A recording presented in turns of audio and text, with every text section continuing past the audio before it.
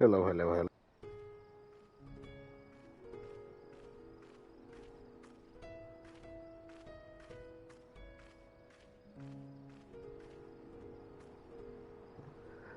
Alright, I'm back. Another Thursday. There was a lot of things that happened last time I streamed. That's why I had not returned back on.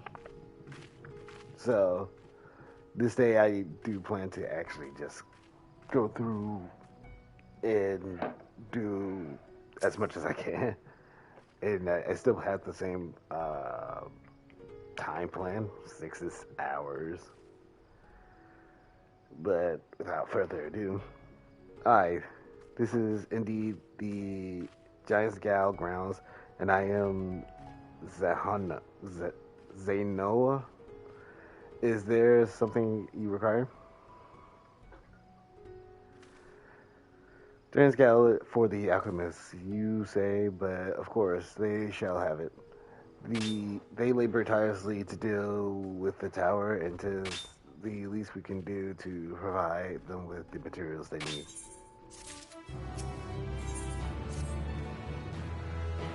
Here you go. A stack of the Piers Giants Gal. We always set some aside for our alchemist friend. When you deliver it, let the good folk of the Great Word know that we are grateful for their work effort. If they need more, they need but ask.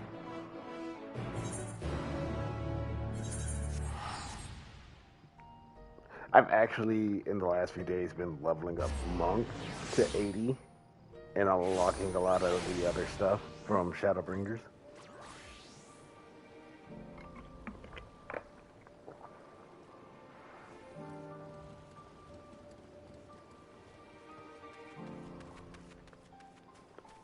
But also, I picked up carpentry too, woodworking. Oh, welcome back. There, I hope you have the Giants Gal.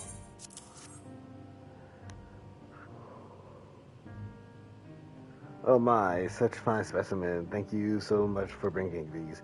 We now have everything we need to make our next prototype, one that should be capable of passing our most rigorous test. When it's ready, it will be time for the true test, so please take your ease while you can.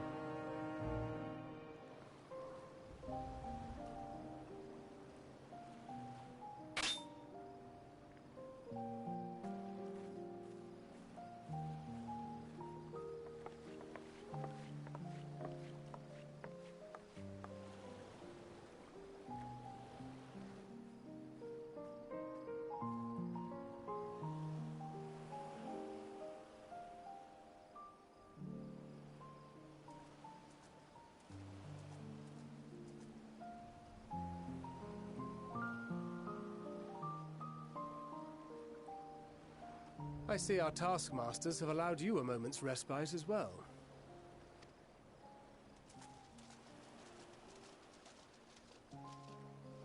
You have to hand it to these alchemists. They are determined to see this endeavor of theirs succeed. I've never been one for blind optimism, but I sincerely get the sense they're close to a breakthrough. They had better be, or all this effort was for naught. The peoples of Eorzea, of the Far East, of Thavner, children of this star united in common cause against a dire threat. Yet ere they succumbed to suicidal madness, were not the Telophoroi born of her body as were we? They who cling to life and the promise of the morrow's dawn, against they who desire death and an ending of their own orchestration. The victors of this war alone will hold the right to answer the question of existence, of its meaning, and its worth. Poetic and ominous to a fault. That said, if it's an existential debate in nature, then our arguments might not be as persuasive as you'd think. Fandaniel wants to die and take everyone with him in an orgy of pain and suffering. An utterly vile and unforgivable idea. And yet, when spat upon by fate and wailing in the deepest pit of despair, who among us can say they have not entertained similar thoughts? There are nights black as pitch, bereft of hope, and no words of comfort can reach you. And it's all you can do to grit your teeth and choke back the bile. The more you see and suffer life's injustices, the more difficult they become to bear. Vengeance is nurtured in similar soil. Though your anger has a broader focus, the sentiment is much the same. A fervent desire to destroy others, to see them drown in torment, as you have. That about sums it up. The will to endure is not always as strong as the urge to burn it all down and salt the earth. Survival be damned. It's a struggle, often close and brutal. Indeed. Well, I, for one, shall pray survival proveth more appealing in the end. As will I. Besides, our chances are much improved when we've the company of others committed to the cause of life. Our vengeful dragoon here is proof of that.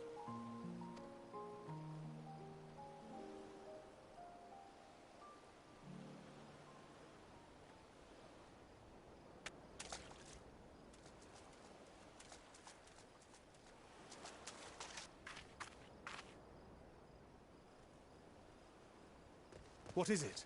What did you see?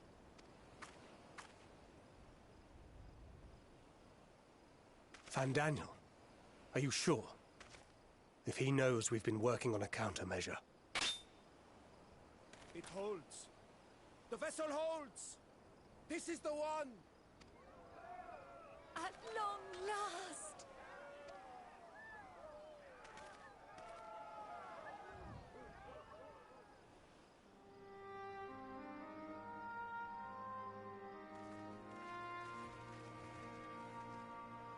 Look! We have finally created a talisman strong enough to withstand our experiments! We've named it a warding scale for the time being. With this in your possession, your soul should be completely shielded from corruptive ether. Afforded such protection, any one of us may approach the towers without fear. Thou hast mine admiration. 'Tis an invention of historical significance. I thank you for your kind words. But I would prefer you keep them unsaid until we test the talisman's efficacy in the field. It is for the next stage of our plan that we summoned you in the first place, to accompany me to the Tower of Zot. Should the scale prove effective, as I very much hope it will, then you'll have little to do. But should the effect be weaker than anticipated, I must ask that you restrain me, or knock me senseless.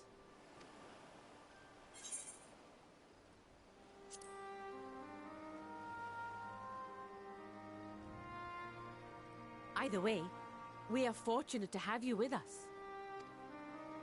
Nidana, are you certain you wish to do this?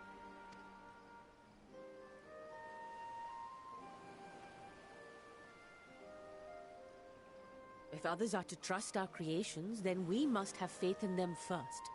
And as the senior researcher, it falls to me to lead by example. But should I fail to return, then learn what you can from this attempt and apply it to the next. Our work must continue. Is that clear?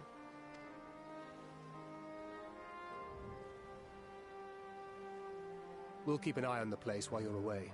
Assuming Fandaniel is lurking about, there's no telling what mischief he has in mind for us, or you.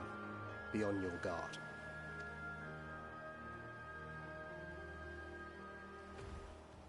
Shall we be on our way? I'll have one of the soldiers at the hatchery prepare us a boat, and we can set out from the northern shore.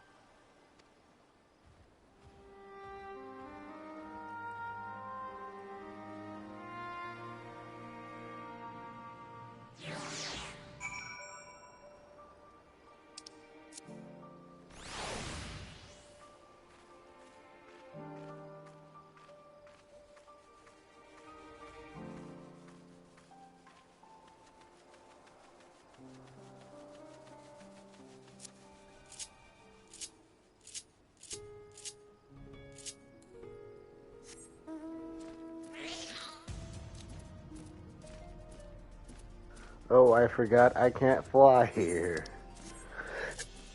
That happens in every DLC where I just sit there and try to fly.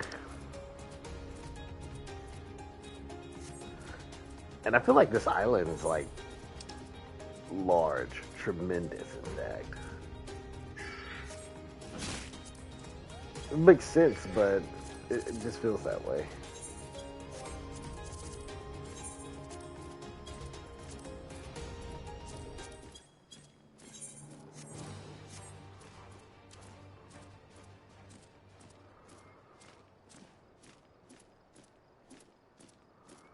Tower of Zot.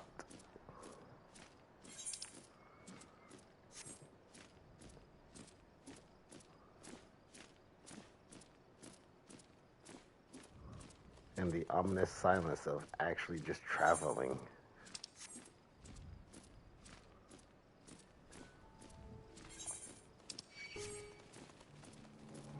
Thank you, music, for coming back.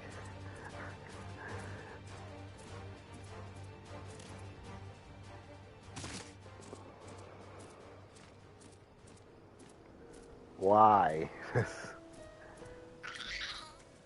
Paladins.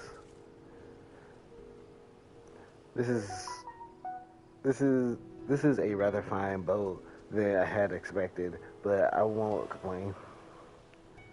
All that remains is to board and be on our way. Oh, and if I should become corrupted, do not stay your hand. Of course, I pray it does not come to that, but you must protect yourself. Other alchemists can fulfill my role, but you and your blessings are one of a kind, and perhaps our only hope for toppling this tower. For all our sakes, do not hesitate to do what you must be done, whatever that may be. Well, the longer I draw this out, the more nervous I become. Let's be off.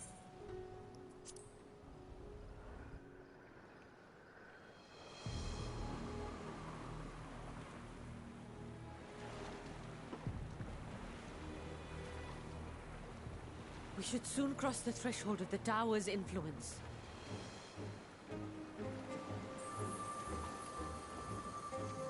Any moment now.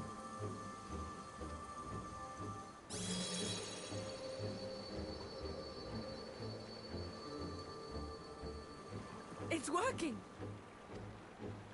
And you are still yourself? Then I'd like to see how it fares closer to the tower if we could.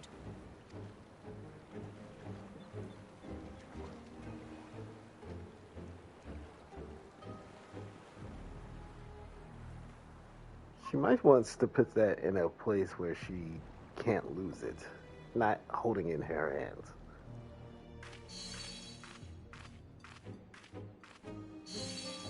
So far, so good. The scale's protection appears to be holding. If we can just make it to the tower's entrance.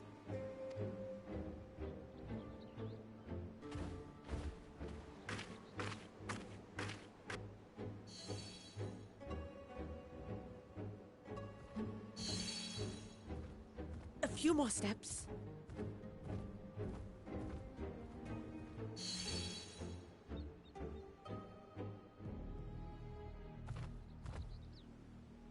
Praise be to the sisters, we made it! And the scale has proven itself to be everything we hoped it would be.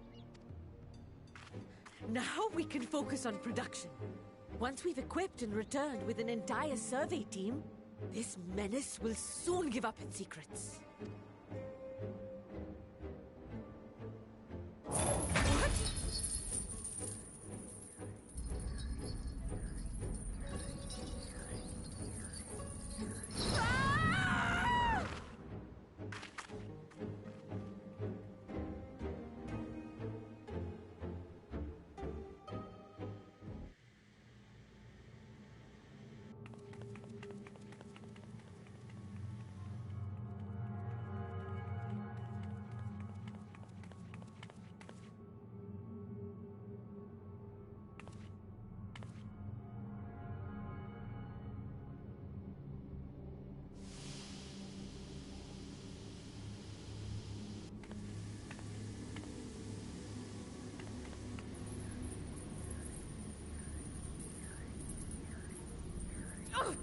go!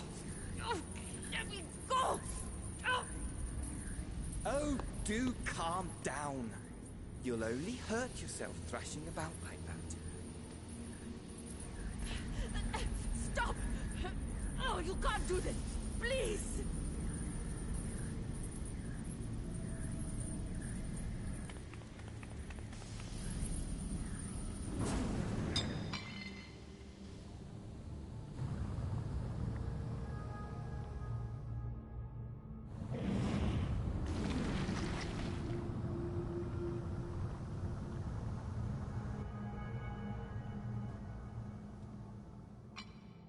A little late for heroics, I'm afraid. The similarities are striking. My!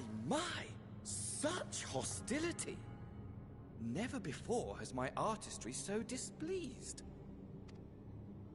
My patrons of old would have positively squealed in delight, though, between you and me, I find gushing praise exhausting.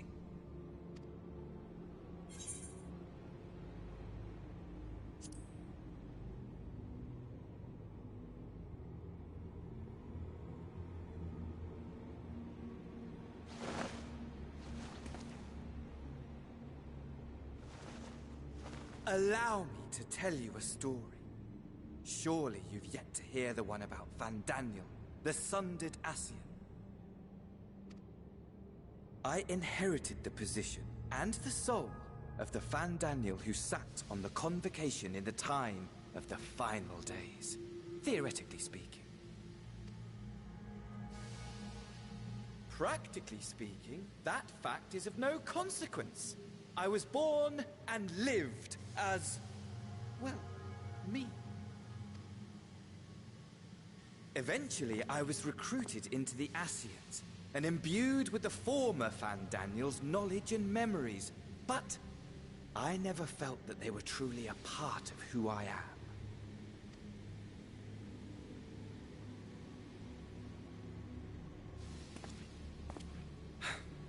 How to explain? Perhaps if I told you who I was before my Ascian embrace, although that chapter too is a past I've long since discarded. I have it on good authority you've poked your nose into an Allagan ruin or two. Yes? Then I expect you've heard of me.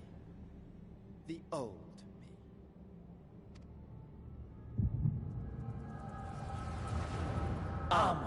At your service.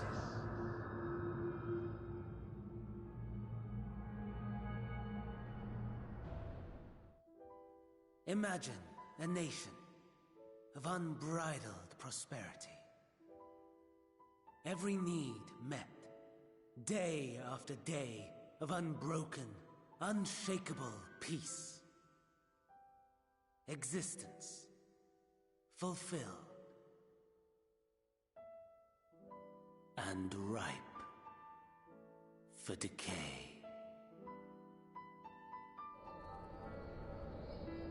You are a genius without peer, Amon. However do you conceive of such delightful experiments? That fool was beside himself with panic when he awoke with the head of a bull. Even his cries for help emerged as so much guttural lowing.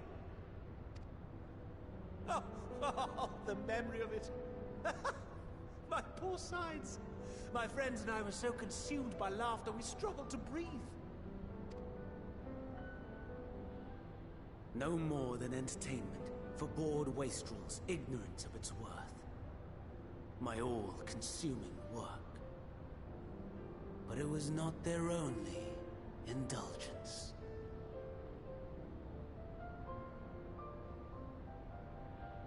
For they were ever hungry for stimulation. Slaves to the slightest hint that amusement was afoot. Our nation was ailing, but I would see the poison purged. I resurrected a legend, our first and greatest emperor,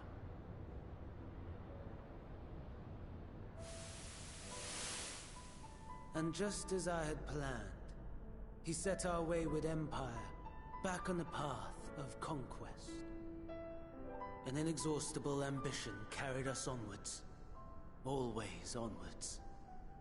Yet, he who delivered to us such glory was not to be satisfied. Heed me, Armon. No matter how vast one's empire, or full one's treasure vault, all is rendered meaningless by death. In the end, all is lost.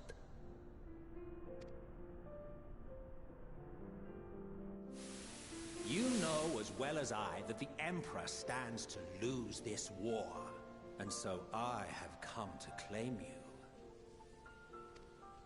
For while your methods leave something to be desired, we cannot deny the results of your work. And as fortune would have it, the seat of Fandaniel, your rightful seat, lies vacant and waiting. Take your place amongst your peers, rather than die a pointless death amidst the ashes of your doomed nation. Send one of your clones to the Crystal Tower that you might see for yourself. See what lies ahead.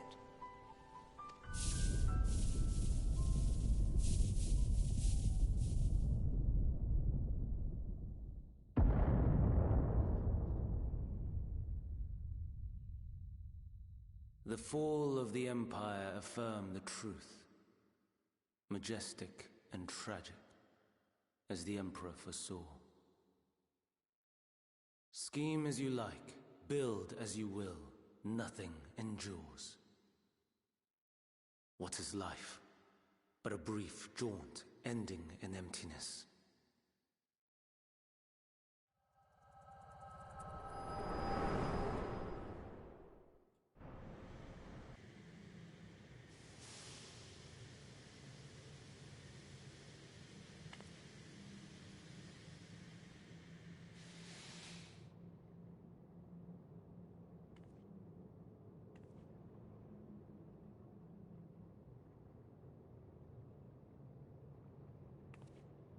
So easily distracted. Why, I almost left without saying farewell.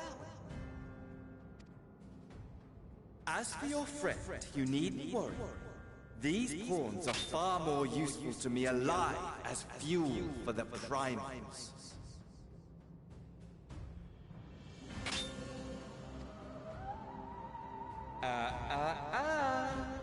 If you attempt to pull them free, they will die. So, enjoy tackling that conundrum with your comrades. We shall meet again! Not in one of these minor spires, oh no, but somewhere more suitably grandiose. Your favorite playmate is ever so eager to see you.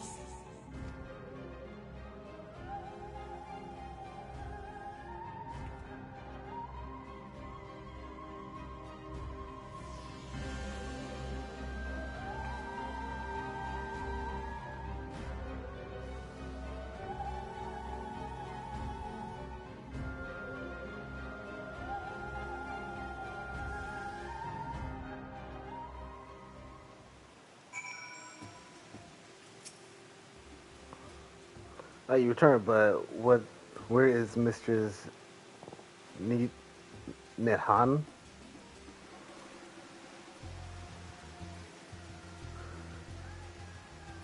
Monsoya preserved. Just when we had succeeded in making the talisman, I must report this at once. Meanwhile, please return to the Great Works. I was not expecting Amon. Honestly, thought we killed him in the tower.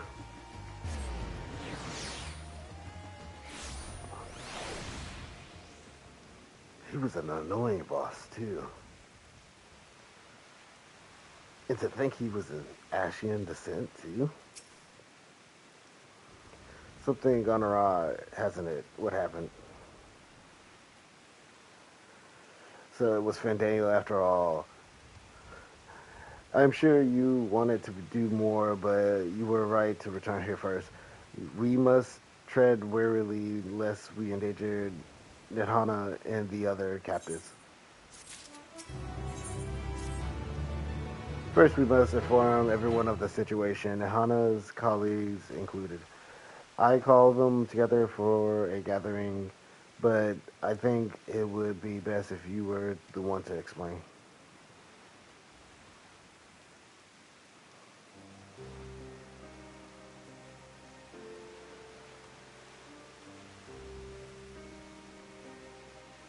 Oh, Nirhana. Can you answer me this? Though Nirhana is trapped in the tower, she still lives, yes? Then we must make warding scales, as many as we can. The prototype works perfectly. This Nirhana proved at peril to herself. So let us make more scales that she and all of those who were taken might be saved. I, as alchemist, this is how we will help win this fight. I do like their clothes. My friend, the satrap has been made aware of the tragedy. He offers his heartfelt condolences and reiterates his pledge to provide you with all that you require. To that end, he bade me give you this link pearl that he might personally discuss the production of the warding scales with you.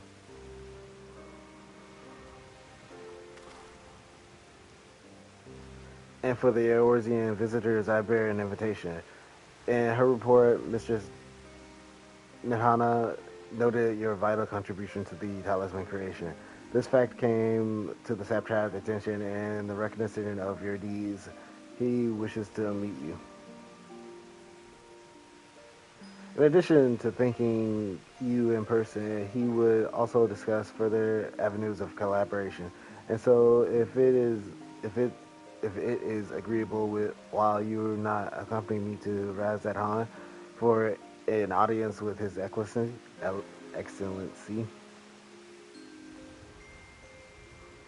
we should be honored. Of course, closer cooperation between our land can only be to the benefit of all. Then it is settled. Please come to the gate east of Giant Gal grounds, and I shall show you into the city.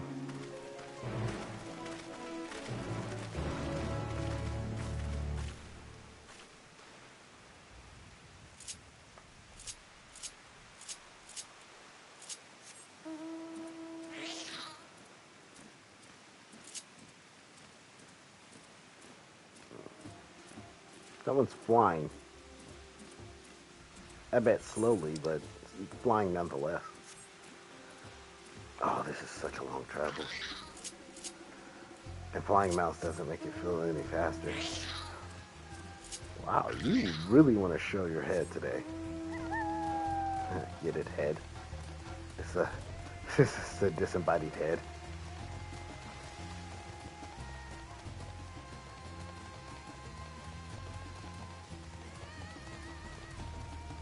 Pretty sure Istini is wondering about the dragon at the Razat Han.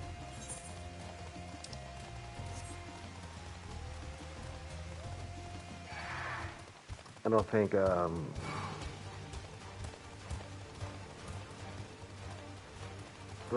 Thancred and Urianger have any particular feelings of what's going on. Just to know that it's going on. Thancred does seem more cheerier than he was in Shadowbringers. Well, until the midway of Shadowbringers. He seemed like he was moping the entire time.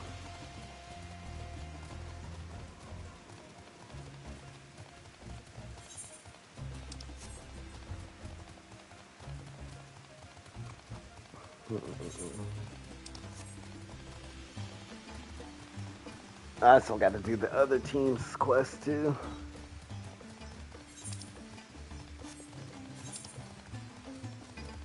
And I actually get the other half of this island finally. I've been here doing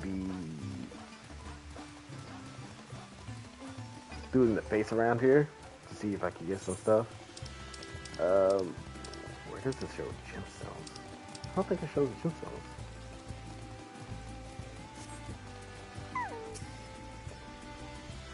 Our president, then let us proceed. Owing to the threat of the tower, the city is currently in a state of high alert and strict restrictions are in place for entry. Though you have been granted special permission, I ask that you remain close to me at all times.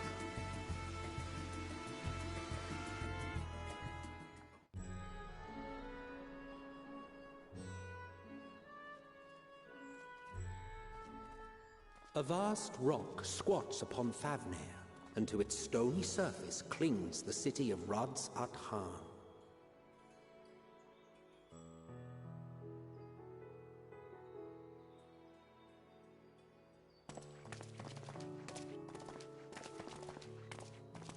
Ye who enter here are subject to the scrutiny of gods, the gate's most watchful eye. The orb which beholdeth the truth of all things.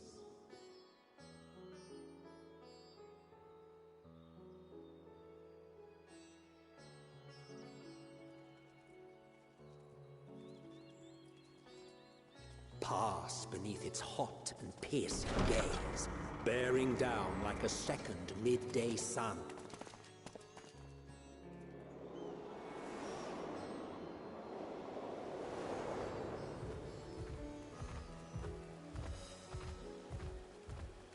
The fragrant haze, a mixture of sweet incense and acrid smoke. The cries of merchants mingled here with lively melodies accented by dancers' feet. Travelers seduced by vivid sound and colors were once swallowed up by patchwork streets.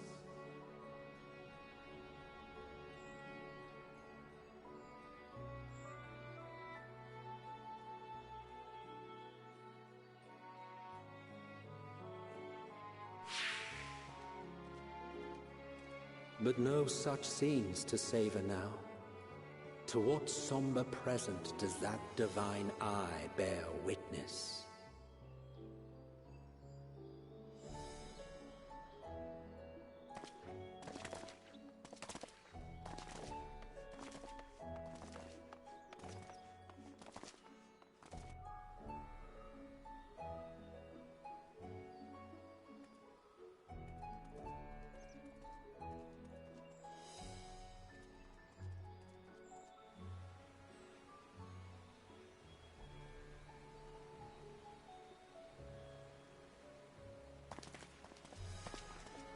Here we are, Megadota.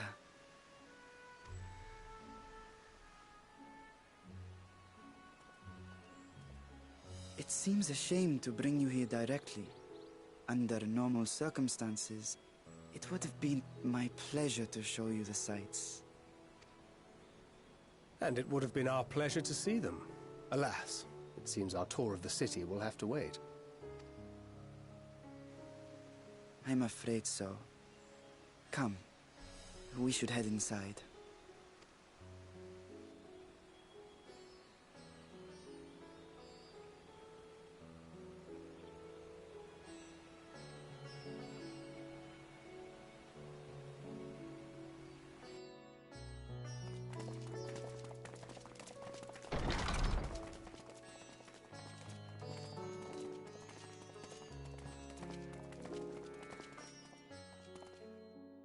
Your Excellency, may I present our honored visitors? Ah, splendid. Most splendid. Allow me to introduce myself. I am Ahawan, Satrap of Radzat-Han. Our alchemists tell me your assistance was invaluable in the creation of the warding scale. Such deeds ought to be recognized in person. Thus did I have young Varshan convey you here forthwith. On behalf of my people, may I express to you our sincere gratitude.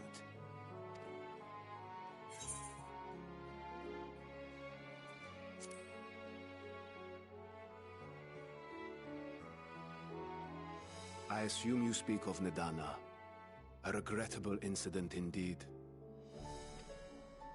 Her colleagues insist that we honor her wishes and trust in the talisman, that it will be instrumental in saving Nadana and the others. I am eager to hear your opinion on the matter, so let us not stand on ceremony. Come, sit. I think not. This charade has gone on long enough. Show yourself. Forgive me, but were you expecting musicians, perhaps? There are no performers waiting in the wings at present, but arrangements could be made if you'd prefer. Nay, he hath the right of it. The time for artifice is past. Raise the curtain. As you wish.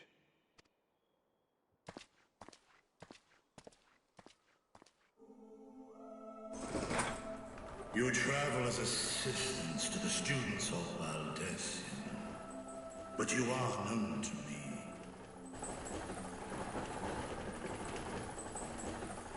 Even here have we heard of the scions of the Seventh Dawn.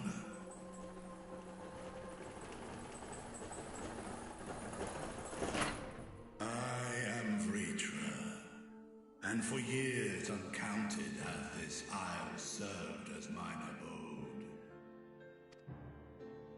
Vritra, of the First Brood, sibling to Hraesvelgr and Nidhogg.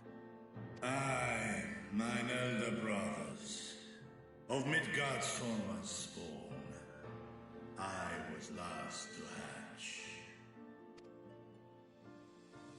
Well, isn't this a surprise? We were told Radzat Han had an alliance with a dragon. Not that a great worm sat in the Satrap's own hall. A necessary subterfuge, as the true tale of our nation history illustrates most effectively. In the beginning, the rock upon which our city is built was home to Vitra, and Vitra alone.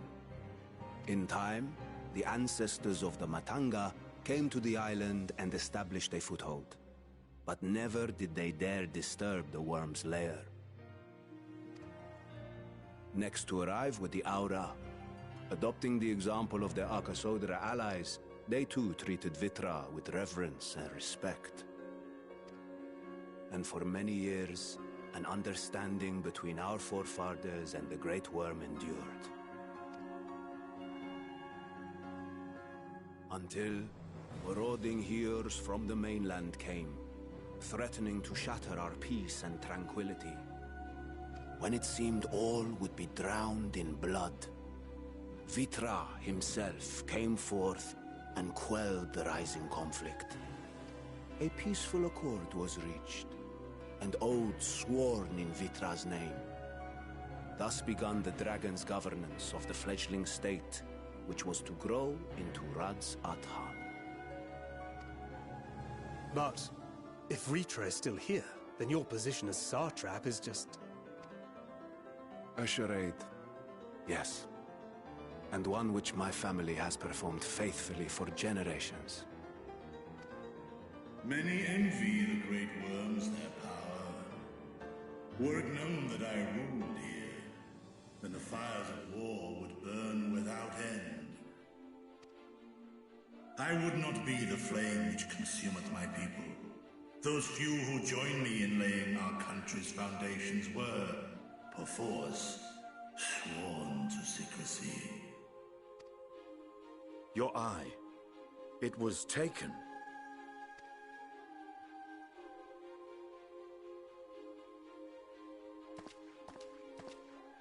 'Tis here, buried within the semblance of flesh.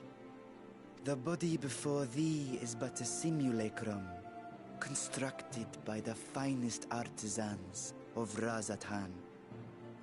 With mine eye nestled within, it doth serve as an inconspicuous vessel for my win. That would explain why I felt the presence of a dragon upon our first meeting. I am woven with wards fashioned to deceive such arcane senses. Though 'twas short-lived, it seemeth thy fusion with my brother hath left thee much altered. Estinian warmblood.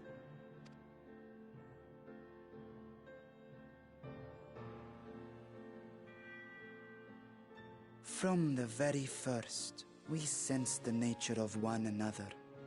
Yet did neither one of us bare his fangs. That is all I need know of thee for now.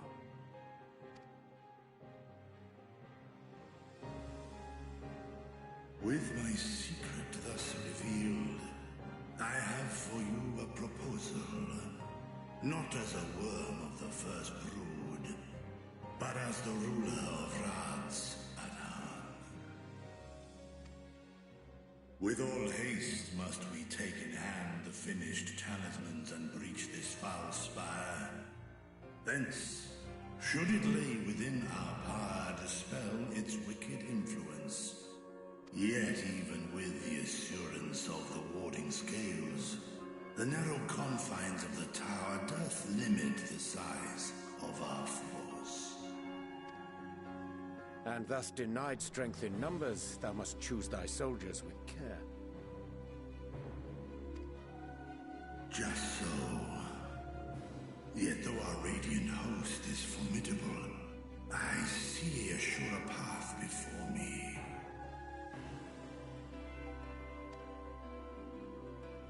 Thou and thy comrades have contended with a multitude of primal beings.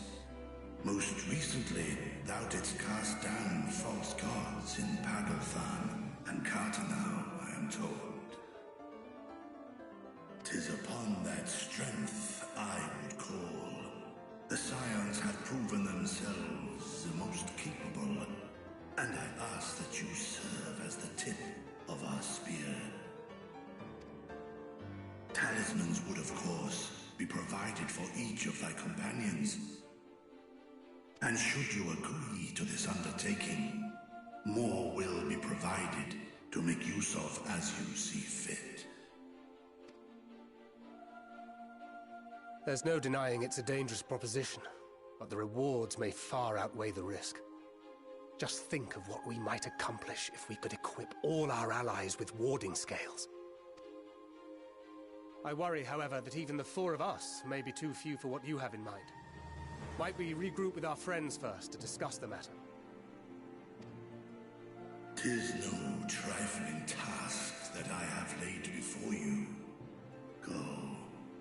Steel your hearts and hone your plans. Such time as you require shall be spent in crafting your protective charms. It seems a quick trip back to Sharlayan is in order.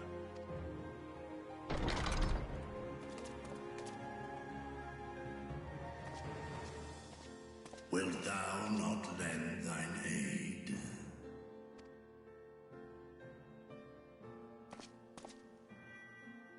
Whether your request be made as a great worm or the ruler of Radz at Harn, I see no reason to refuse, nor will I.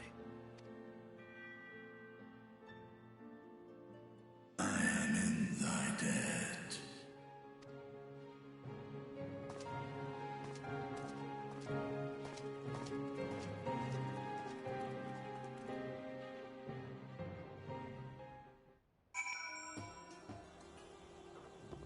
Destiny is doing it as a brother. If our course of action is decided, let's not tarry. The meeting took a rather unexpected turn, but we now have a clear objective ahead of us. Let us join our comrades in Sharlayan and muster a suitable crew for our foray into the Tower of Zot. Oh, and if you haven't already done so, be sure to atone to the ether right here before departing, unless, of course, you enjoy violent nausea. Yeah, that beginning of that was actually pretty bad.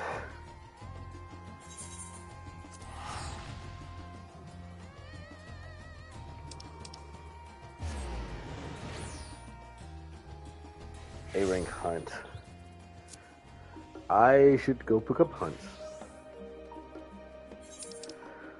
Freaking Thancred.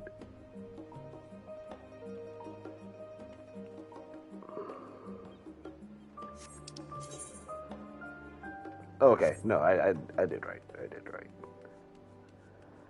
Before I do anything else, I am going to pick up hunts, because I can do them on my journey around.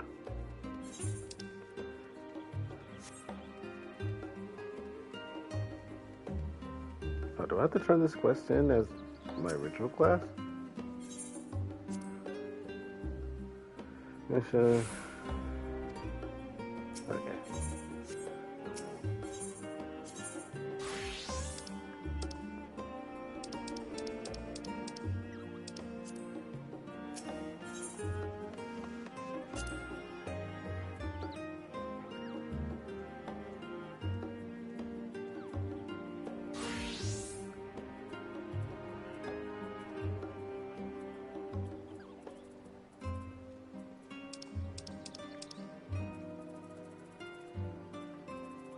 I already have some?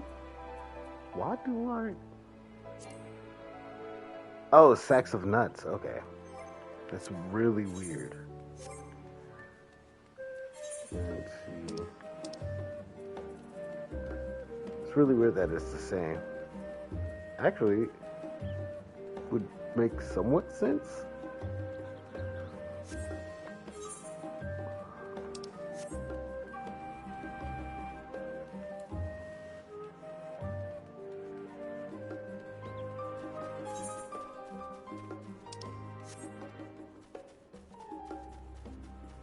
Oh, I should have went that way.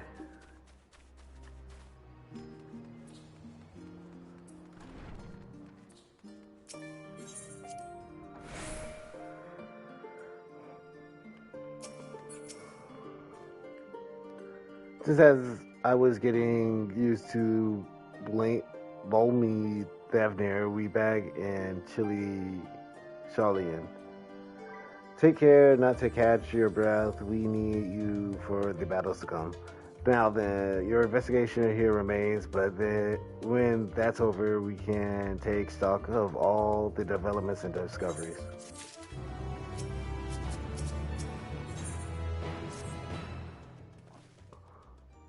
An unsettling change has come over Sharlayan, but together we will divine the underlying cause of the form's senses.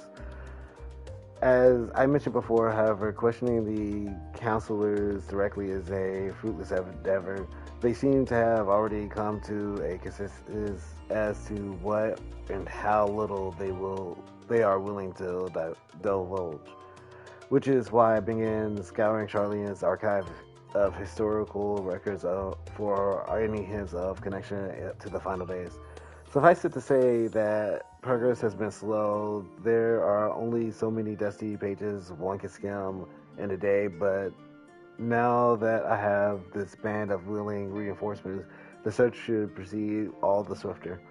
Let us reconvene outside Namayan, shall we? Exit the annex to the right and you'll find the archives on the western edge of the woods. I don't know why I said eastern.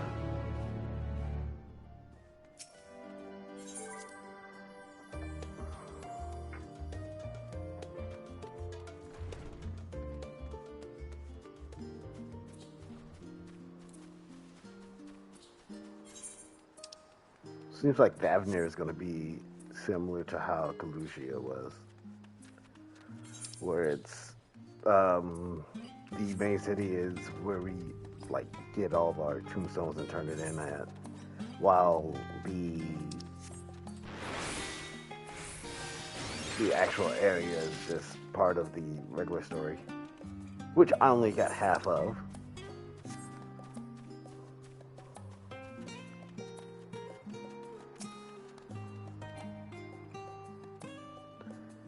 My directions were enough to follow, I hope. In any case, you stand now before the door of Namanon, Shalian's grandest collection of books and tomes. This building is actually only an entrance, and one of many at that, for the archives of Namanion extend deep beneath the surface like the roots of a tree. The vast halls of the great Gabal library pale in comparison to Namon's endless maze of subterranean chambers. Any citizen of Sharlayan is free to enter and pursue its shelves. Well, most of its shelves. Only Archons are afforded access to certain restricted vaults. I've dispatched Stola and Raha to investigate those. Meanwhile, Alize and Alphano will help me continue my search through the stacks open to the general public. Your status presents more of a problem. As a non-citizen, you are only permitted to browse the first floor here at the entrance. Even so, there should be a number of books which touch upon Sharlayan history or foreign policy. Your tasks will be to find and study relevant publications. I promise you a working knowledge of those subjects will make it far easier to spot the sort of clues you're looking for.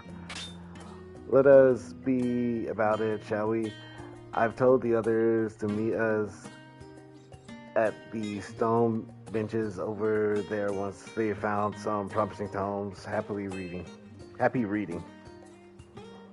I'd rather be with the other group now. Reading books.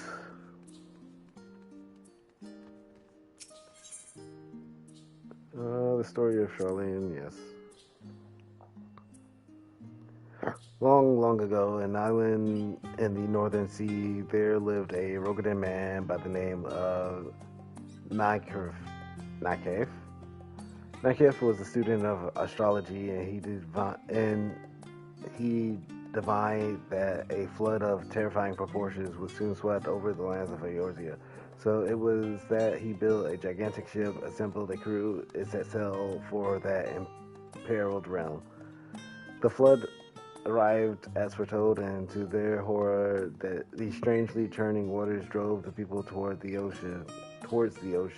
It was there, however, that Nykath's crew hauled them aboard his ark, but the danger had not passed. A towering wave approached, threatening to smash the vessel to pieces. With only a moment to spare, Nykath wove a mighty spell of teleportation and shifted the entire ship to safety atop Aberneth's spine. Refugees from the surrounding regions held there alongside them, but it was not long before disputes over the dwindling supply of food led to violence and bloodshed. Saddened by the sight, Nykath gathered to him his crew and his grateful passengers and abandoned the ark to those threatened peaks. They journeyed to the coast where they built a new ship intent upon returning to the northern seas. They land on the beach of an island settled upon that very spot. That settlement prospered and grew, and in time became the city Sharlayan we live in to this day.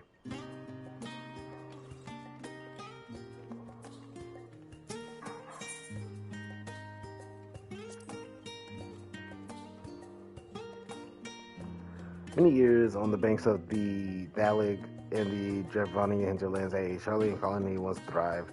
A settlement was originally established as a mere outpost to study the ethereal sea in the year 1311 of the Sixth Astral Era. Scholar dispatched to Eorzea found the facilities wanting, and their demands encourage a gradual expansion in structures and services. As rumor spreads of a growing community of academics, the area was further anointed with Eorzean students hoping to share in the renowned wisdom of Sharlayans. 50 years later, the Forum passed a motion to recognize that what had become a flourishing town as an official Sharlayan colony. Eorzean residents took to calling the colony itself Sharlayan, which led to no small amount of confusion when discussions turned to the subject of the motherland. In response, some Sharlayan inhabitants, if pressed for a name, would simply refer to it as Emporium. Following the Great Exodus, however, the goblins and treasure hunters claimed for themselves a corner of the bandit colony and gave it yet another name, Adashire. The following chapters go on to introduce the most prominent features of Adashire. The book does not appear to contain additional information on the Forum or cover the history of Sharlayan and Motherland in great detail. It's weird that they have really detailed information on Sharlayan.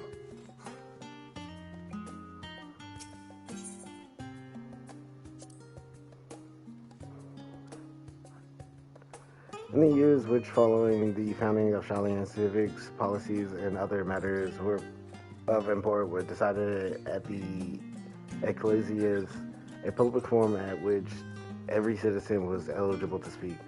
As the city population grew, however, the format became increasingly impractical. The larger number of participants gave rise to ever longer debates, resulting in significant delays of vital resolutions. Various measures were introduced in an attempt to curtail protracted discussions, but in the year 201 of the Sixth Astral Era, it was ultimately decreed that Sharlayan would transition to a new form of governance. The nation would now be led by a body of 99 members, citizens chosen from amongst their peers by means of a nationwide vote. Those was the Forum as we know it today, conceived and created.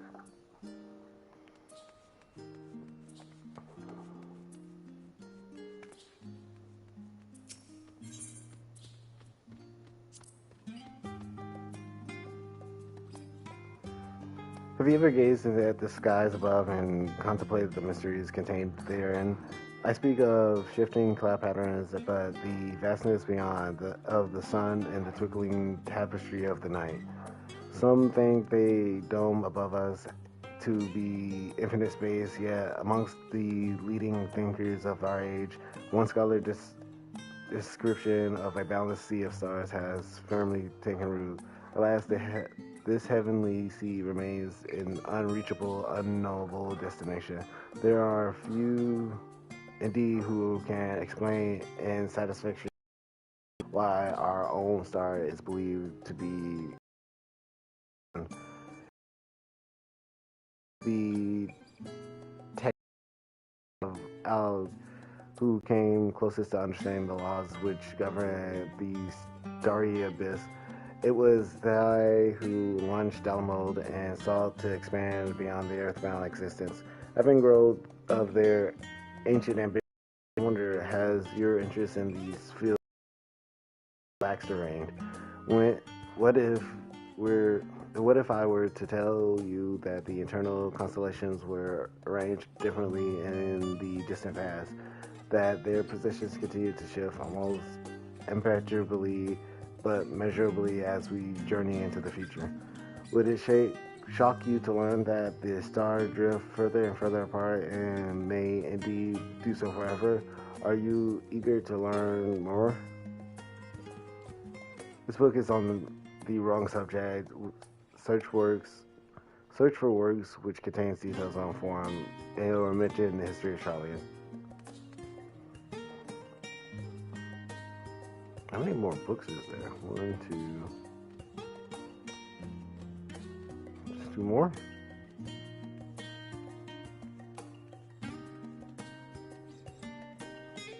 Can I read both of them?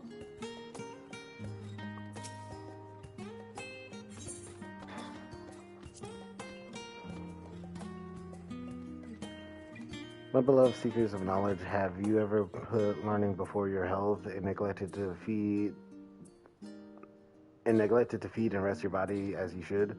I too once engaged in such foolish practices, but one night engrossed in philosophical study I had in Inferni. For all of the world mysteries that drive us to reckless abandon, we have so very few years of life in which to achieve our goals. Thus do I share with you this mantra. I am forever 20 summers young. The number itself is unimportant. You could be 19 or 23 or 40. Whatever age you are when you discover this manual, let that be the age you aspire to remain. Though mindful, healthy living, you will extend the time available to spend upon your chosen research. Another day, another moon, another summer to grasp the greater truths of Yusu. In the pages that follow, we will explore the secrets of maintaining one's physical condition from a biological, ethological, and arcane viewpoint. I was actually interested in that. This should be the last book. Should be.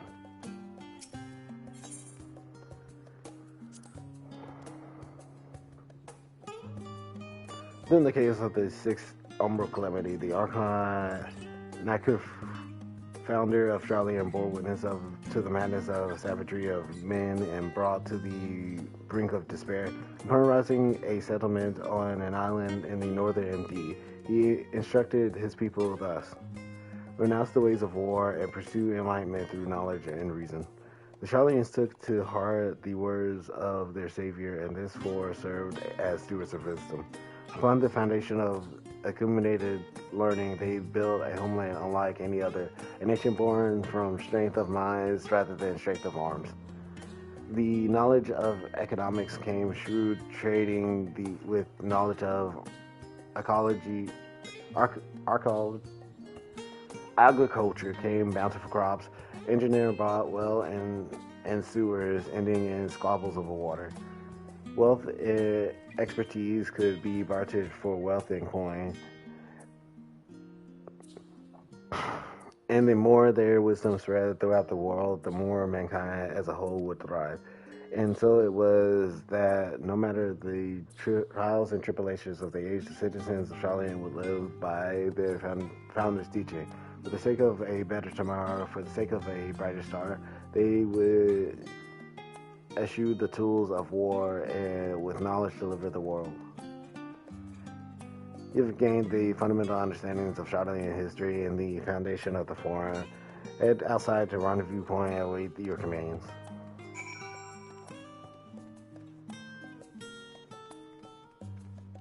Theoretically, I can just jump down to you.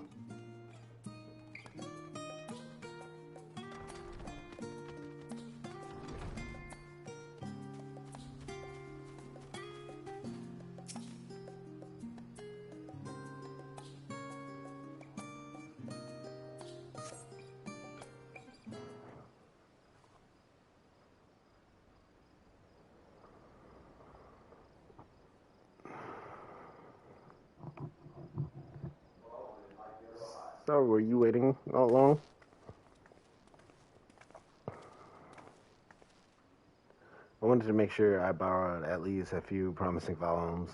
Alphinaud and Krell should also be along shortly.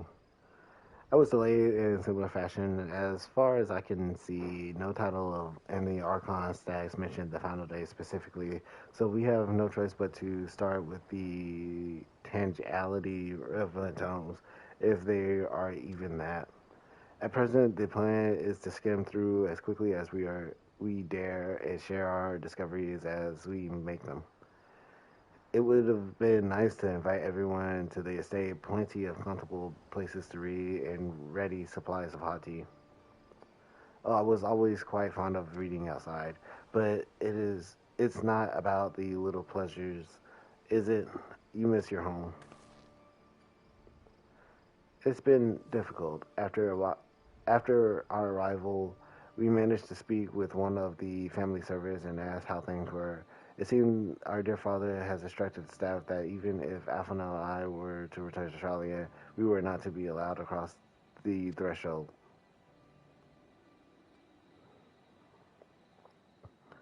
A harsh measure indeed.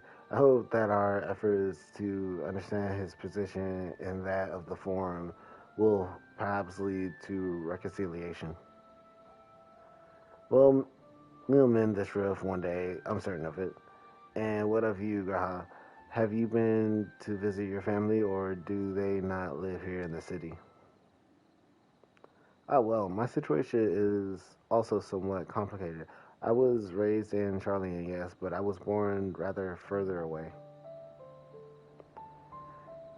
In the southern reaches of Ilsabard, in fact, for generations my people have dwelt in Corvos, a coastal region opposite the island of Thavnir. The Allians found a city in the fertile land and by ship brought in the subjected tribes of Makote to serve as laborers. Of course, the massive earthquakes of the fourth Armor Calamity brought an end to the Empire's reign, and when the fifth Calamity froze the sea solid, many of the tribes still living in Corvos braved the journey back to Eorzea. My ancestors, however, chose to remain, and that they might prevent the remnants of Algian technology from being misused. Isn't Corvos under Gallian rule? For the past 50 years, yes. Some semblance of local culture remains, as is the case for most imperial provinces, but Galmo remained the region locus ominous. When I was a boy, a nearby town came under the jurisdiction of an illustrious imperial family, nobles of House Darnus. House Darnus demonstrated a singular interest in Algan civilization, and so my tribe was forced to consider a plan of action. For some time already, voices have been raised in favor of abandoning our ancient customs. After all, the Algan eye no longer pass to our eldest children as reliable as it once had. Fear of discovery eventually tipped the scale, and decision was made to bury our ties with knowledge of the traditions of Alg. As the last child born of Algin I was given over to the custody of friends and the studio of Baldelsian, who had me registered as a Charlian citizen. I never ever even considered, forgive me, it was an unkind question. Even Thinker was taken by Archon Louis Swall, was he not?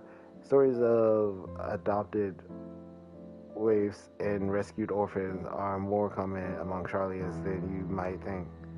Yet, regardless of our origins, we are all provided with an equal opportunity to learn, and with sufficient perspicacity, we outsiders can even earn the vaunted title of Archon. This is exactly why I have such a love for this country, and why I wish to remain a nation of which the citizens can be proud. Here, another good reason to get to the bottom of the Forum's stubbornness, aside from the trifling matter of our impending doom. Excuse us while we try to make some headway into these books. More company should be arriving any moment now.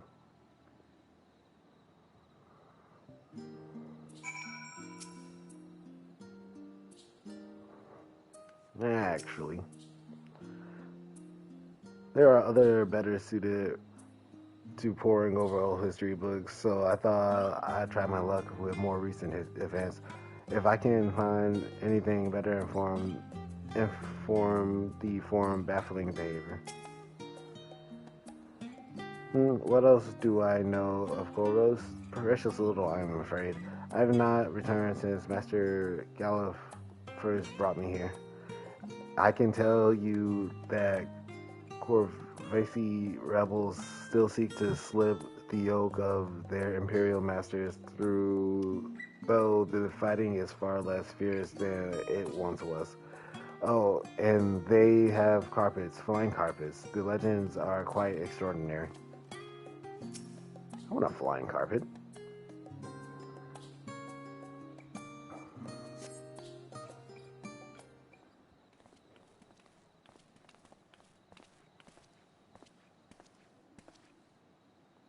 We returned with our selection.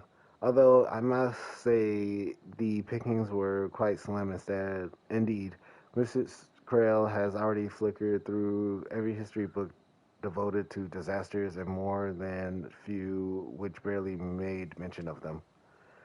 As such, we will be looking into research papers of the Umble calamities as well as articles written by prominent forum members.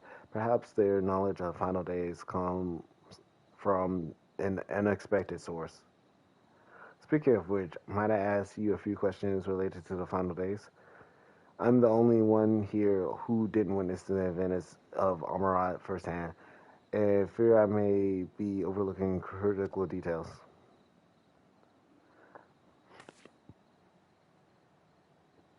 My thanks. Now, where to begin? First things first, what kind of phenomenon did the ancients encounter as the final days draw nigh?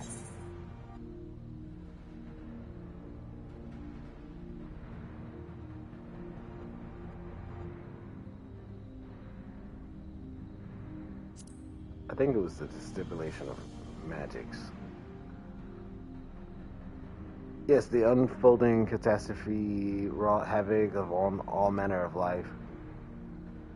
The chaos extended to the ancients themselves, causing their powers of creation to spiral out of control.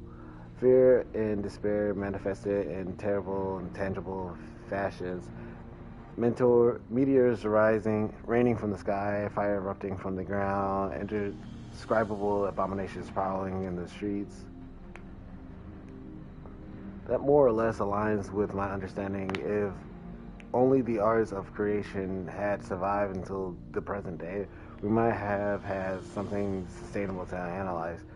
To the best of our knowledge, however, those techniques were not preserved or passed on. Y'shtola summarized that the closest known magic is that of the summoning rituals promulgated by the Ashians. Was there aught else to know which herald the approach of the final days?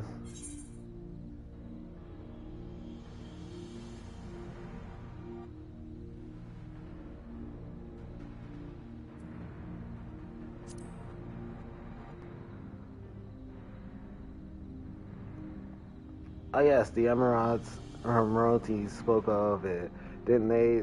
We never did hear this sound ourselves, of course. Thus, thrust as we were into the midst of the madness.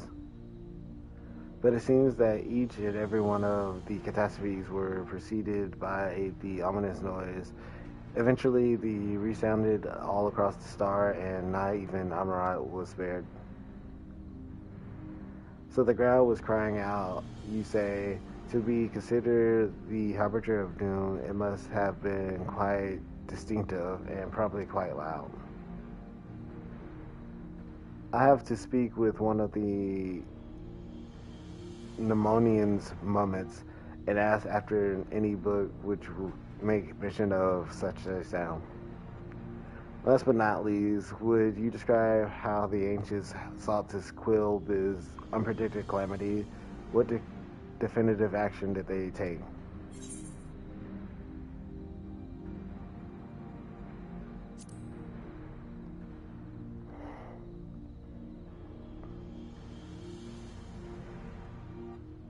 Yes, with a little bit serving as his heart, so many gave themselves in sacrifice to bring him into the being.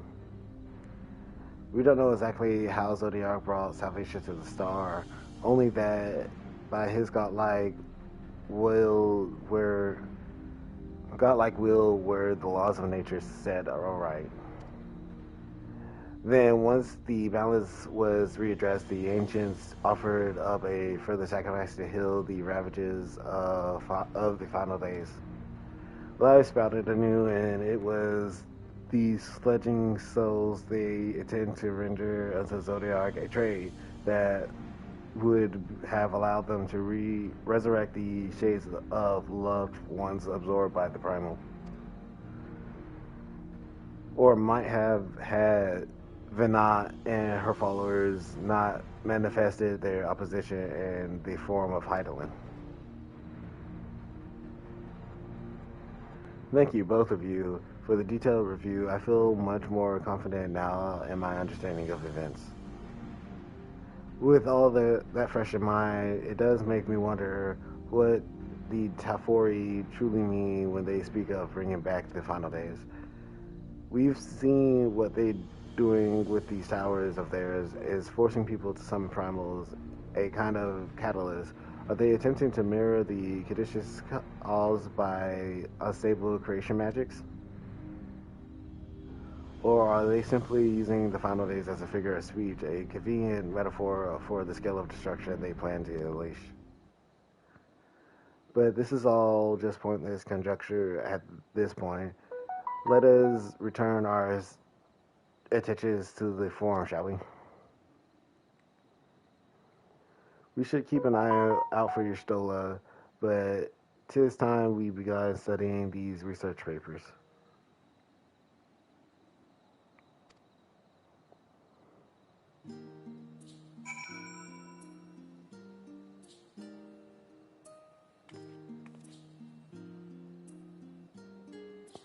Mm-hmm.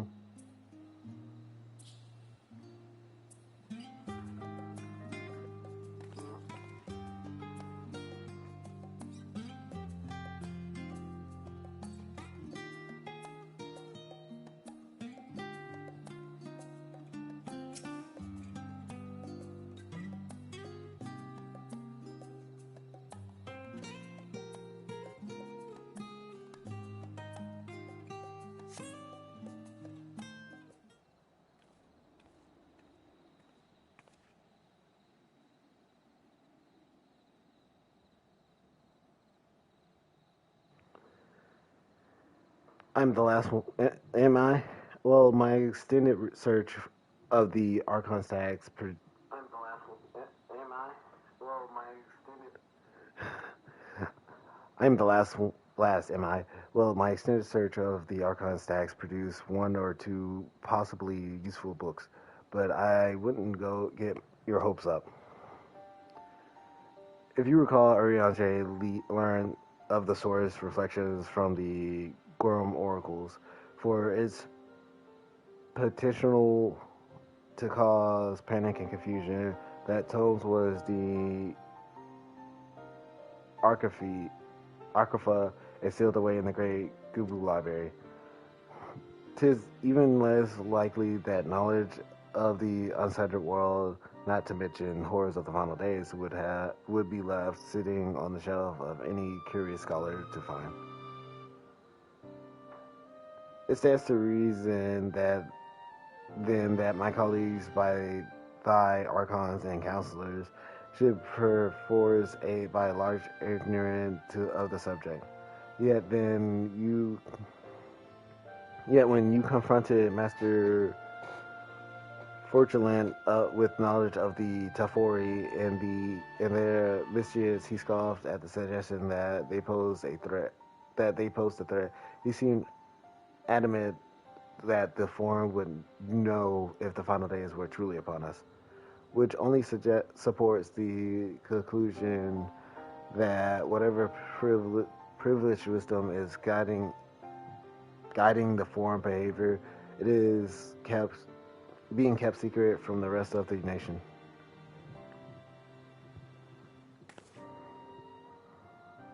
Not that I mean to excuse myself from reading Duty, whether they contain mention of the final days or no, these books could yet hold something of value.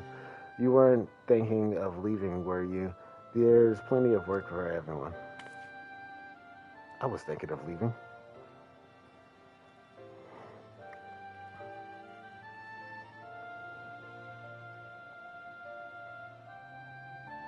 And nice to know my character can read. You labor for what feels like an age as your solo research assistant.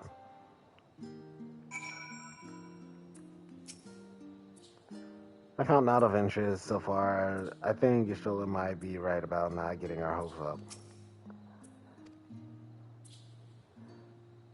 Your efforts to gain Grahati's attention go unnoticed. He appears to be lost in his reading.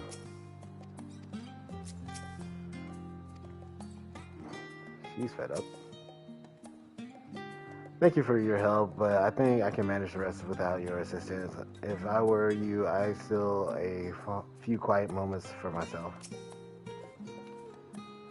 Oh dear, you look exhausted, but what about your studies? Were you able to find any books on the subject I mentioned? Then the day was well spent. Should you wish to read them again, a mummed at the reference desk will point you in the right direction. For the moment, though, I suggest you take a well-deserved rest. We might be occupied with our research for quite some time.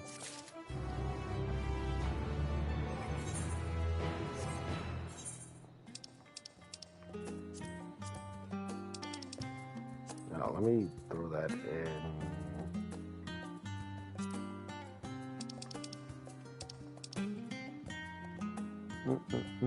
So the 50, go for 70, 80.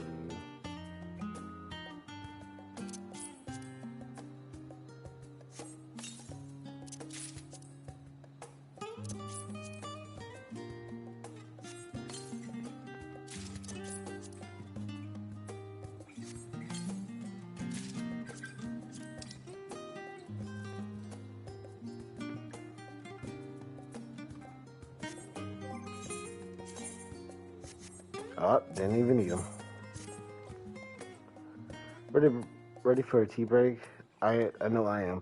Honestly, my neck and shoulders are getting to calcify if I don't stretch my legs and walk around for a bit.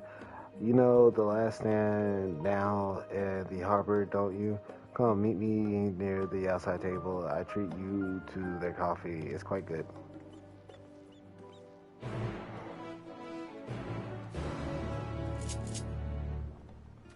I forgot I can't summon mounts here. I wish I could just jump in the water, though.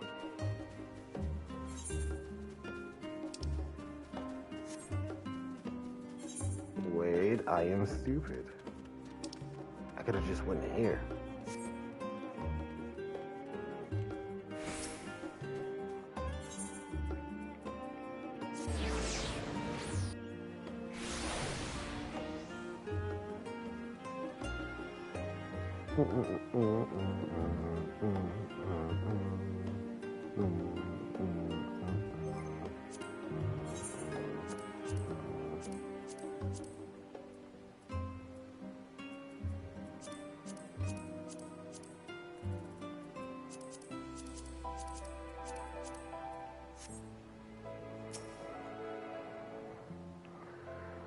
As busy as ever, I see how very Charlian that no other gourmet cafe has sprung up to compete for customers. Actually, this crowd gives me an idea. Before we place an order, why don't we ask a few questions and gauge the mood of the city? I'm interested to hear what the average citizen has to say about the Tafori. We might even learn something new worth a try, don't you think?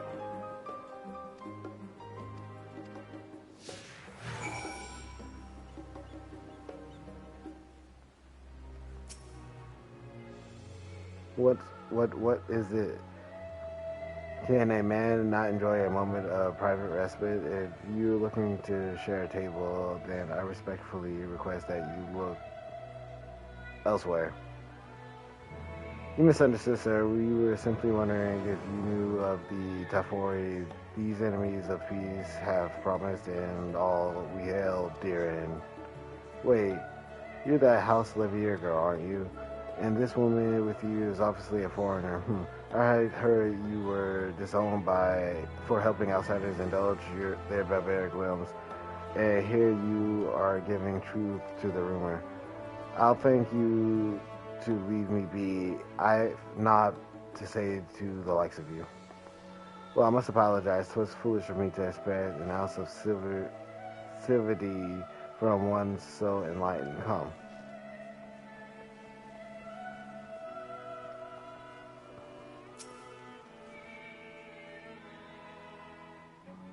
Yes, I don't believe I have had the pleasure. Pray excuse the interruption, but we were hoping you might share your thoughts on the Tafori and their unconsiderable plan. My goodness, if it isn't the young Miss Livier.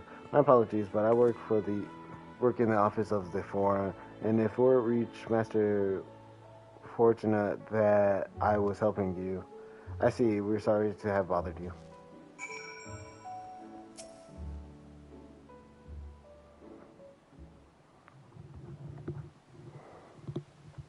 Welcome, madam. Can I offer you today? Wait, is that Mrs. Alice? I see.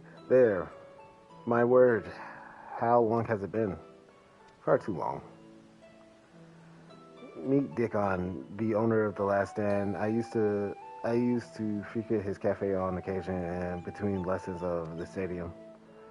It seems like an age ago now. I remember hearing that you and Master Afano had set sail for Eorzea, but then you never came back. Lately, there's been gossip about your father disowning the pair of you. Everything all right at home? It's complicated, and I hadn't expected complete strangers to be so familiar with our situation quite so quickly. Everyone has an opinion, it seems. Well, it is House Levier. No matter how discreet Master Fortunal may have been, news of your family's doings never stay secret for long. Things being what they are, what brings you back to the city now of all times? I have a question, and only Charlene has the answer. Tell me, Master Dickon, have you heard about anything of the apocalypse called the Final Days? What, like the end of the world? Nothing like that, I'm afraid, and that's what you're here to find, information on this apocalypse? Yes, whatever we can learn. Unfortunately, your patron appears still unwilling to speak with me. I wish there was more I could do to help.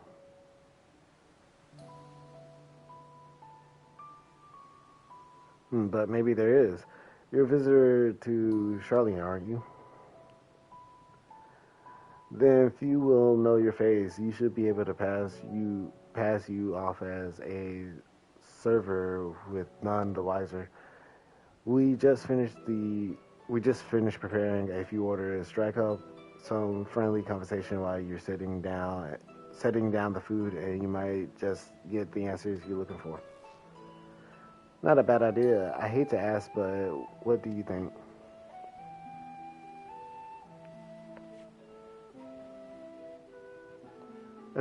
That's the spirit. Pay attention now. I'll explain where each of these dishes could need to go. The tea set is for the chatty group sitting by the water edge. Tea set, water edge. The omelet is for one of our regulars, a Highlander by the name of Gisela. She's sitting outside the table with her friends. Gisela. Behind them, you should find Makote gentleman. He ordered an oven-baked lobster. Got all that? If you're not sure, just ask and I'll explain again. Good luck. I got this.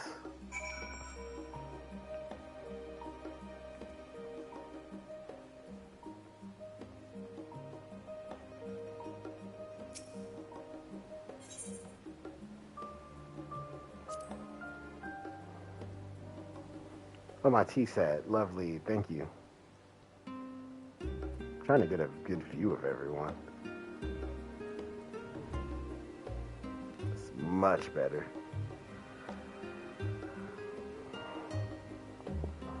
The Tafu, I am sorry, I've never heard of them or their Final Days. My friend and I are somewhat uninformed when it comes to current events. Now, if you wanted to hear about ritual arcane practices in the Sixth Astral Era, come common or eccentric, then I'm happy to talk your ear off.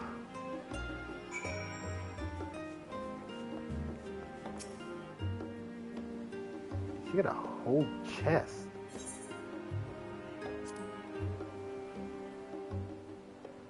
Ah, finally.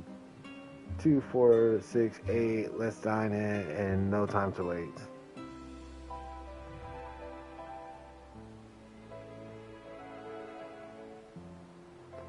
What? The Tafori? Ah, yes. I remember seeing the name in the latest Gizit.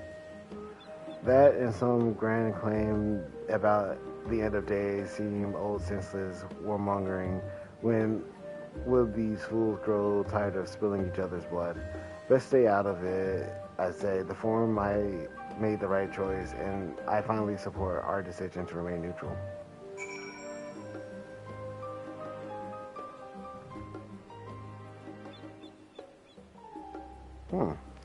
Still like a common last name.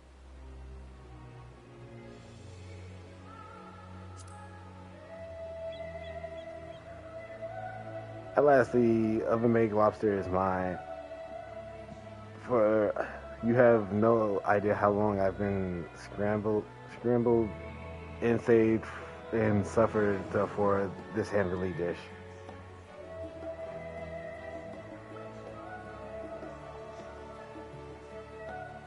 The Final Days, this is the first I've heard of it. Although that would explain why my friend had been rushed off his feet. It must be busy time to be a gleaner. You don't know what a gleaner is? They're collectors of a sort. Travel the world procuring things that we haven't got here in Charlotte. Priceless books, unusual life specimens, and so forth. So named for those folks who trail after the reapers in the field, picking up every grain which was missed. By all accounts, gleaning is a most meticulous and demanding profession. If these Tafori make good on their audience threats, then many uncatalogued rarities could be lost forever. Why else would the gleaners be buzzing about in such a frenzy? Watch the harbor and you'll see what I mean. The carting glows in from the docks all day, and never been the hectic before. Not like this.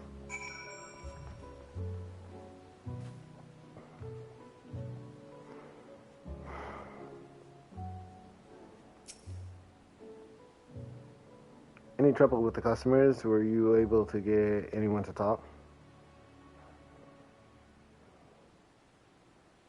Interesting. They seem unaware of the Final Days, aside from whatever vague news the Gizits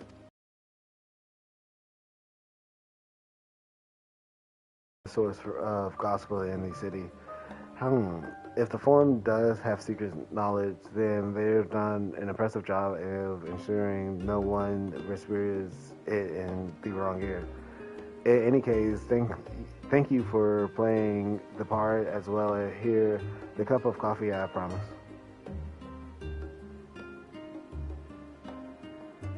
But let's enjoy our drinks somewhere else, shall we? Maybe behind the peristyle, away from the gossip and their wagging tongues.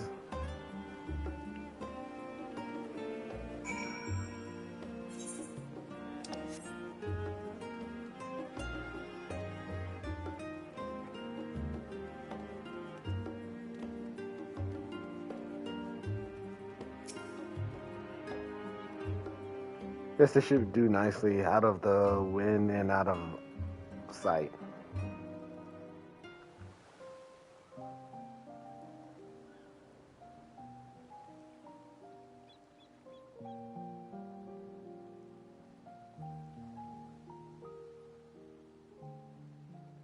When our father disowned us, I couldn't believe what I was hearing.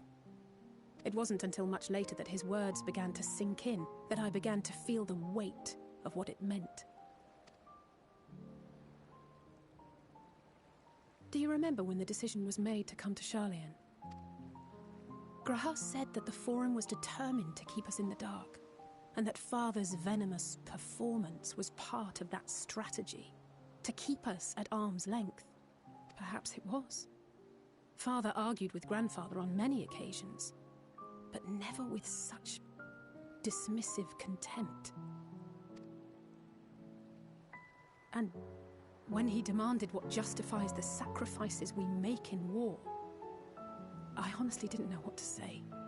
Neither did Alpha know, I know, but never for one moment did I believe we had made the wrong choice. So all I could do was fume silently. It was only afterwards that I realized how childish I had been, how being stubborn and self-righteous must run in the family. If I could have just mustered a civil response, then things might have turned out differently.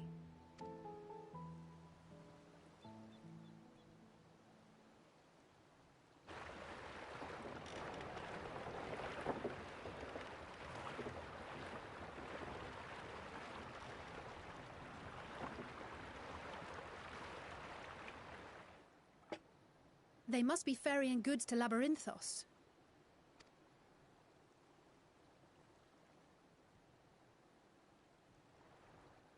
A vast complex beneath the island. Sharlayan is famous for archiving knowledge from around the world. Well, that knowledge is not preserved exclusively in dusty tomes and desiccated samples. Our living library, comprised of all manner of flora and fauna, is housed and studied within that underground facility. Still, that did seem to be an unusually large shipment. When I lived here, it was rare to even see such cargo transported by boat.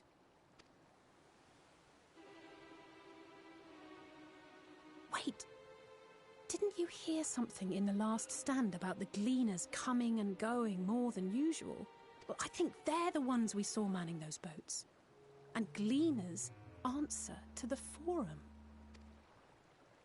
If the appearance of the Telophoroi prompted this sudden burst of activity, then Labyrinthos may hold a clue as to what the Forum is planning.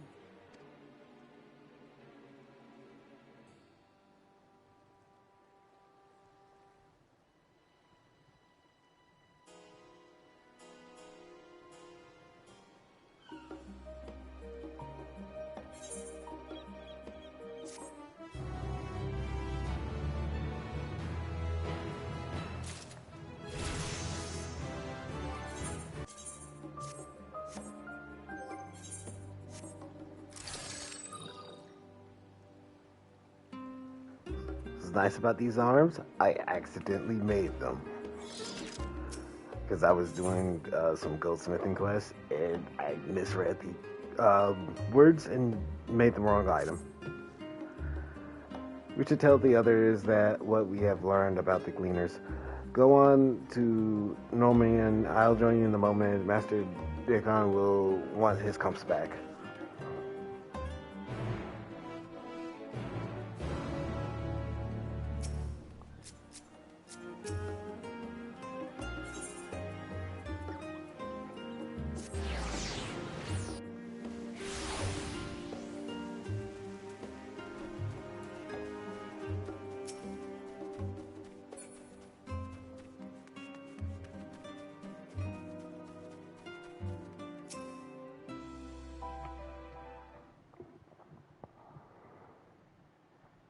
Welcome back. Been for a walk and cleared your head, have you? Not exactly. We did some impetuous investigation and turned up information on the Gleaners.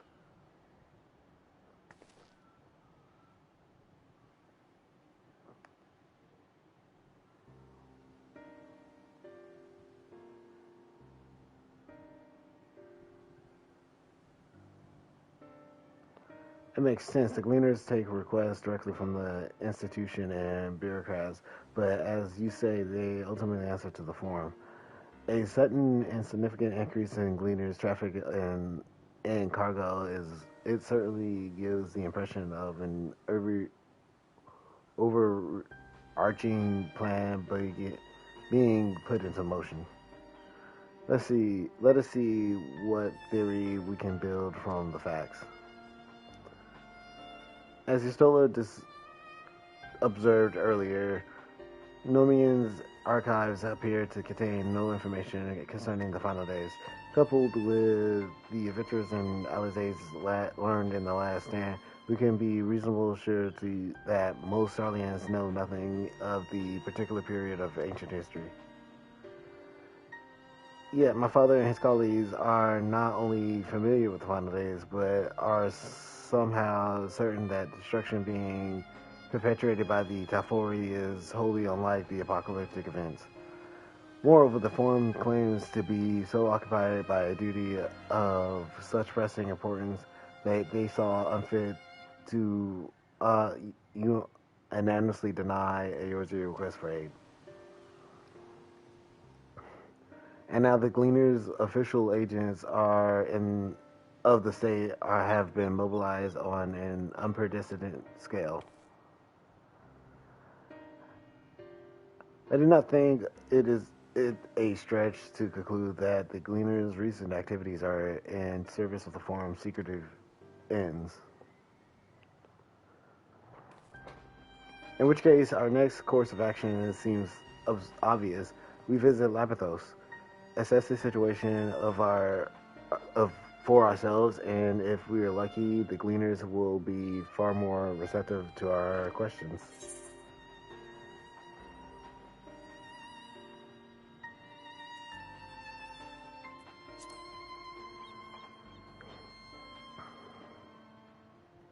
Understand not everyone is in the studious type. Consider this a welcome change of pace then. As for myself, there are a few more subjects I should like to research. I may join you later, but feel free to leave behind your borrowed books and be on your way. I'll see to it that each is returned to its proper place. That should be a great help. Thank you, Ra.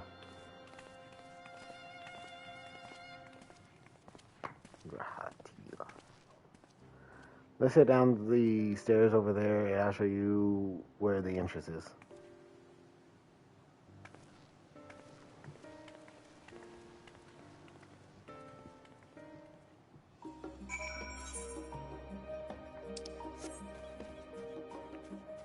It's really just following her.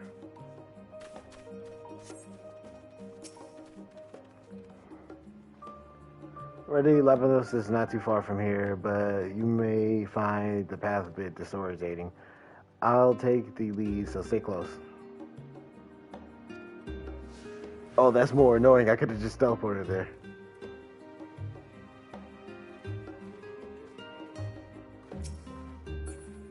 On top of that, you're gonna walk.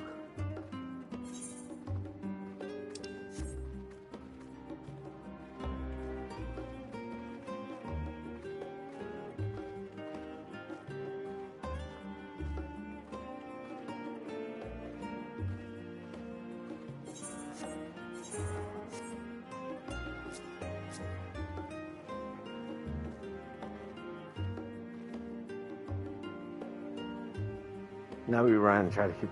Oh, thank God.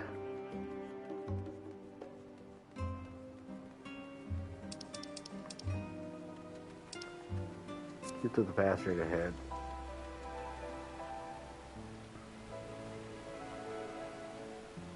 We cross this bridge.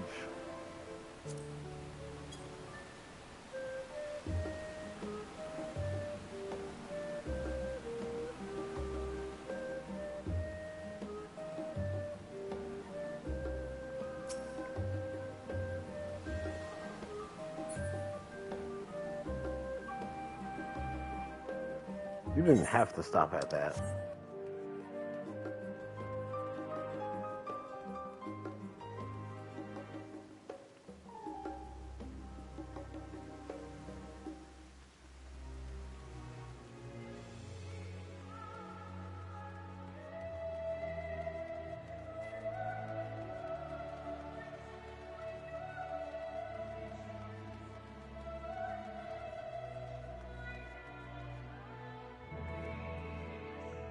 Here we are, through this door and down the stairs.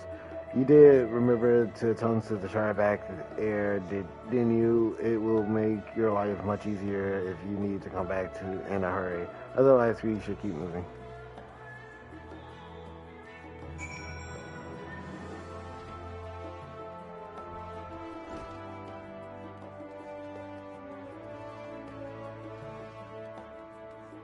At least they could do is put some open holes in the roof for lighting. Some glass on to stop the rain. Not everything has to be lanterns and chandeliers.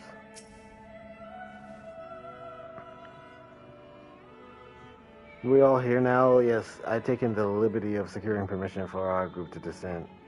Everyone onto the lift and down we go.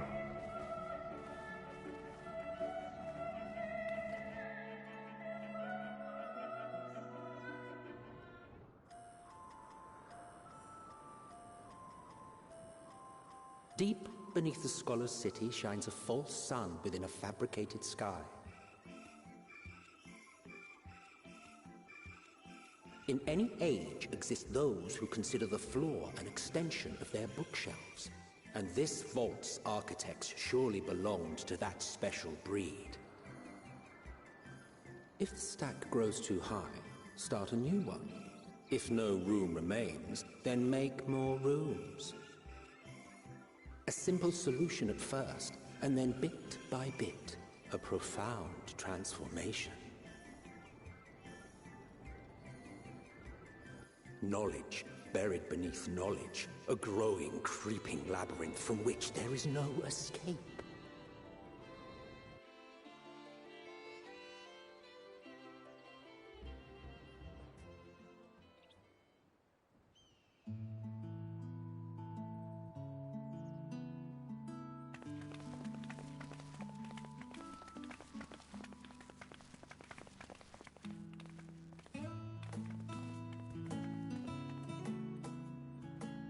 Not what you expected. I must admit, the artifice is very convincing. But I assure you that we are beneath Sharlayan itself. The breeze you feel, the flowing waters you hear, all created by the hand of man. The island is volcanic, you see, and once upon a time this great hollow must have been a reservoir for magma. It was discovered some 400 years ago, at which point it was repurposed as a storage facility for scrolls and samples and such. Renovations have continued, with nigh on no interruption to this day, with the lower levels still undergoing expansion. Aren't those people gleaners?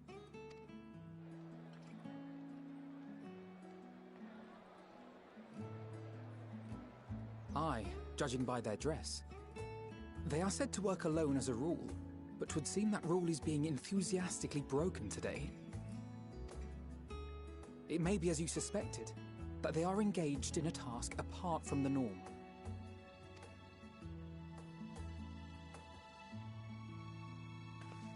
Let's spread out and get some answers then.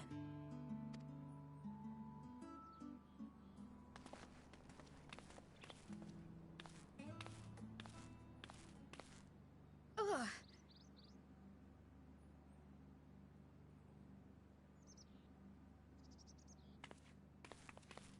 Did you call to me just now?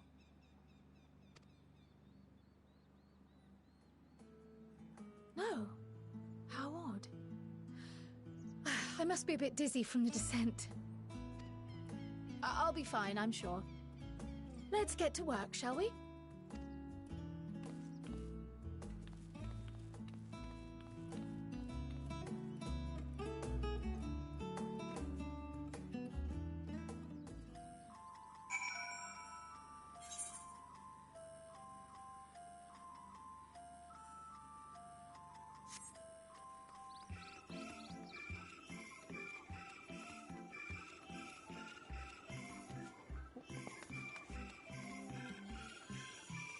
I wonder if people actually live down here.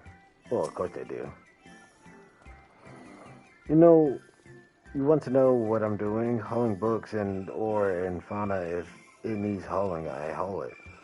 Every decade or so, they take stock in libraries. And you know, sort and tidy up the inventory. Never seen an operation like this before, though.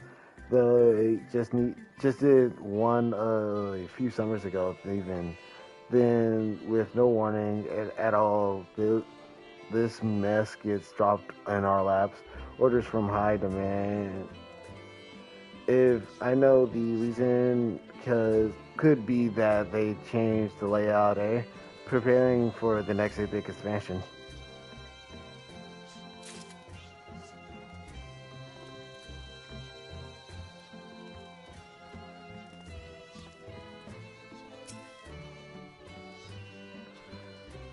Let me think. The Reyes should be item 1058, Cummins 1059, Sonoberry 1060, or were they 1061? My head feels like it's stuffed with Moko grass. Why more loads to take out than carry in? Why do all this at once and risk mixing it up?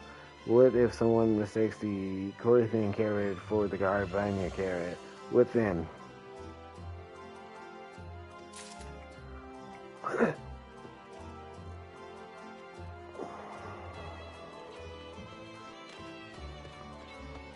Is that a mummet? It is. It has hair. You here to help or give me more headaches because you don't have the look of a gleaner and I'm in no mood for idle chit-chat. One of my colleagues was so exhausted he took a tumble and crashed into a pile of crates. Now I have to pack of mummets running loose.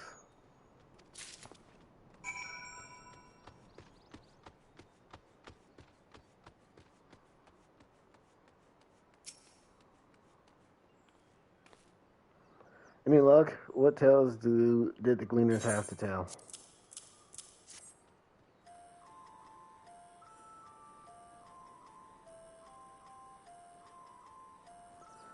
So this grand operation began without warning, and for every item they bring in, they send in more inventory somewhere else. That would explain the haggard faces I've seen around. We were right. The foreman definitely up to something, and they're turning Lapithos upside down in the process.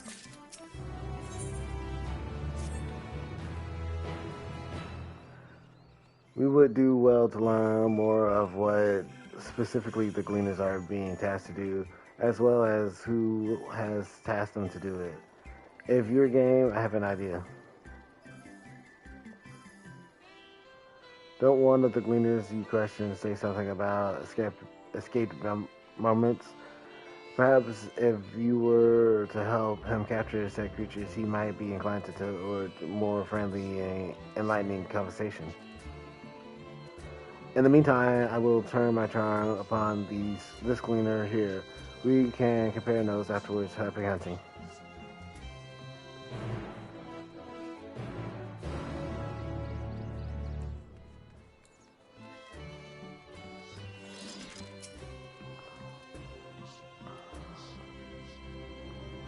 Used to help me find the moments. I have nothing suitable to pay you for your service, but if you're offering out of the goodness of your heart, I'll welcome the assistance. My name's Aaronville, friend, specialist in collection of live specimens. That said, the capture of this Naxing moment is a trivial trial I've no desire to repeat. Grizzled mice, they call them.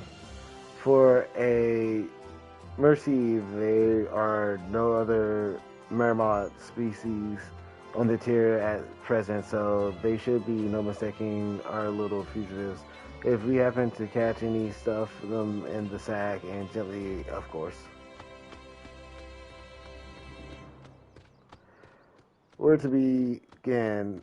You wonder? I've seen any scrambling around here, so we'll need to widen our search in the surrounding forest. Be on your guard. There are beasts out there that won't hesitate to prey on a Marmot, or you. I'll search the trees to the west, and the eastern part of the forest is all yours. Good luck.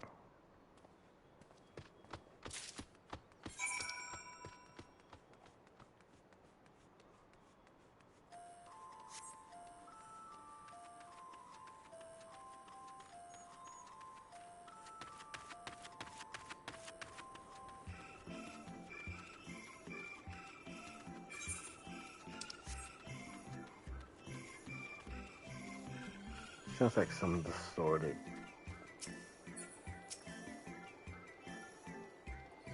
There's trolls that looks like dogs.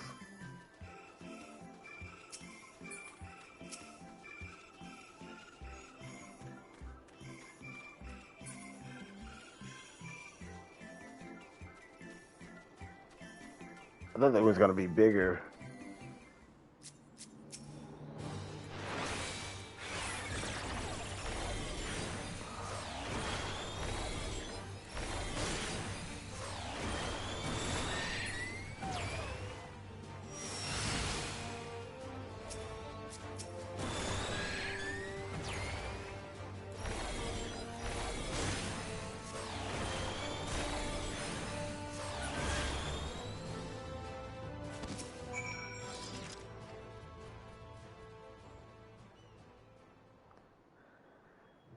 Billy, have you readied the sag when the grizzly mouse scampered off into the underbush? You almost got killed by coyotes and then you run off?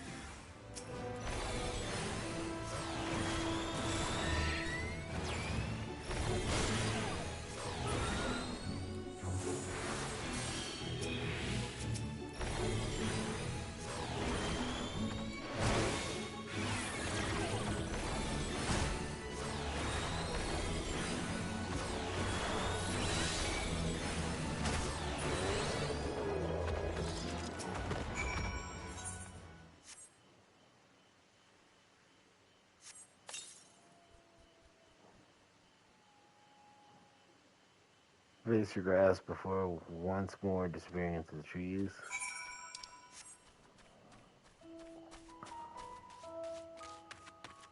Could legitimately just turn off one light and let the other lights do the work.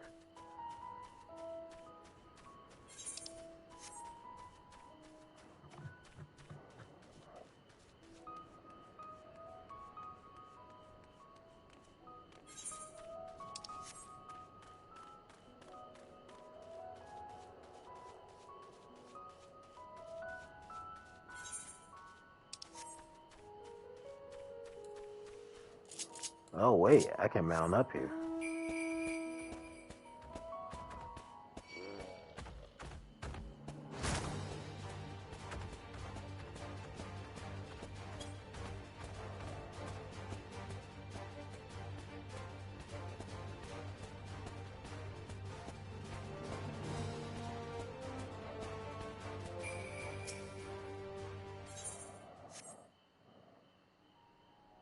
Ain't nowhere to go this time.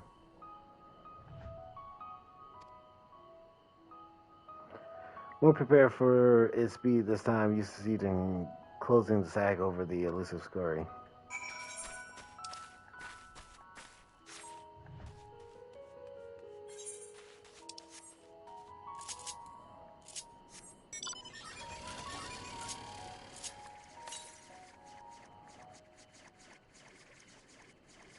Don't tell me it was one up there.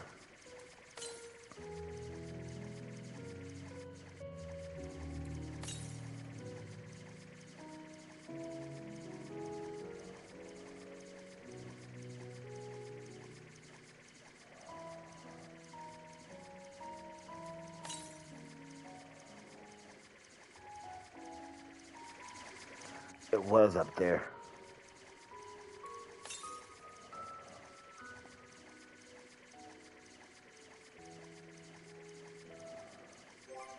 How many are in this area?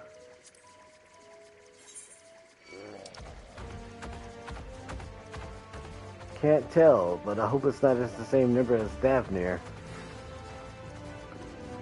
6, 9, 10.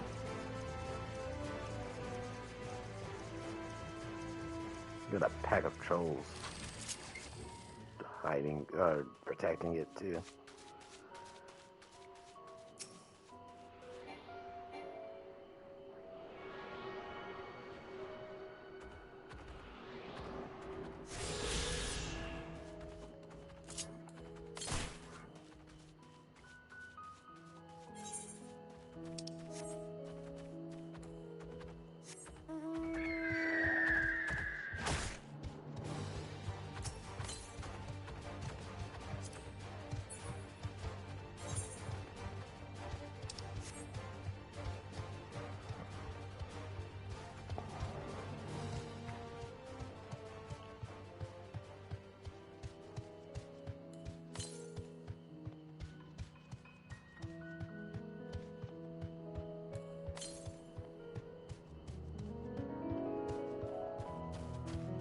It's a lot in the middle, apparently.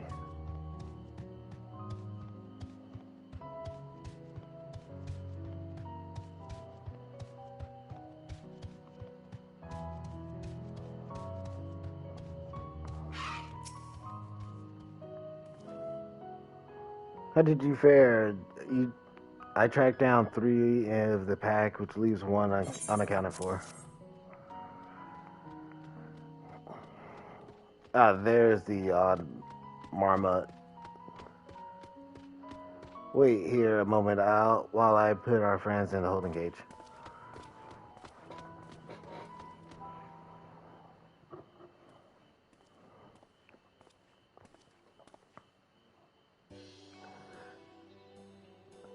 Thankfully, the marmots seemed to be unharmed.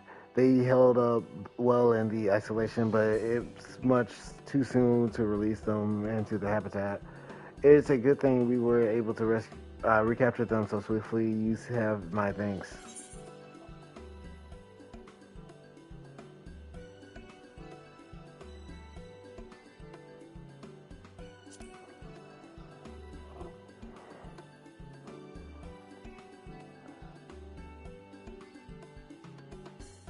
The Forum that's for the Forum to decide. They are the guiding authority behind the Lapithos, after all, and this job was but one small part of the great inventory of theirs.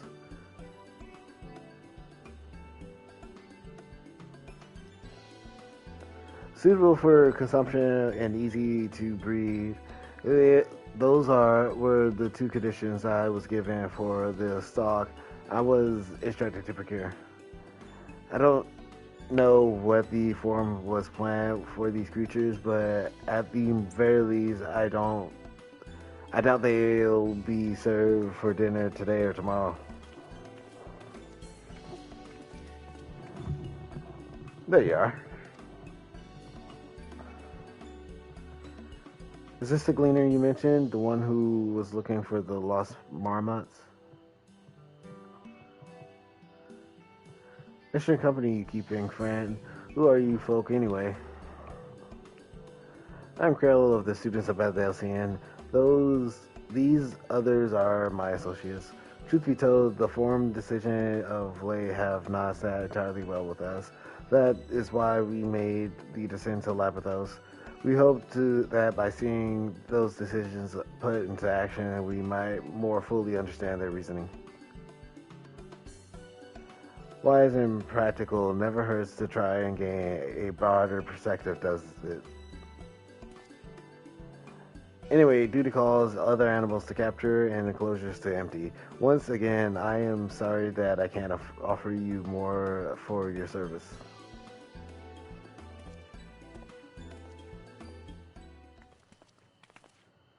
Did you learn anything new from your friend there?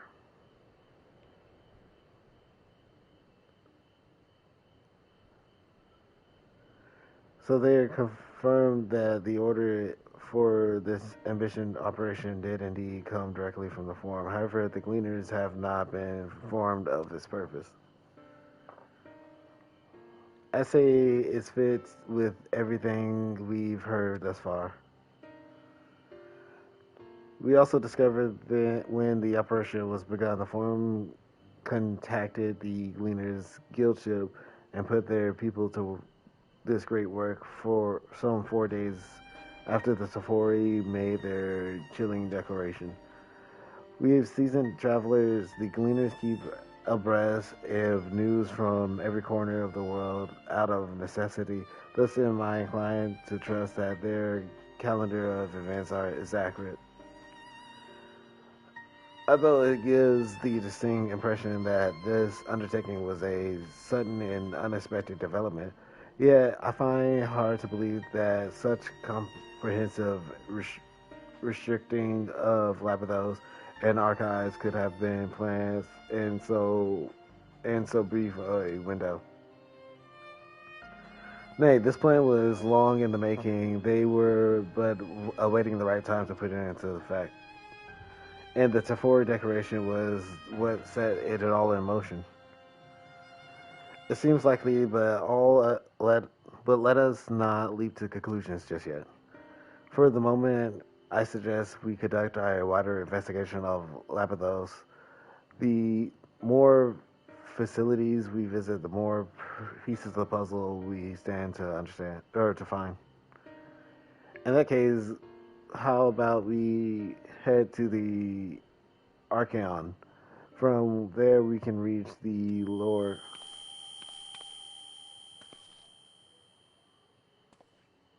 Girl, what's wrong? It's fine, truly. A sudden descent has left me.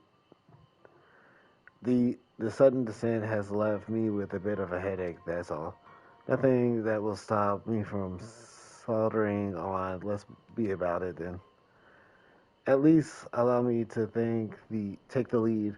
I'm fairly certain I remember the way to the Archon. We followed the path east through the forest where you were chasing after that mouse, or marmot, was it? Anyway, 'tis the trolls you need to watch out for.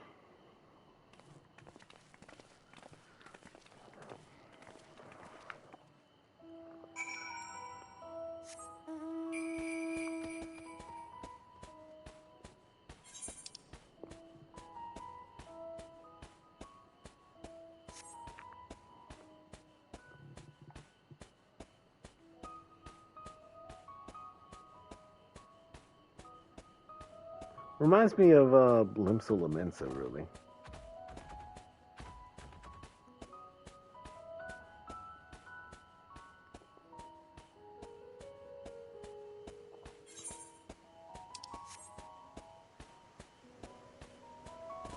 With all the cliff sides and actually spaced out areas.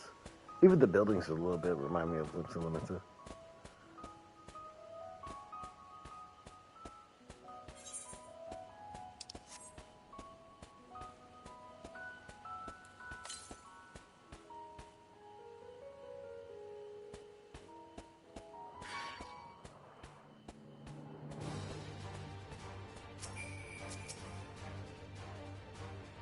So the Archaon, as Numbrin serves as Sharlayan's literal archive, so does the structure house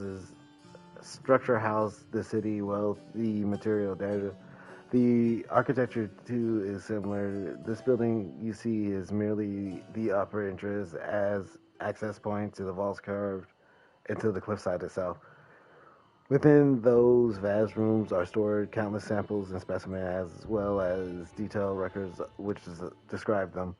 In a manner of speaking, the Archon contains physical history of Sharlayan's unwavering dedication to the accumulation of knowledge.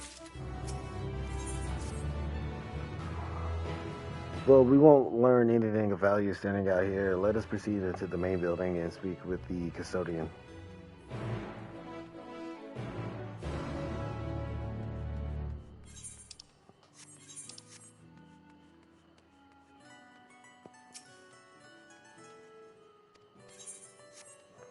Talk to the handler, get some black chocobos.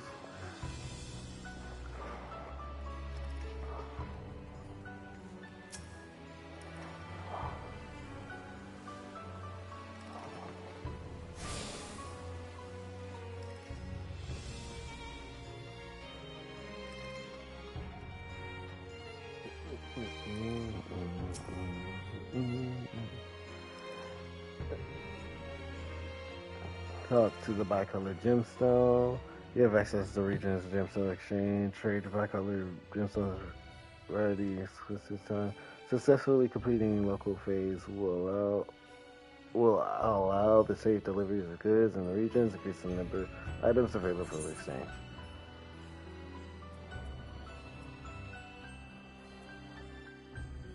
Oh, that's nice to know after I needed that.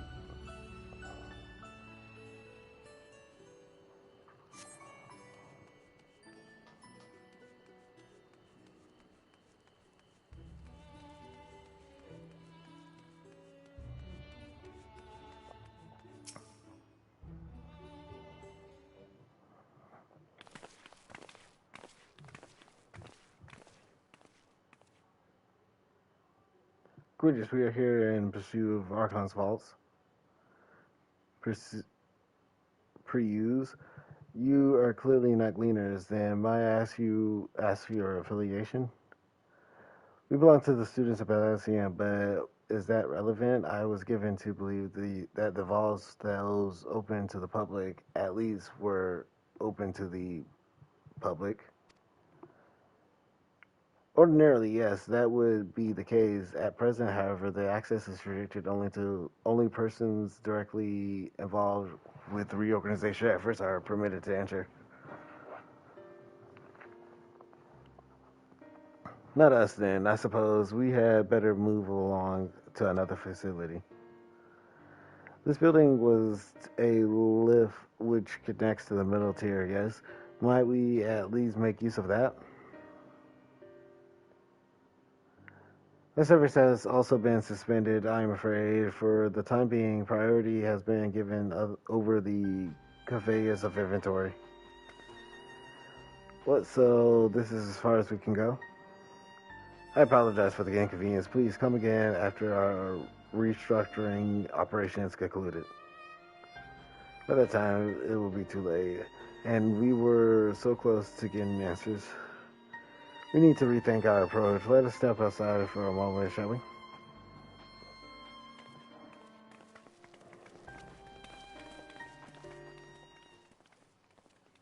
This is a bad essay.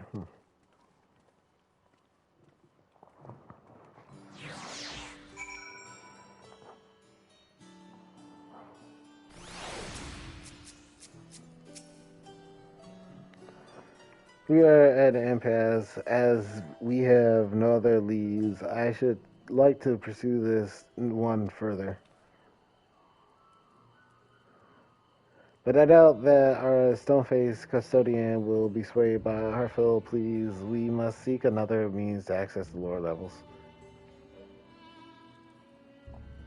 It's likely that the people in the area are involved in the reconstructing in one way or another. If we were to inaugurate ourselves, they might allow us to accompany them on the left. Let us ask around, and surely someone is in need of a few strong backs to lighten the load.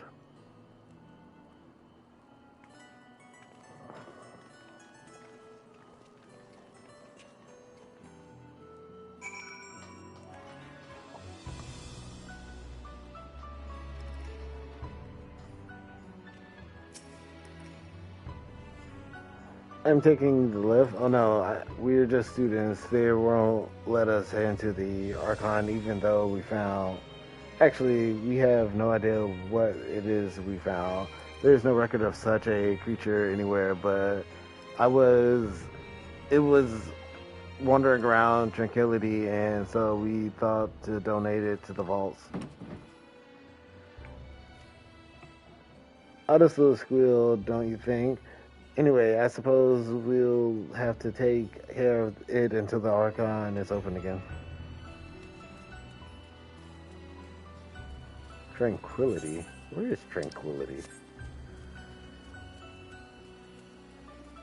Did I tell him to this? I did. That's outside of the... Was that take you down and live with Slump Me? Sorry, but not a chance. I've been up and down all day, and only now have I finally found a spare moment to rest. I did see a gleaner fellow heading out the gate, though, shouldering a large pack, engaged in some manner of task. Maybe he'll be headed down below after he's done with whatever he's doing.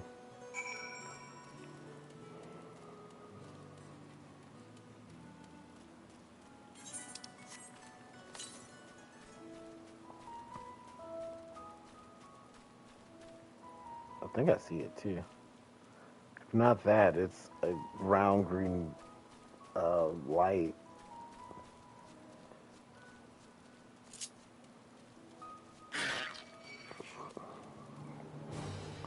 Both of them.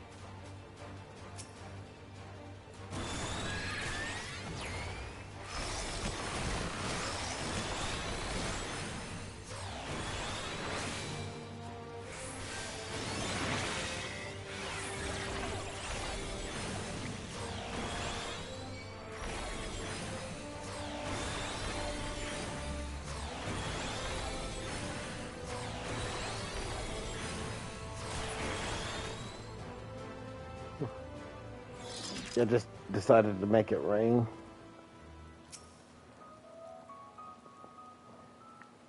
Quiet, you'll frighten it away.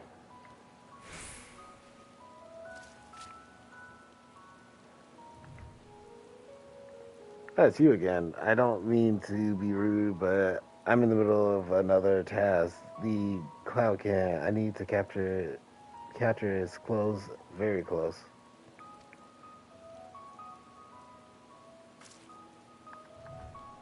You wish to help me with this too? You spend your time in unusual ways, my friend.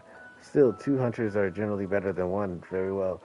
The canal here is a common gathering spot for birds of all kinds, but the one I'm after today is the hornbill. Its feathers are green and its cry is distinctive call. Single it out and shout it shoot it with the sleeping dart. The effects are short-lived, so I'll lie in wait down by the riverbank to claim our quarry. Be sure to hit the right one.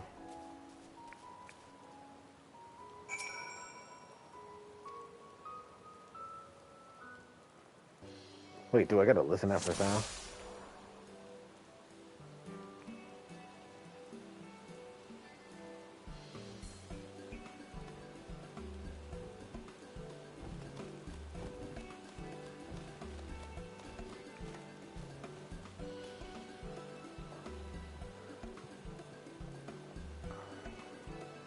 Look for a green bird with a distinctive call.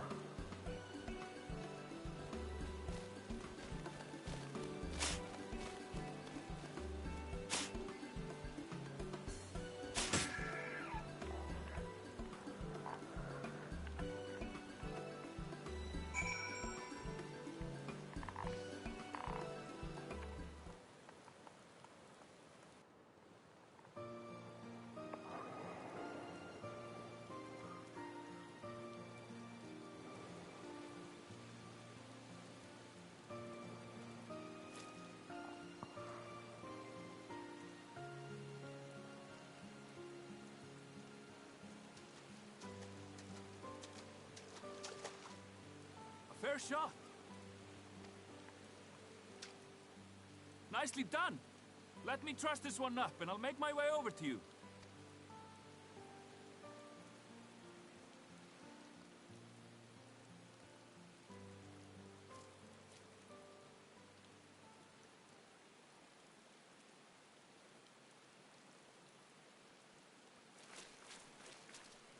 There you are. Any new revelations?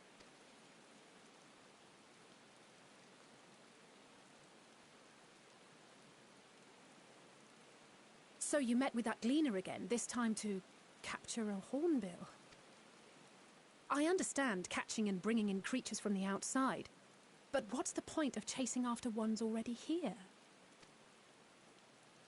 Oh, it's a simple thing, really. Occasionally, we remove specimens no longer needed for study, or those we've had difficulty raising. But we can't simply turn them loose. Safely returning such creatures to their native habitats is another facet of a cleaner's duties. But not in this case, I'm afraid. I've been asked to bring the bird below.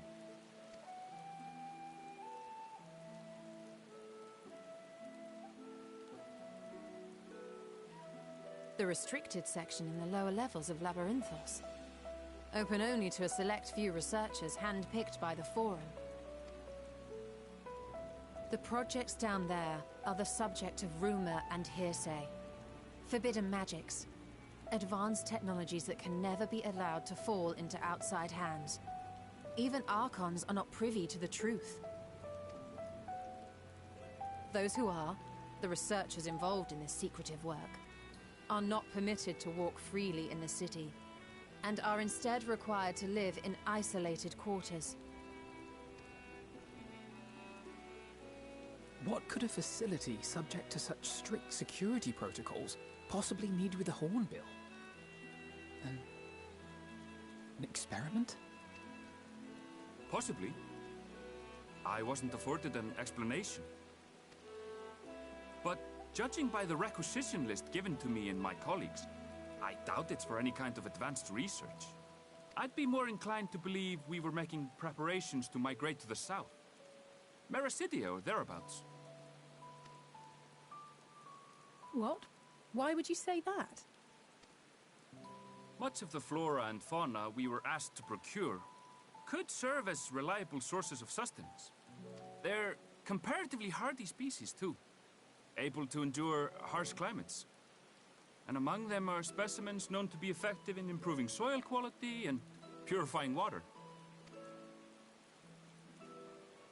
When you put it that way, migration does sound like a reasonable assumption. That's all it is, though. An assumption. Through our tasks, we gleaners glimpse only bits and pieces of the Forum's plans. Our prime concern is that our requisitions, be they living or otherwise, are properly preserved for the knowledge of future generations. Now, I really must be going. I regret that I cannot reward you as you deserve.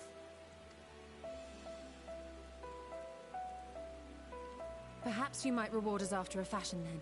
It is imperative that we reach the lower levels. And seeing as you are already set to descend with your assigned cargo, mayhap we could accompany you as your assistants. I'm afraid that won't be possible. Once the animals have been prepared for transport, we send them down separately via the lift.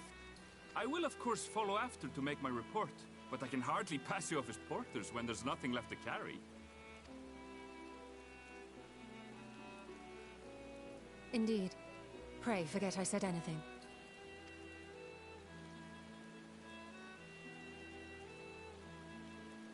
How do you feel about climbing? If you've strength and the courage to brave it, then there is another way down. This path leads to the 33rd facet, a mine shaft excavated during one of our expansions of Labyrinthos. While I cannot guarantee that the passage is safe to traverse, it should provide access to the medial circuit below. I never even knew such a place existed. Thank you. This is the perfect solution. You're quite welcome. But consider yourselves warned. If the going proves too treacherous, you do well to turn back. I bid you good day.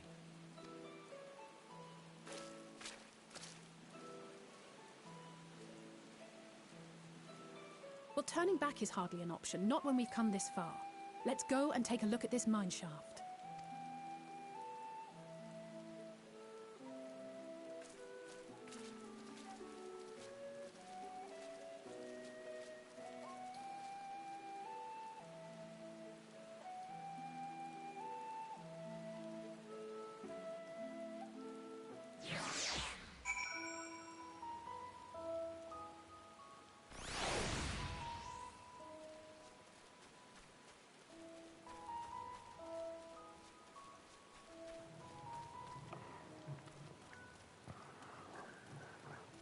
Most of Vera's speech patterns I actually quite enjoy. Like, met the one during the Alliance raids for Stormblood. Her speech pattern was something similar too. Even though being from, not Damascus, was it Damascus? She might have been Damascus.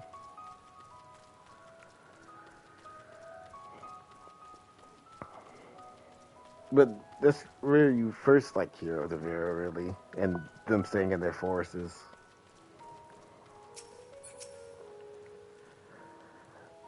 Must be the interest of the mineshaft.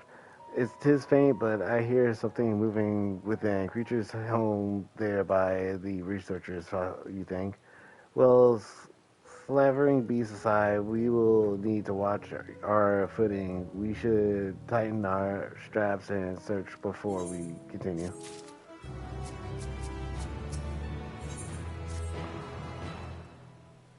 Assuming everyone has tightened their straps and checked their gear, then I say we head on and given the terrain ahead, though, it might be wise to leave some distance between us. We don't want to be stumbling over each other if it comes to the fight.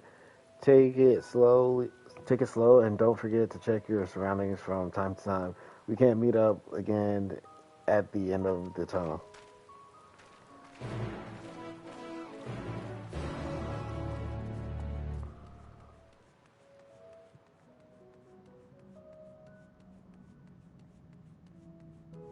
Oh, this is much bigger than I thought. How did they dig this way?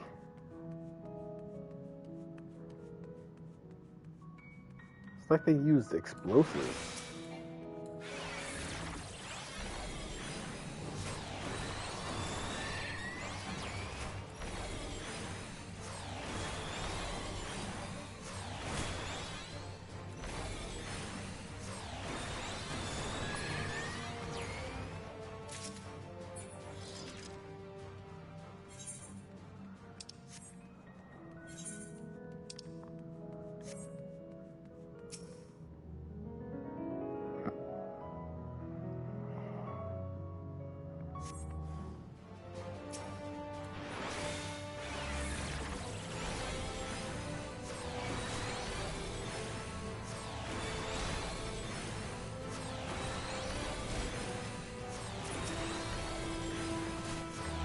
We're having only one attack spell.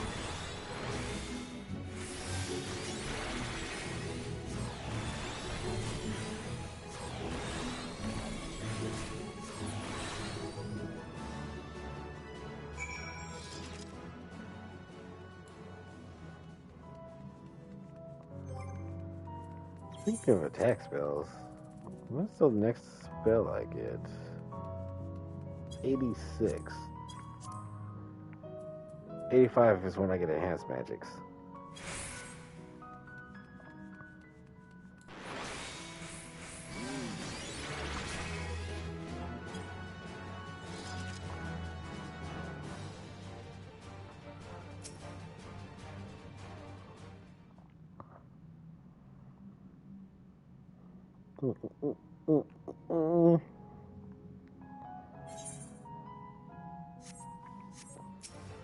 I thought this was going to be somewhat steeper climb down. It just looks like a large built out cave.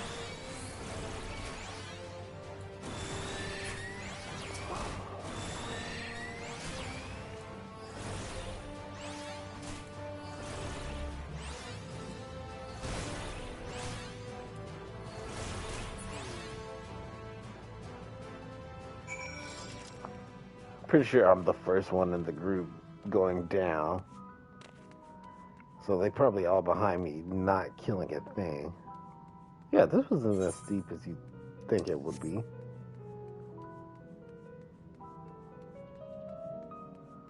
Unless they took a different path and that path is steeper.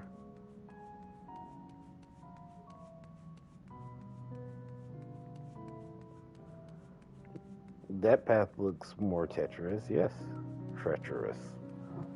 That Tetris.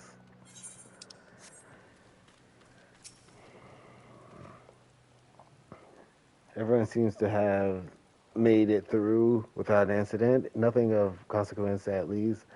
And as promised, the tunnel have delivered us into the medial circuit. As I recall, that this tier was where they keep right variety of samples for agriculture purpose production. If Ernville's assumption holds true, the specimens are being collected in preparations for a great migration. Then we should see evidence of such plans in the area's research projects. Let's follow the path in the nearest farming facility and see what we can see. So is the top part just like animals, and then the meteor circuit's just like farming agriculture means?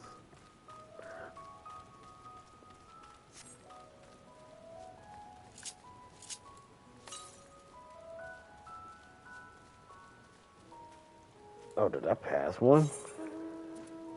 Probably in the cave. I'm not turning around.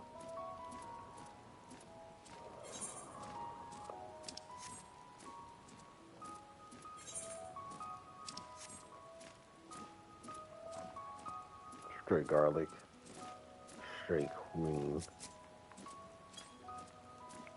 Straight eggs.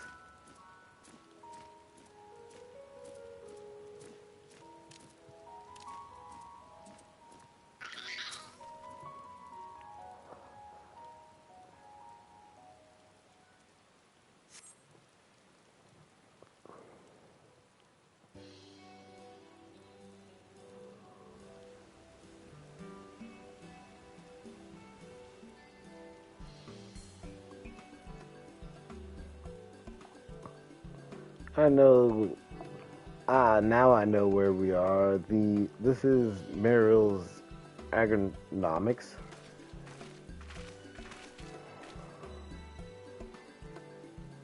Lepidus is host to a wide variety of vegetation, which allows us to conduct studies on cultivation methods utilized in foreign lands. And it is this facility which coordinates and oversees those efforts. The fruits of their research go to feed their Lepidus colleagues, or so I hear. More notable success might make it to the Argaro foods so exotic you'll be hard pressed to guess their origins. Let's follow how they might taste. Indeed, mystery vegetables without a name, only a list of nutritional benefits scribbled on a card. I see no gleaners hereabouts, yet these workers seem to share that same sense of urgency. 'Tis possible they know something of the foreign plans, their underlying motivations worth looking into. Wouldn't you say? See what you can coax from the workers. The rest of us will do the same. Our cast about for useful clues. Good gosh.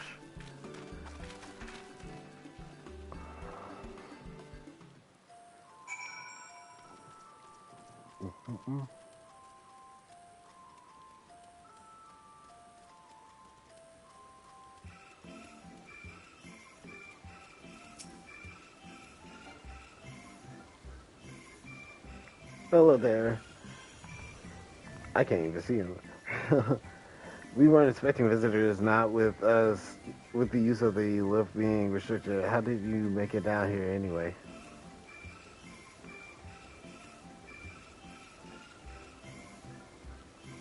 The Mashafi say, well, you're a much harder soul than I. Under normal circumstances, I reward such tenacity with a guiding tour of the fields, but I'm afraid the forum has us filling orders lists a melon long. Massive yet detailed requests, literal wagon loads of crop samples and hardly any time to put them together. When I first heard of the grand reorganization, I assumed we would be shuffling around old stocks to make room for the new.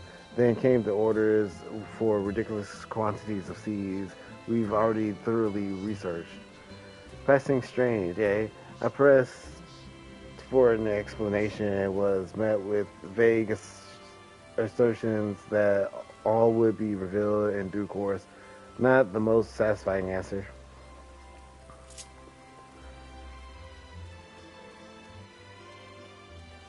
I feel like if I jump in that'd be a pain to figure out how to get out.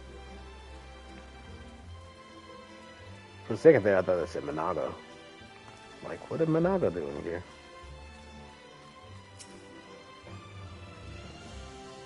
Do I have ought to be taken down below? More than I can carry and then some. Most of our stock is sent off the cargo lift, but some has to be marked or aerial transport, hence the sacks of crates atop the hill over there. God's hauling the lot up that slope was a job and a half. What slope?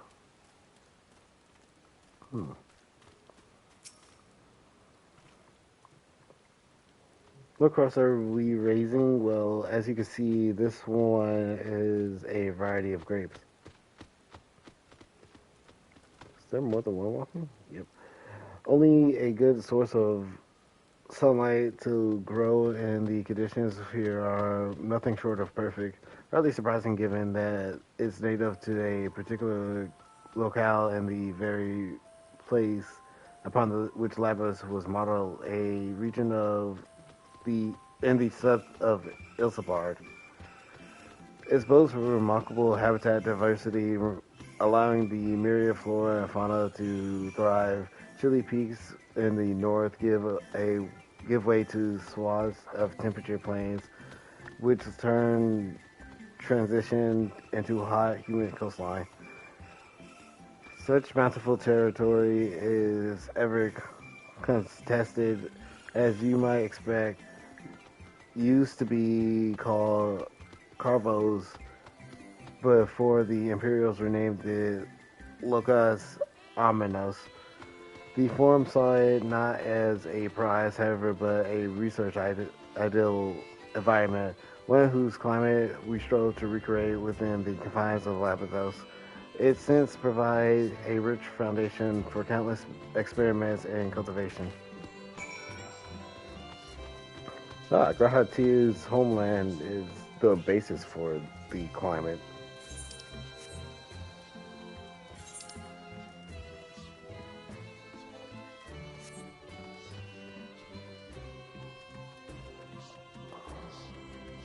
I wonder if Y'shtola can see anything.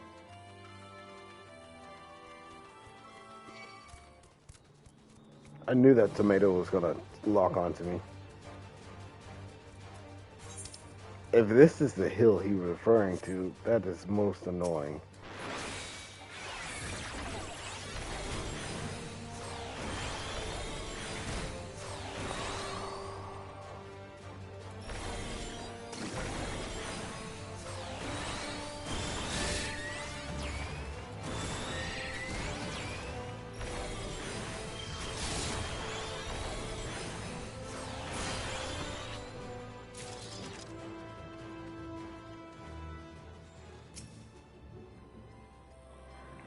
They visit these crates to tell the story of their contents, bundles of common seeds and saplings accompanied by sheaves of reports.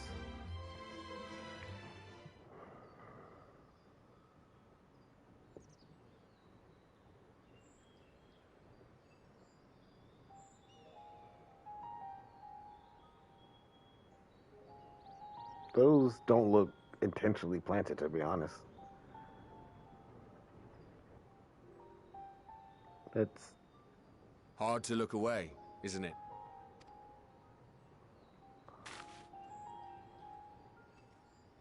But they're more than pretty flowers.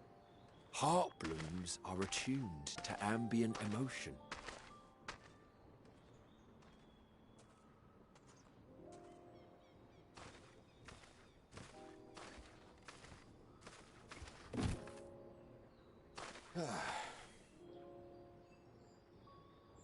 You don't seem convinced, but believe me, it's true.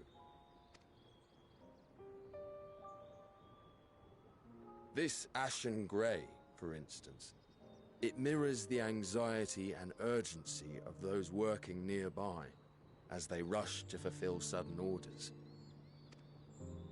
Intense feelings like those spur the petals to change colour. Bright glowing hues in the presence of joy, dark subdued shades for frustration or despair. Yet even with the collected wisdom of Sharlayan at our disposal, we've yet to identify the underlying principle of this empathic effect. And there are other mysteries besides. Although the flower is extraordinarily long-lived, its low reproductive rate has made it difficult to find younger populations growing in the wild. With too few sightings to map its distribution, and no closely related species to track, we've been unable to pinpoint its land of origin. To further complicate matters, every culture, even dimly aware of its existence, has given it a different name and mythos.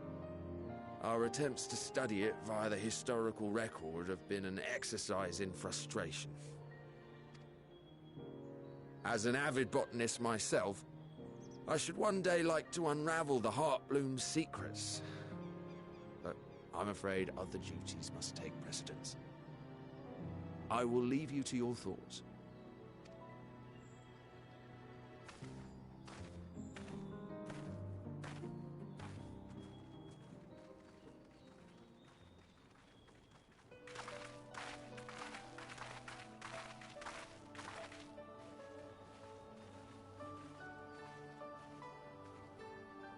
Have you learned aught of interest?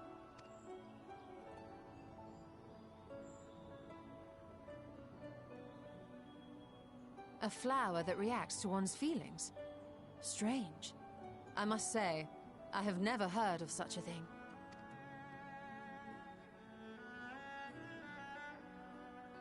This is all very fascinating. But as it stands, we've failed to gain any significant insight into the Forum's undertaking. Indeed. While there is certainly enough activity to support Erenville's supposition that a priority has been placed on improving food production, unfortunately for our investigation, these workers were never informed as to how their duties serve the master plan. If only we could interrogate the Forum members directly.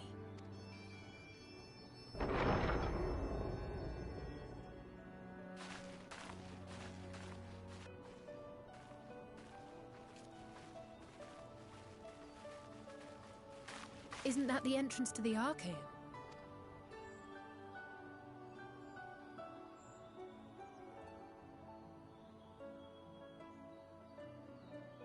Look, there. I think that's Erenville. A little difficult to tell from here, but I think you're right. He did say he was coming down to make his report. Erenville receives his orders from the Forum.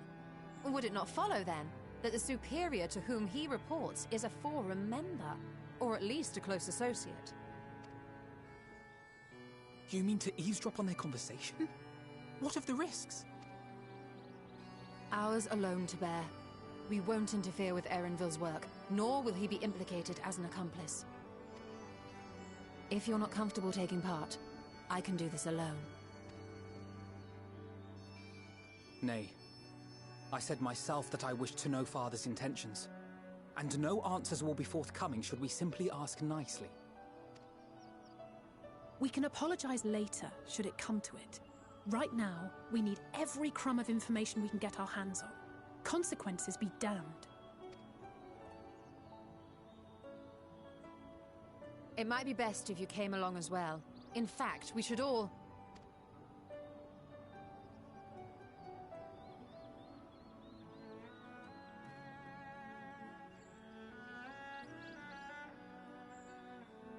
Crier? Oh, yes. That certainly sounds like a plan. I'm glad you agree.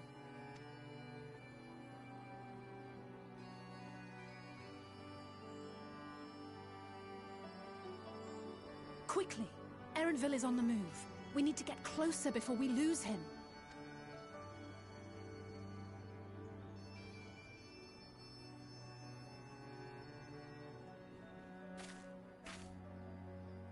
Almost. I can almost reach you.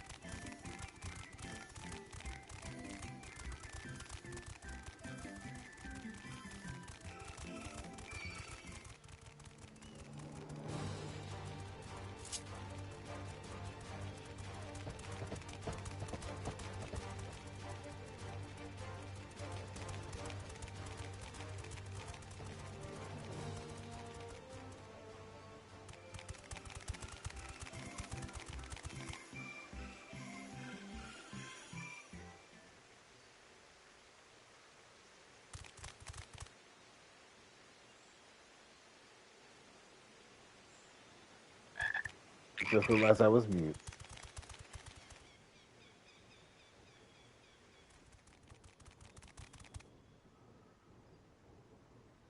I trust you will find your compensation to be more than satisfactory. We wish to make clear that we are pleased with the efficiency and thoroughness of your work. So much so that we have come bearing new tasks in need of your competent hand.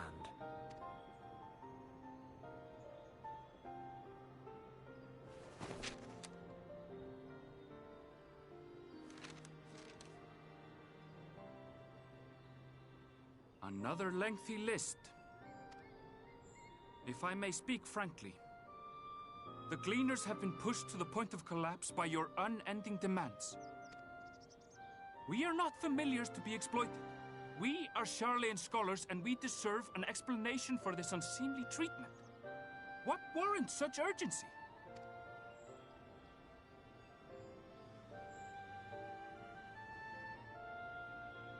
In an age long past, Sharlayan was charged with a momentous duty.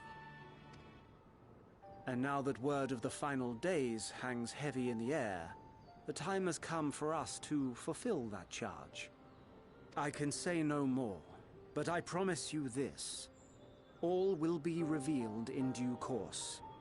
And when it has, you will understand that your toil was in service to the greatest good.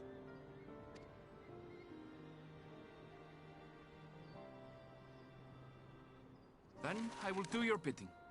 For now.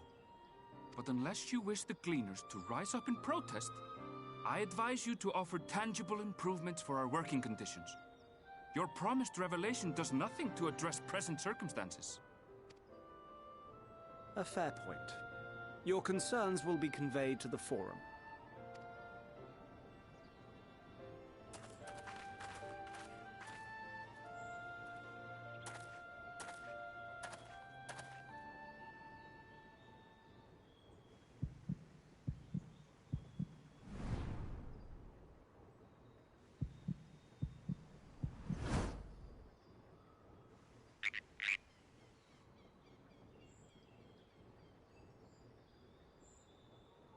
I hope that was informative.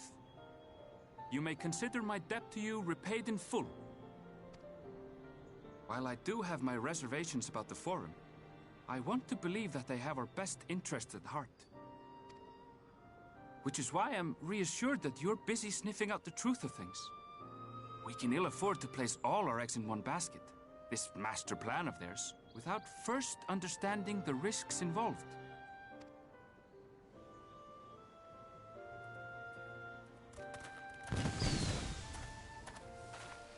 Wait!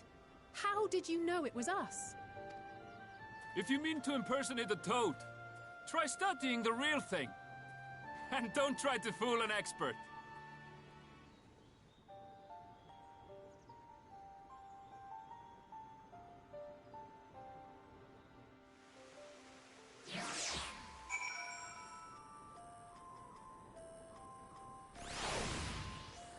Yeah, we was right. Vanish would have been so much more helpful. I suppose we should have known a gleaner who specialized in animal pyramid would not be so easily deceived. Yeah, he seemed inclined to put his trust in us all the same. More importantly, perhaps we've discovered new pieces of the puzzle. This momentous duty the Forum agent mentioned. Sharlayan has been called to action, and the Tafori's declaration was the catalyst. Whatever charge it is they hope to fulfill, they deem it of significant import to dispute all the Lapithos, not to mention ignore Eorzea's request for aid.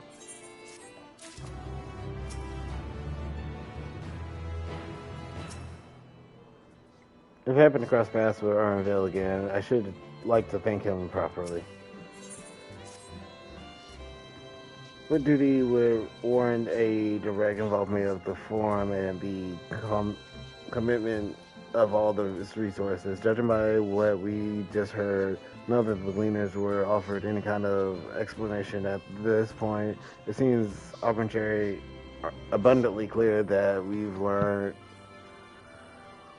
that we will learn nothing new by pressing them further. We would head back to Y'shtola and Krell for the moment, see what they think of this.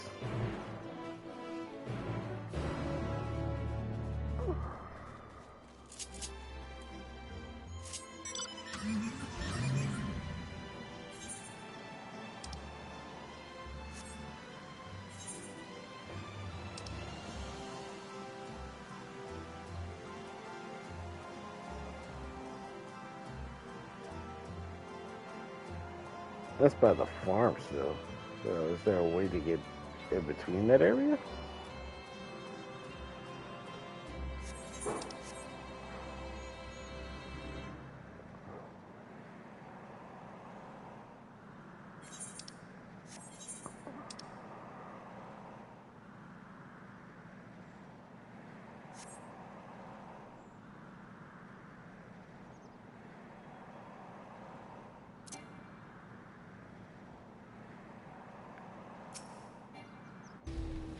Where did Krell go?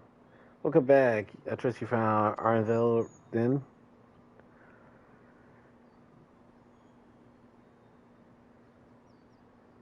Interesting. I had the feeling you would learn something important, even if that something was simply a confirmation that no one knows much of anything. We should share this with Krell, then discuss. Of us can survey the more distant. He decided to wander. I was about to say, they already disappeared.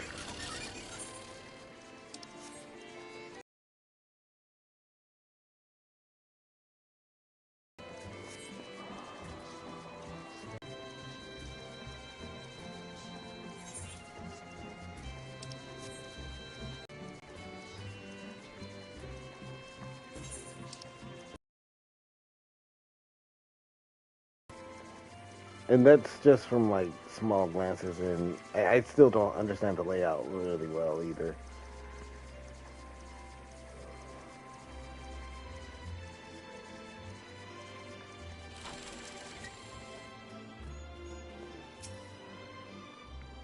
Did she touch such flowers?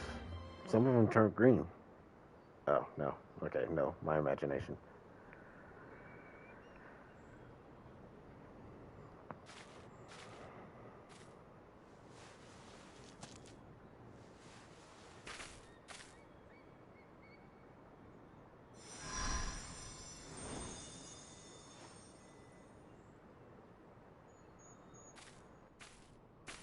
For you. The spell will keep it from wilting. She said you would need it for the journey ahead.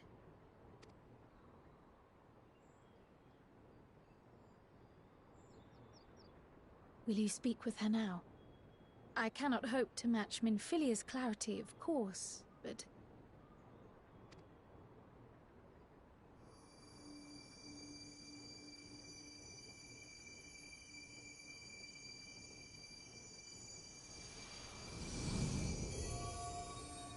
Thank you.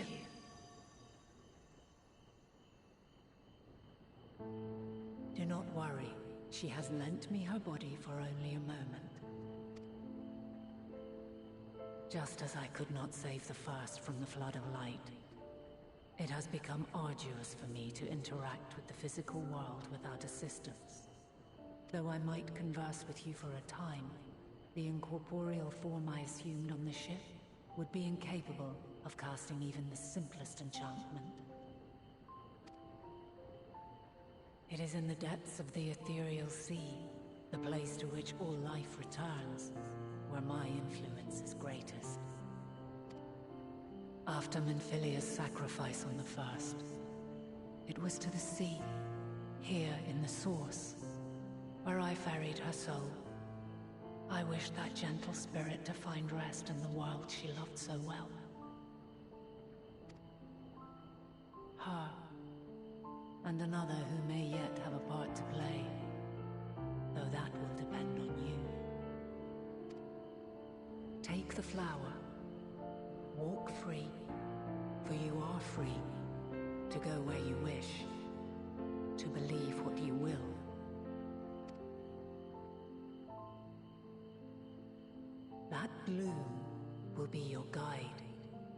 test and proof of your conviction. In darkness, seek joy.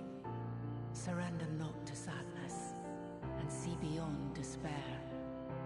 Walk free, and bear the light for others to follow. Together, raise it aloft and let it shine, till the end, blinding and radiant.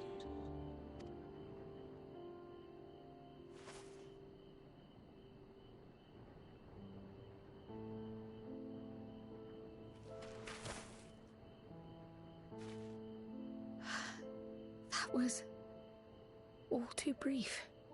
Already she seems so far away.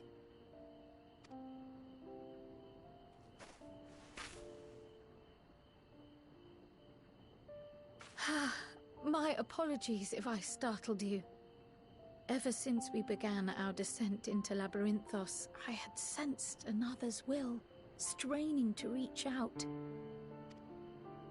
Even with my particular talents, though, I was unable to make a connection at first, so weak and tenuous it was.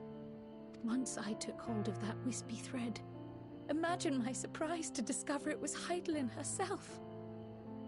Needless to say, it seemed wise to learn what we could before letting go. Her answers were more cryptic than I would have liked, but at least she left us with a guide of sorts, that unusual flower.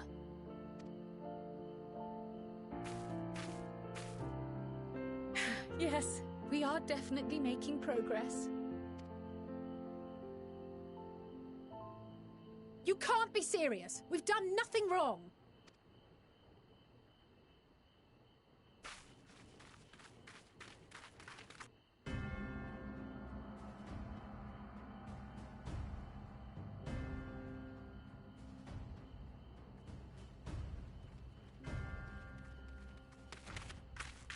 Master Fortuno, what business has the Forum with us?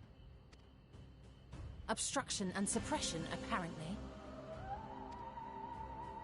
Mistress Baldesion, our records show you facilitated the Scions' entrance into Sharlayan by claiming them as assistants for your organization. We are aware of your investigations.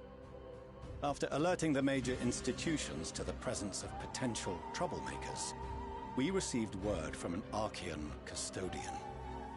A group operating under the auspices of the students, skulking about Labyrinthos and engaging in clandestine behavior. Clandestine? We may not have entered Sharlayan as Scions, but we did naught to conceal our identities. Our only purpose in this city is to seek the truth.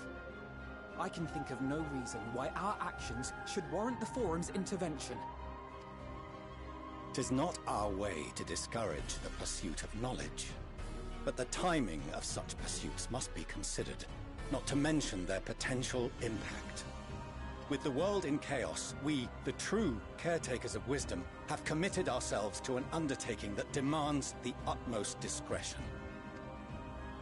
And we will not risk its success by turning a blind eye to disruptive foreign elements in our midst. What, then, is to be our fate? Will you put us on a ship back to Eorzea? The Forum will convene to examine your case. The results of said inquiry will determine your future in this city. As for your absent companion, he has already been detained.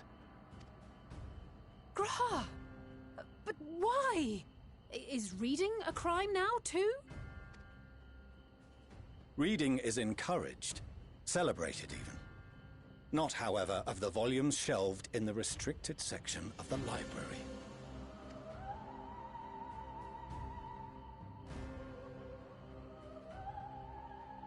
Refusing to comply will only make matters worse. Let us instead treat this as an opportunity to open a dialogue with the Forum.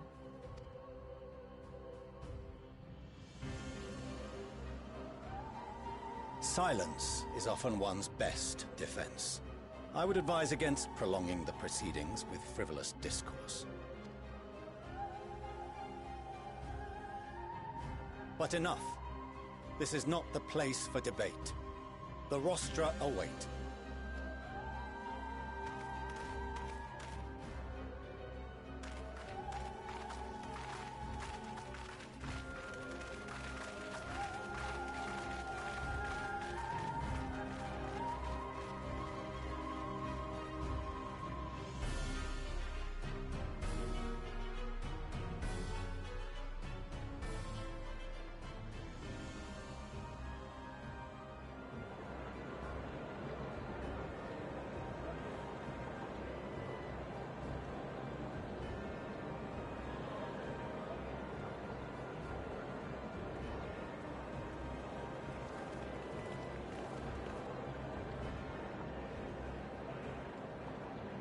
Forgive me.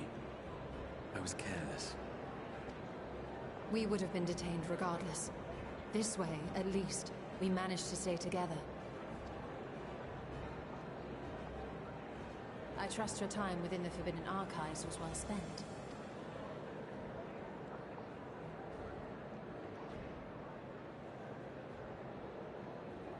The Forum will come to order! This inquiry is now in session. As Speaker-elect, I will be presiding over the day's proceedings. Master Fortuner, would you be so kind as to restate the matter which compelled you to summon your colleagues with such urgency?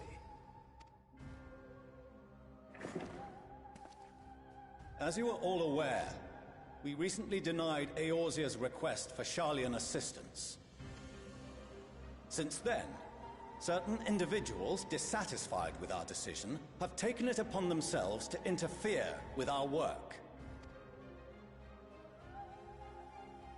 They entered our nation masquerading as associates of the students of Baldesion. But these malcontents are better known as the Scions of the Seventh Dawn. These militants wield influence with both the Eorzean and Eastern alliances, and are inextricably involved with the crises presently afflicting the world at large. Loose in our city, these warmongers sought to meddle with and expose matters of state secret. What are they, if not a dire threat to be expelled?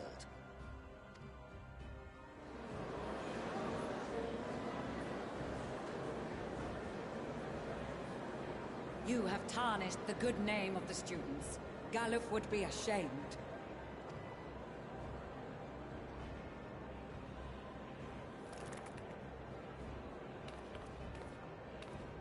Galuf Baldesion was never one to forsake his fellow man.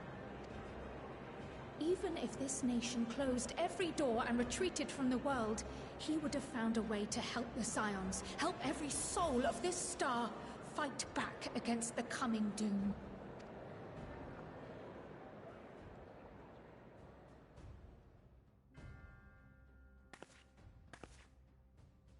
A terrible enemy stands poised to lay waste to all we hold dear. In the face of such madness, Eorzea reached out to Sharlayan, a respected ally, in the hopes of forming a united front. Was your curt dismissal truly the best you could offer?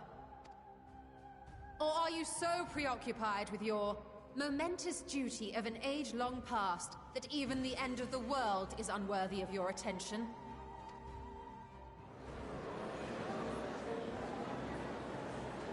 Whence came this revelation? From the mouth of a Forum member within fortuitous earshot. Then it seems your findings support my own.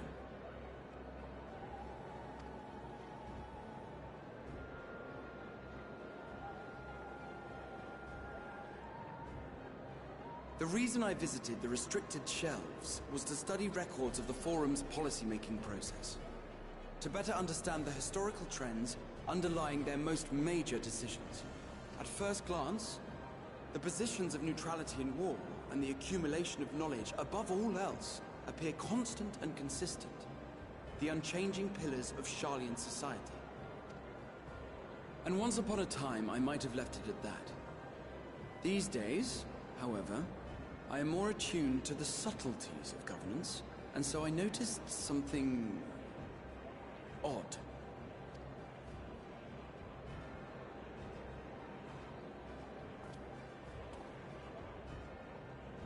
From a particular point in time, the purpose of these policies shifted. No longer was knowledge preserved for the benefit of society.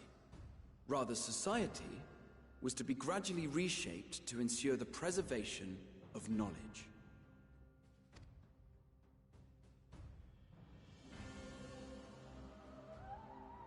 The most conspicuous and telling change was the one which befell Labyrinthos.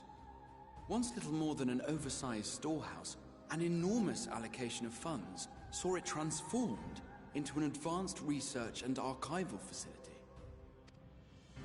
I also discovered a fascinating account on the finances of our Dravanian colony. The settlement attracted students from far and wide, and the connections and tuition fees thus acquired were funneled into further improvements for the archives. Now, there is no question that our nation's progress is tied to the acquisition of wisdom. Nevertheless, the vast resources diverted for this purpose borders on the obscene. But returning to the matter of when, our change in course appears to have been made some 270 years ago. The very same period when Sharlayan scholars in the hinterlands began a formal study of the ethereal sea. You found something, did you not? And whatever it was, gave rise to your oh-so-important duty. Mind your tongue, Archon. If you had seen...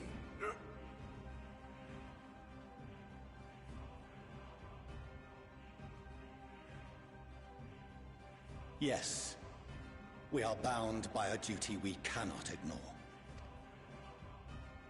Knowing this, what would you have us do? Abandon our vital work and join you on the field of battle? We will never choose the way of the sword. We will fulfill our mission, not through strife and bloodshed, but survival. Come what may, we shall live on. We must. Do as you must, then. But we Scions will fight until the heavens fall, until our last breath.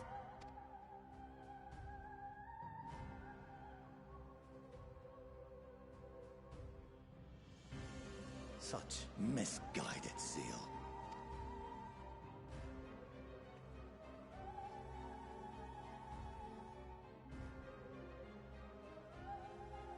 Father,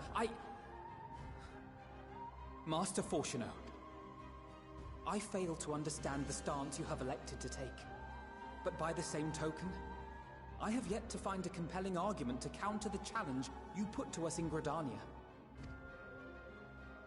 Still, in the midst of my uncertainty,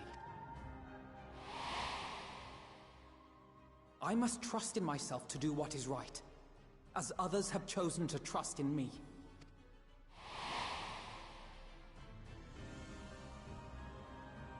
So I will continue, as I always have, weighing the consequences of my every action, and allowing my hope for the future to inform my decisions. That's quite enough. Have you all forgotten the reason for this assembly? Skolok Monteshane. He's the head of the Studium and an old friend of my grandfather's.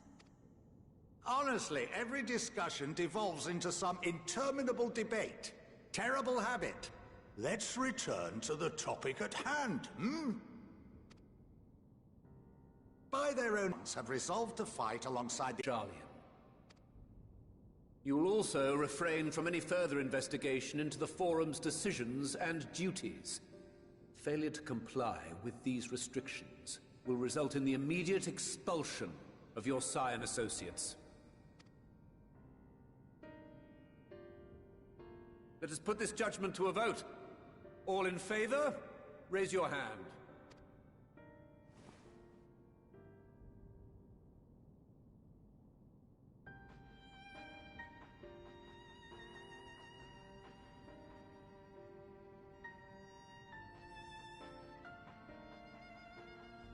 I count 51 for and 48 against. The proposal is passed. Students, scions, you have heard the Forum's judgment. Pray abide by it, or face the consequences.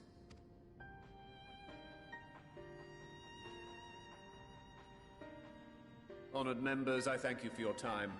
This inquiry is concluded.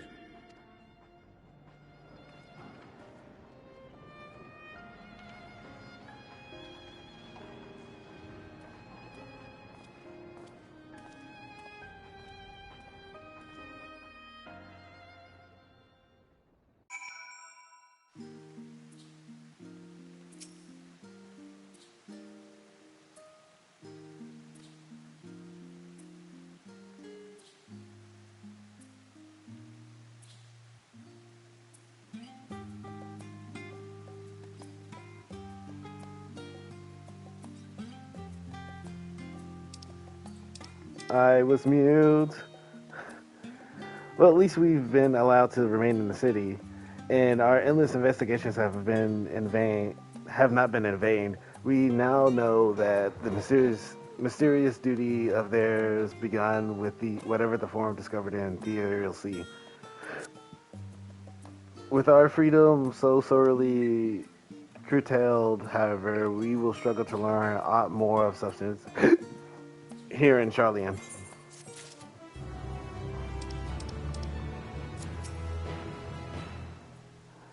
We shall have to think very carefully about how we are to proceed from here. I apologize for the trouble I've caused you. I was pondering the significance of what I had just read as I left the restrictor section and knocked over the security mummet on my way out. I promise to be more vigilant next time. You may encounter some raised eyebrows, but do continue to claim the students as your sponsor whensoever the need arises. I believe the guiding principles of science, and I know my grandfather would have as well. My father may be right, but that I am still groping in the dark for answers. But I need him to know that I would never stop searching. I owe that much to Arnveld and myself.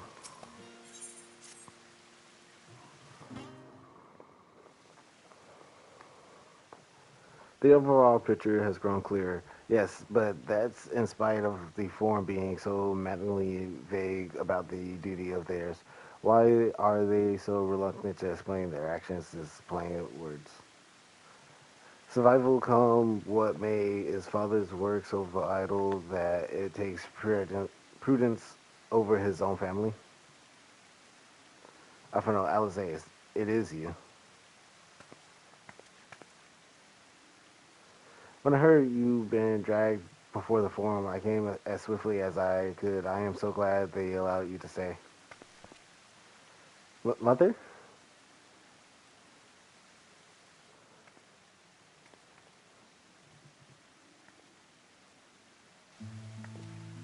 She has more tame hair than all of them. A millionth Livia at your service. And you fine people must be the scions of Sephdon. How lovely it is to finally meet you.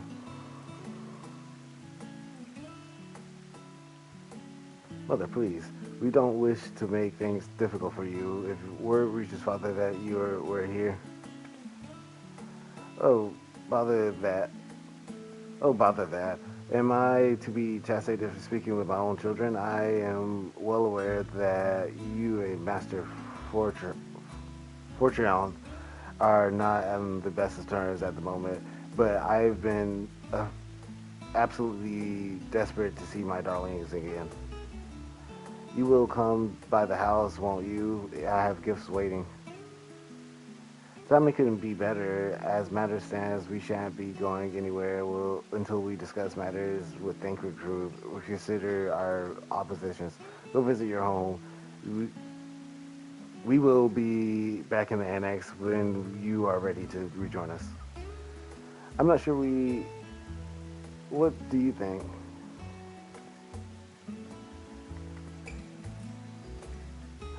What a splendid day this has turned out to be. Champion of Eorzea, I insist that you join us.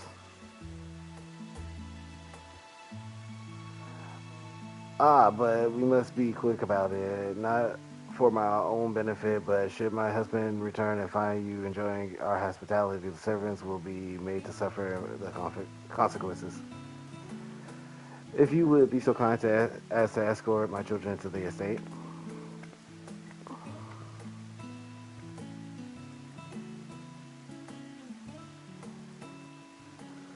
And then she was gone, and with her any opportunity to protest.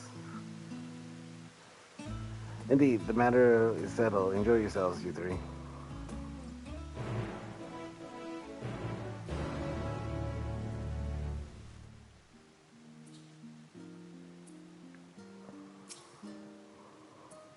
I'm sure Afano thinks nothing of it. He invited classmates over all the time, but I wasn't the most.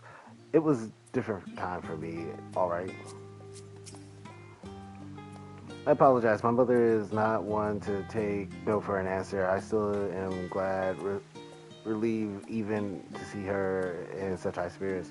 What say you? Though it seems we shall have little enough time to enjoy it, will you accompany us on our visit home?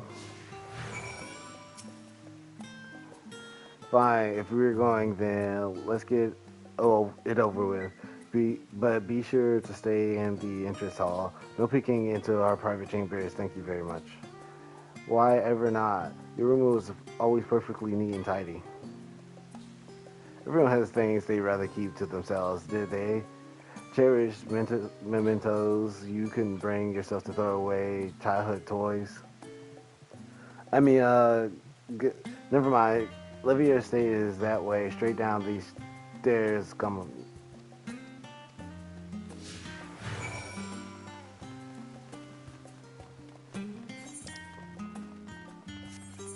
He has the most convenient house. Or whoever lives on that pillar. I mean, he has the biggest house, but it's still pretty convenient. As children, Afano and I would often wait here for our father to come home from work. It must have been a day when his meeting ran long, because I remember growing restless and leaning out over the railing to watch the water rush by. Father, of course, arrived at the exact moment, come pondering down the path in panic and crying out my name. But now that they know we're little, the bridge was far as we were permitted to wander along. I say alone, by my mother or a servant was always somewhere nearby, keeping a watchful eye. Now look at us, traveling to different continents, different worlds even.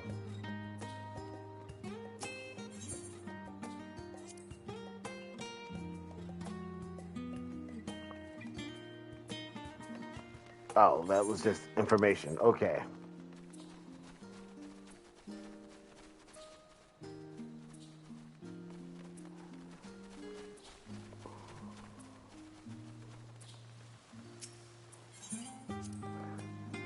Oh yes, this is where I first practiced magic on an actual person. Alisaie had fallen and you see scraped her knee quite badly, so I tried casting a simple restore the spell, and I had only just learned. How she smiled when the wound closed, and the joy and relief that was, I believe, the very moment I chose the healing arts as my main subject of my studies.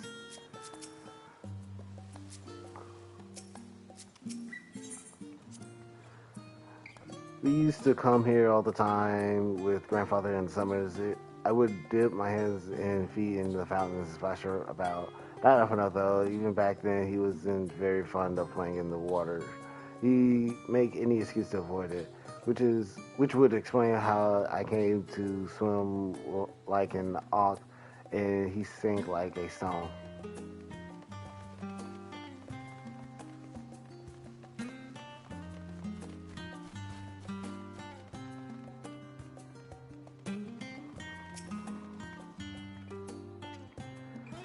And here you are at last. Please come in.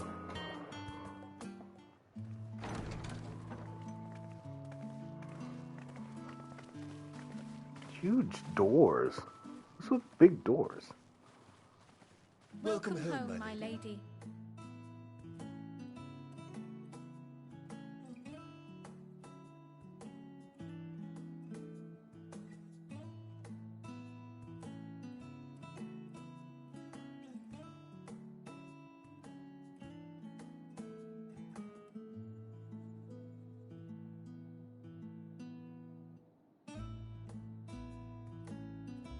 What? What are you gawping at?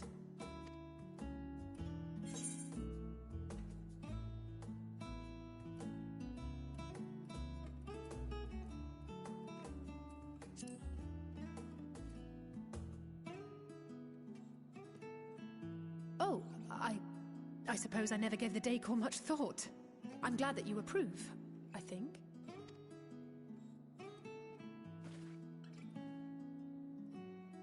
Lord Fortuneau is not to hear of this visit.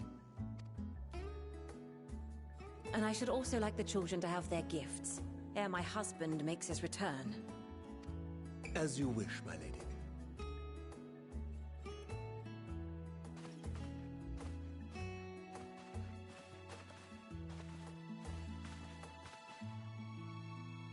Master Alphinaud, Mistress Alice, if you'd accompany me upstairs. We shan't be long.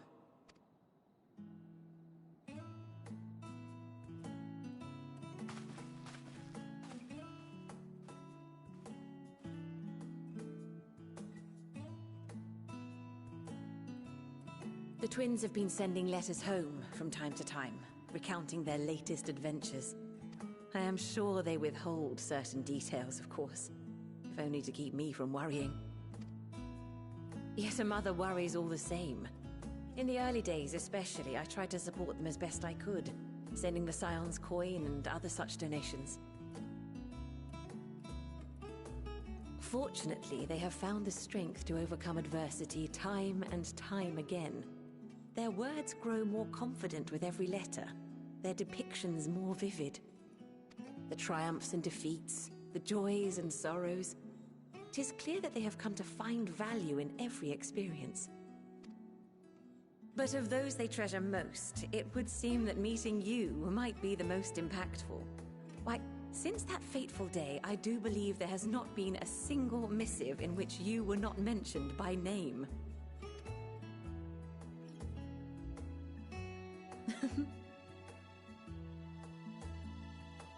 'Tis plain they care for you, and I am glad they have such a steadfast companion watching over them. Under normal circumstances, I would offer you tea, but alas, these are anything but. In any event, why don't you keep me company whilst we await my children's return? Perhaps you might regale me with a tale or two of your exploits.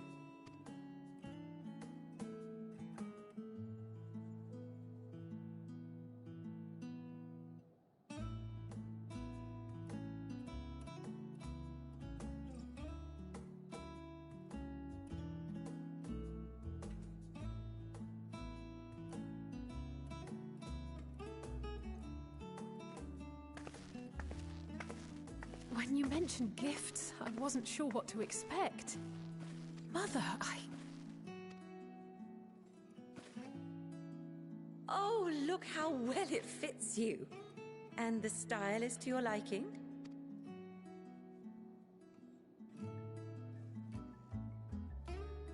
It's perfect. Exactly what I would have chosen. But please, tell me you had something different made for Alphinaud. Naturally. You are hardly little children anymore.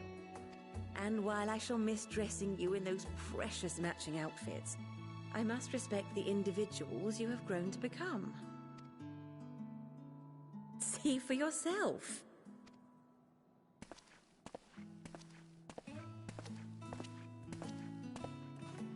Thank you for the splendid clothes, Mother. Stylish, comfortable, and eminently practical. I am so glad you like them. They are, however, missing one final touch.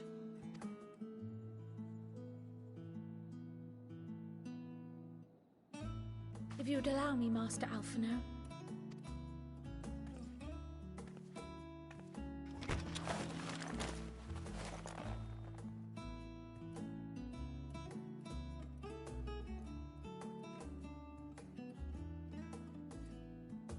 Wait. Are these... A sage's tools of the trade. They belonged to your father.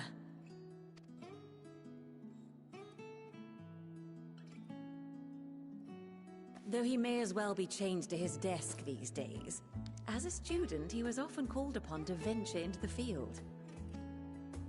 He wielded those armaments, both to heal and to harm in no few battles. None so fierce as those you two have braved, perhaps, but battles nonetheless. Thus did I pull them out of storage, to show you that he was not always the man who stands in vehement opposition to you now. And also because it would be a terrible waste of ridiculously expensive House Leveilleur commissioned artistry.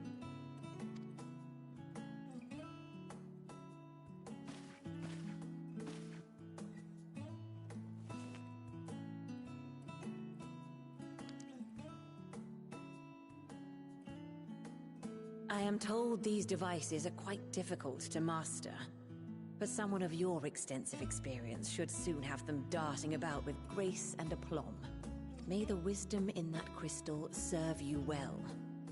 And please, try to find common ground with your father, that you might come and go without need for this awful subterfuge.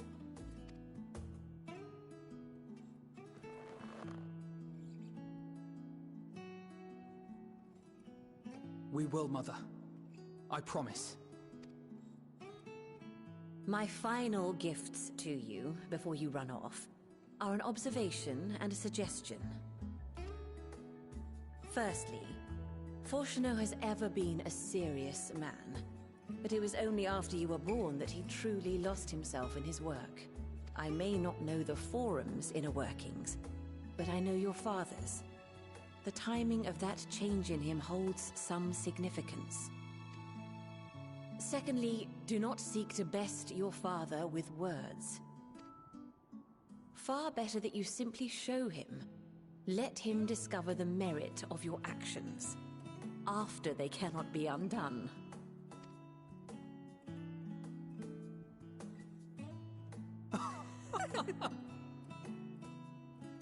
Oh, Mother. We shall take your wisdom to heart. Thank you again for these gifts, and farewell for now. Safe travels, my children. Eat well, stay warm, and keep your friends close.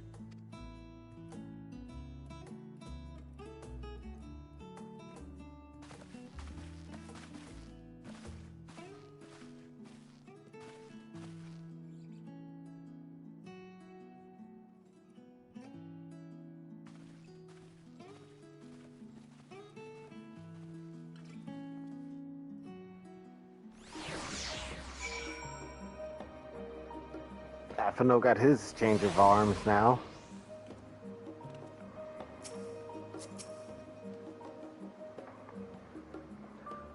Thank you for indulging my mother's request. I can see it meant a lot to her, and I shall refrain from inquiring as to the contents of your private conversation.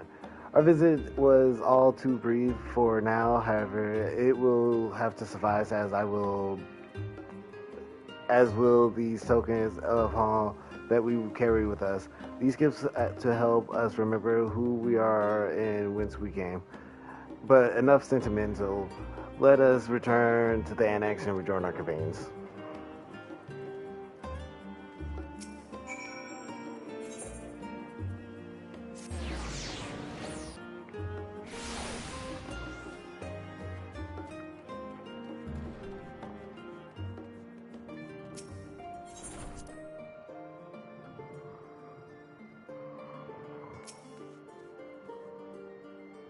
Enjoyed your time with the Leviers, I hope.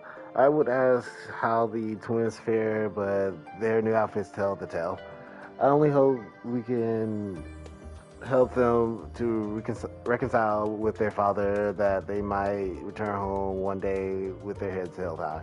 In the meantime, we edge ever closer to the secret forum strive to hide. The flower bequeathed to you by Hydaelyn is sure to guide us going forward. I am confident that once we've heard your report from Thavnair, we'll be well equipped to plot our next move. Don't think for a moment I'm jealous of Zephyrin's new weapons. They are far more suited for him than me. We left for Eorzea matching outfits, but our styles, both fashion and fighting, have long since diverged. If anything, I'm proud of the difference between us. If I intend to master the sage armors, that will be learning to imbue them with the same ether that I poured into Moonstone and Obsidian. 'Tis difficult to grasp the essence of such an entity. For me, it will help to think of the Nautilus as allies in battle, simply a new form of energy which went into manifesting my carbuncle companions. For us to feel responsible for the schism in House Levier would be pure hubris. After all, we are merely on the outskirts of what is essentially a family affair. And yet, neither can we claim the indifference of strangers. To hear their mother welcome them warmly was a joy of a relief. As curious as I am to learn of the truth of this duty, I wonder what else the forum is hiding. The calamitous secret whose origin lies in the ethereal sea. Duplicity aside, however, I do not believe Master Fortuno means us ill. Even with the harsh words he had for his children stem not from anger, I think, but desperation. Since there has been progress post-investigation, shall we share the findings of our respective locals?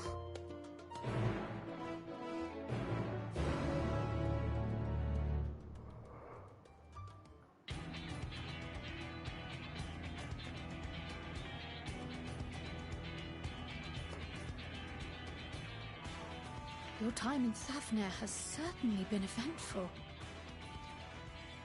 In my opinion, carrying out Vitra's request and assaulting the Tower of Zot should be our highest priority. I agree. While I still have questions concerning the Forum and their grand undertaking, we have all but exhausted our avenues of investigation. Simply pressing them any harder on the subject will almost certainly result in our expulsion. Therefore, I suggest we explore the ethereal sea connection by way of a letter to Master Matoya, then make our way to Thavnair. I wonder, even with the protection these talismans afford us, what can we hope to achieve once inside the tower? According to Orenvold and Fodola's report, they were unable to free the Emulger. Worse, their attempts triggered the tower's defenses, which led to a summoning of Luna Ifrit.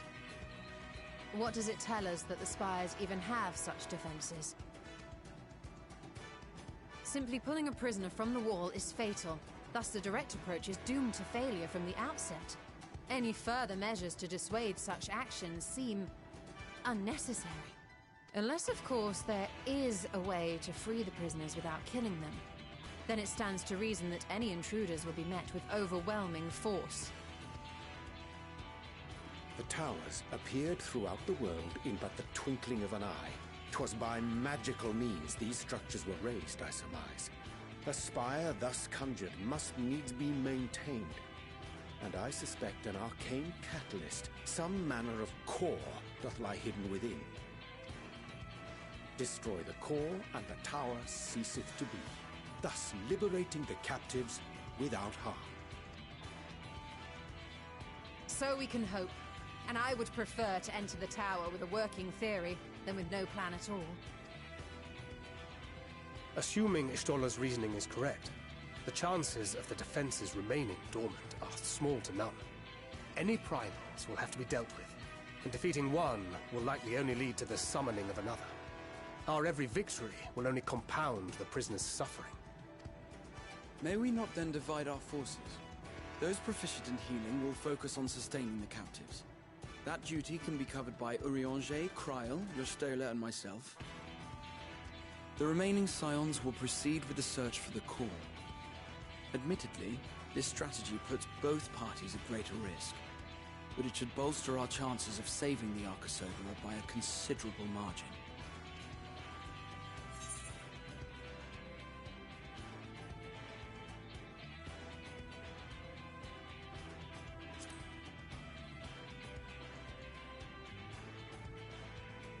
If you're to fight primals, then you'd best have at least one healer with you.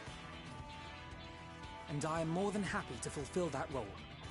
I found wielding a sage's armament to be rather intuitive, and look forward to testing them against a more challenging foe. It seems we have a plan. All that remains is to carry it out. I will inform Radzat Han of our movements, so let us make our preparations and regroup near the tower. A military post in what's left of the Hamsa hatchery should serve as a convenient staging point. That sounds perfect. And remember, the experimental aetheryte at the confluence is there for those who need it, so there's no excuse for being late.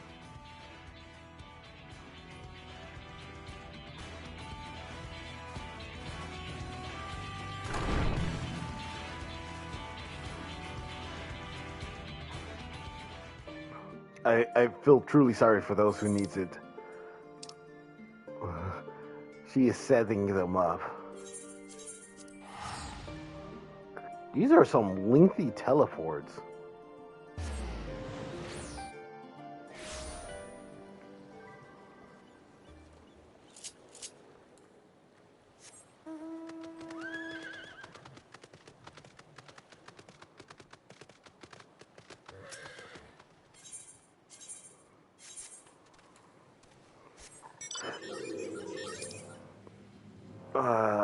This is like the longest walk.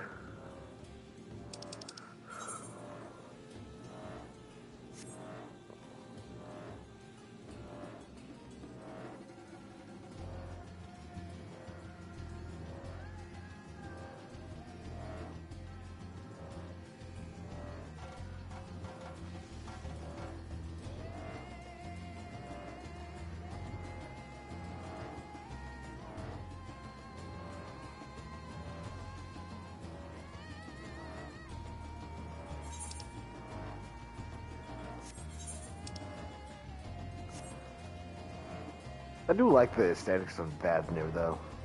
Like the general map design and all that. Lothos to me was kind of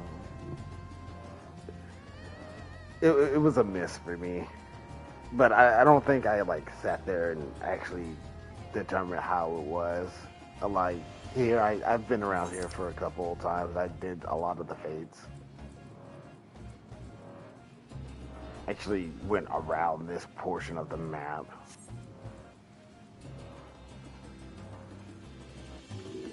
Oh, I never checked how big that current size is. It's massive. Friends of Eorzea, we have been expecting you and yours. You and yours will lead the mission to the tower, I'm told. The warding cells will be divided soon. Till then, please stand by at the boat we have readied. When your fellows arrive, I will direct them to join you. We pray for your safety and success.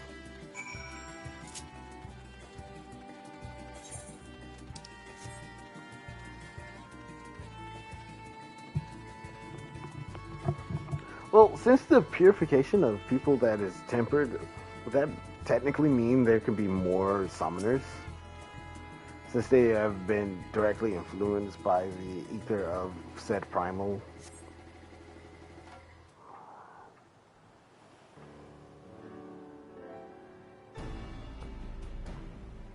Be cool if Amphenol had a job upgrade rather than a job change, becoming a summoner.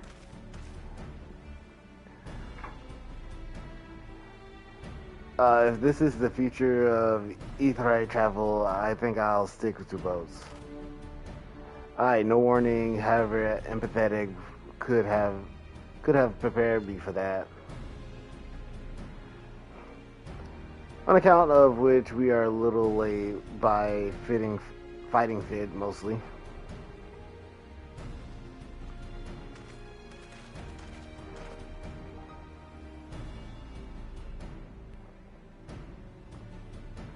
My friends, permit me to thank you for accompanying this mission.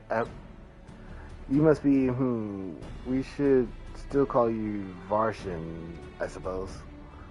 Indeed, it would not do to confuse our soldiers. Very well then. For our part, we are humbled that you should see fit to entrust us with your warding scales. Please convey us much to His Excellency.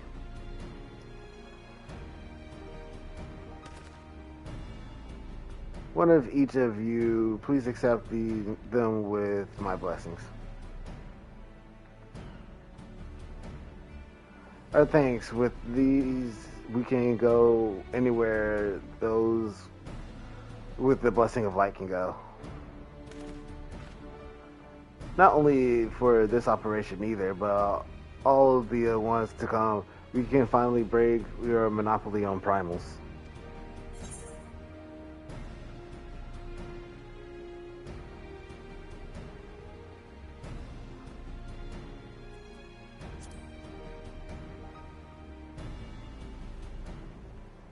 But I'm afraid that we can't let you retire just yet. You're the Scion's brightest star, after all. If everyone is amenable to it, let us review the strategy for good measures. I previously agreed we will divide into 2 groups. The adventurer and her band will break through the tower and defenses and locate the core. Meanwhile, the rest of us will tend to the prisoners who will doubtlessly want for healing due to duress of repeated summonings.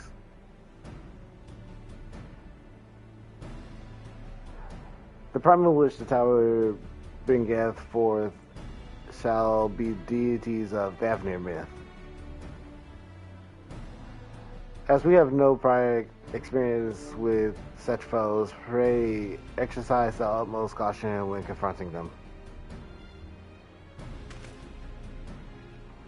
We commence the operation at your word, my friend. For the people of Davenir, nay, the entire world, we must prevail.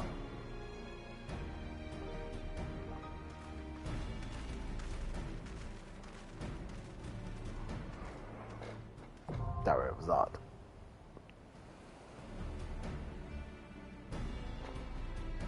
Alright, let's get the first dungeon underway. Form a party for Tower of Zot. Too bad we're not taking Alpha though.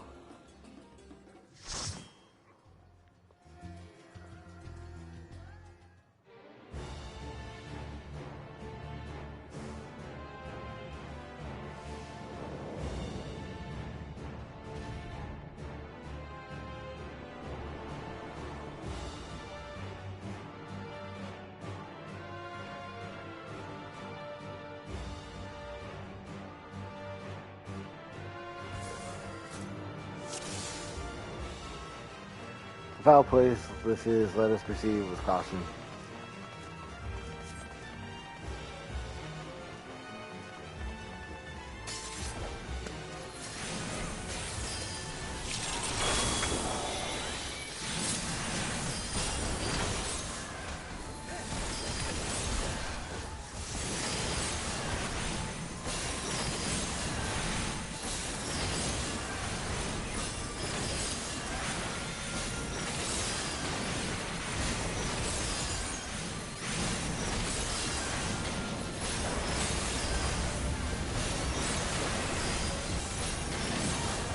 I generally can't see what's in front of me.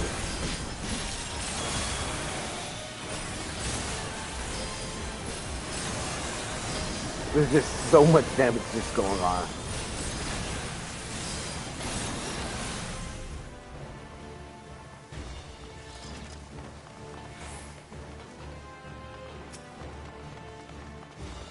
Is that armored fiend?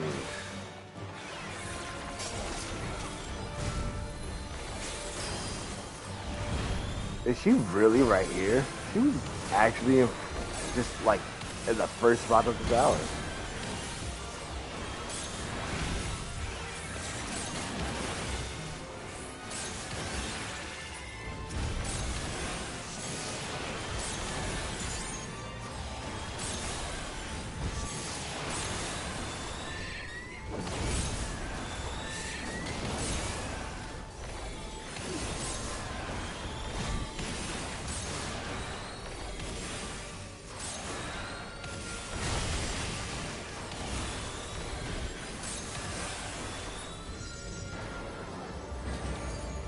Everything's finishing him off.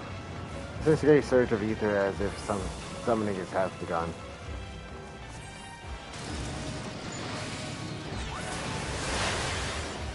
Beastly mass, the mycelium come to life. We will focus on sustaining the Archosaurida. The rest of us keep going onward and upward.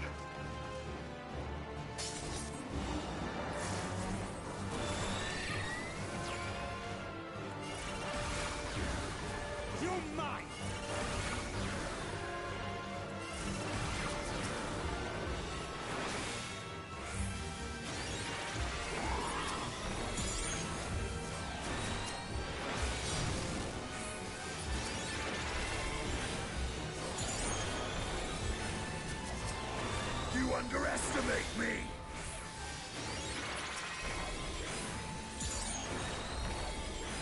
The Sidonian is loud.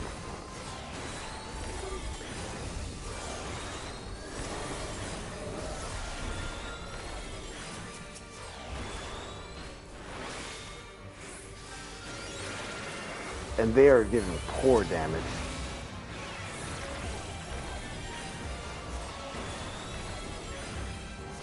At least I don't have to worry about anyone dying. Aside from myself.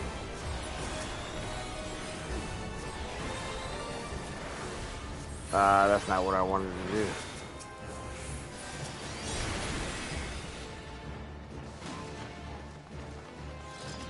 Yeah, this is gonna take a bit. It's poor damage. But at least I can learn mechanics on the way.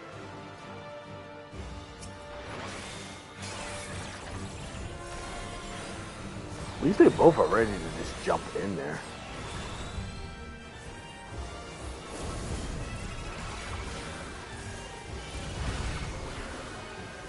This will hurt.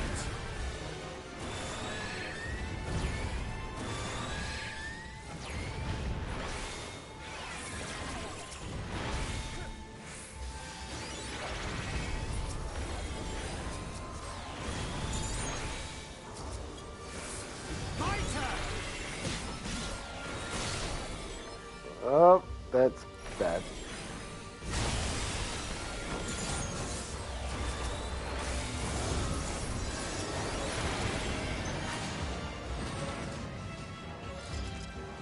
Tower is definitely weird. Mendor, the youngest, I presume.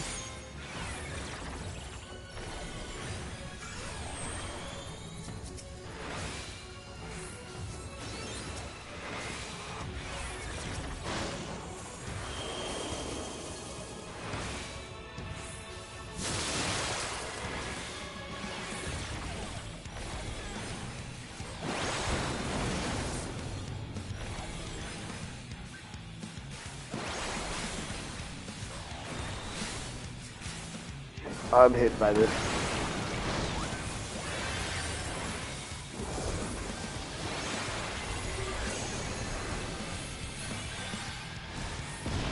I don't know what this is. I knew I was gonna die.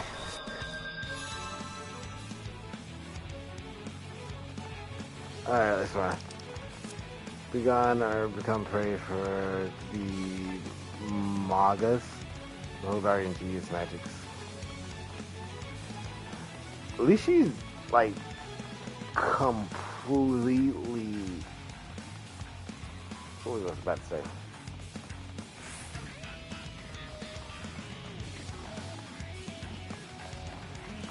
I was about to say something that I just like completely forgot.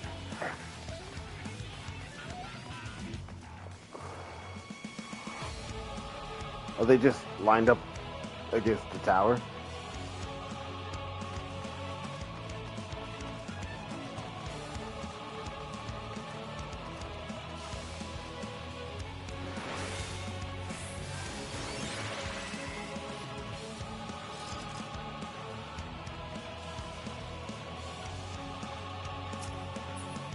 Alright, attempt 2. Now I know what skills this has.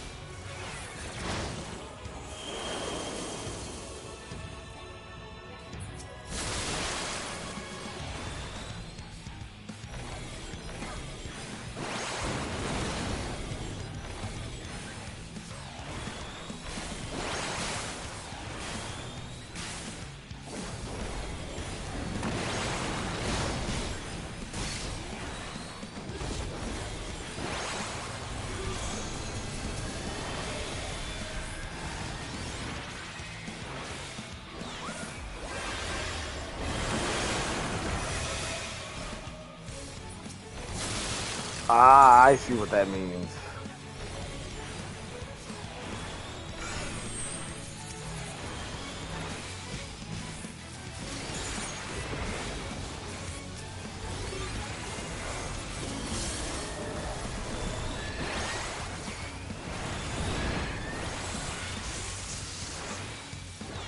Did she just give us random status effects?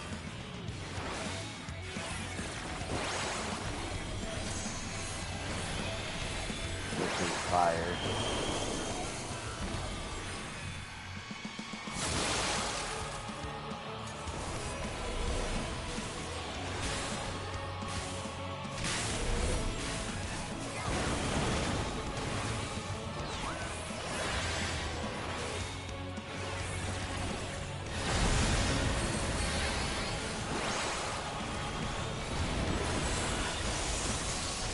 Yeah, she just gives us random status effects.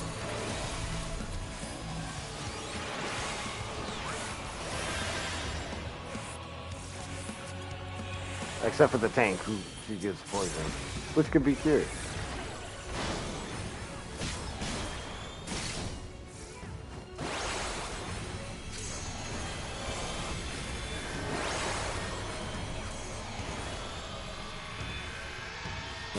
Thunder.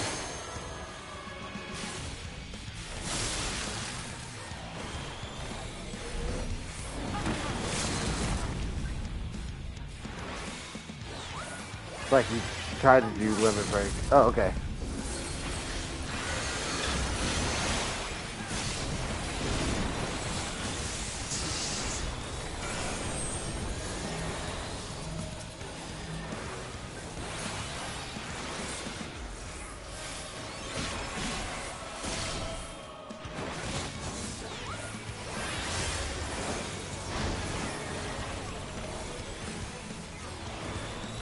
They could melt her down. I tell.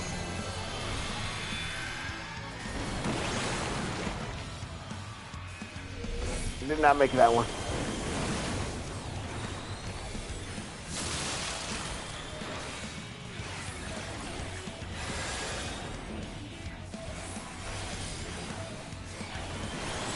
I actually ran out of so you have chosen Defiance.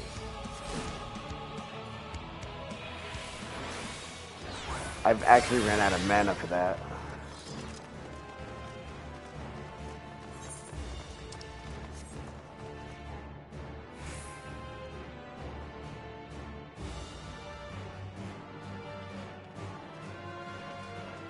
Simi actually gave her a compliment.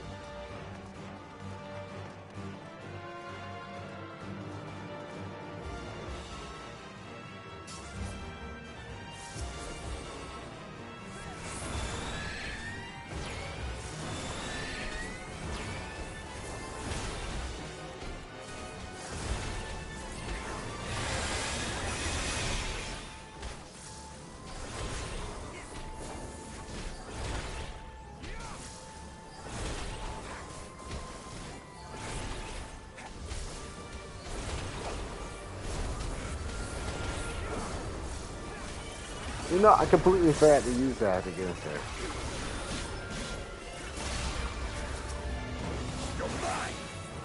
Completely stacked them up for no reason.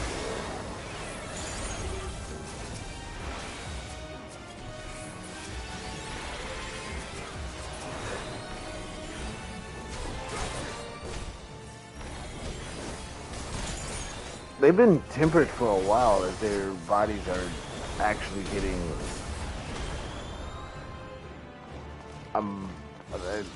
change.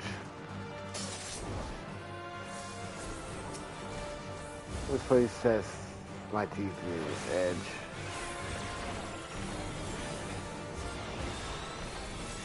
What is this place? It's like a living organism.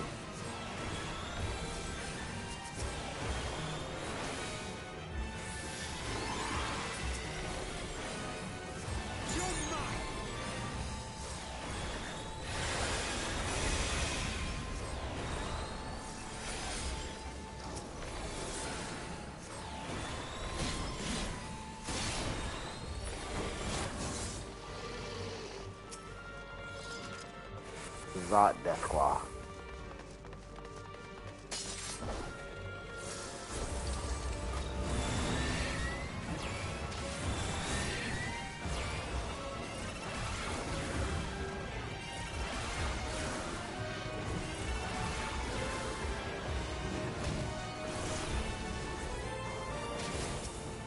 Oh, you're dying.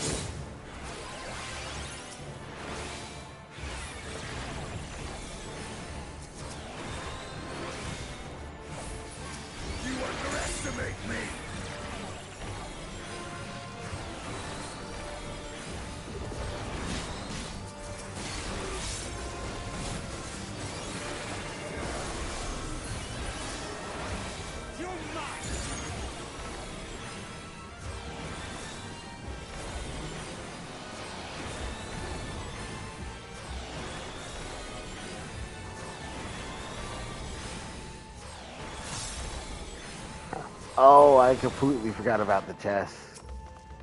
Probably want to hit those up.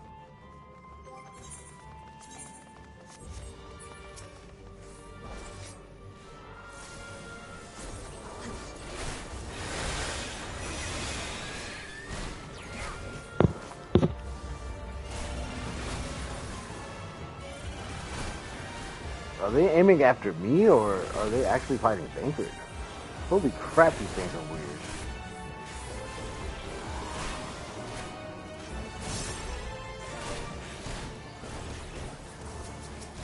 And they hurt, apparently.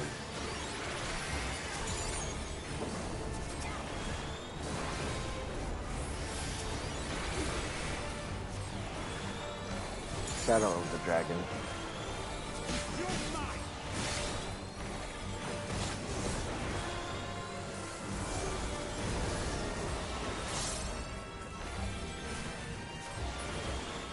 It's weird that his buff is called Shadow of the Dragon.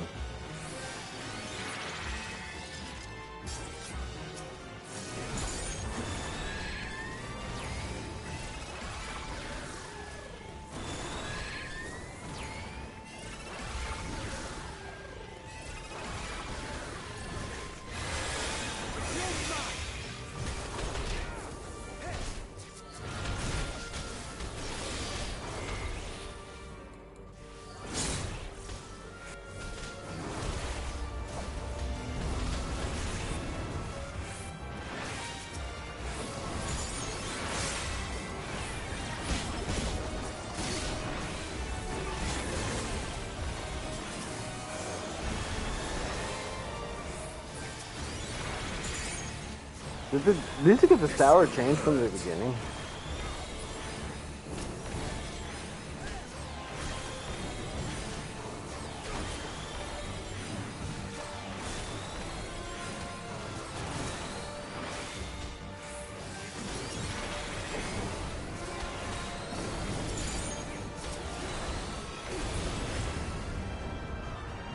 Sydney just like one-shot that thing.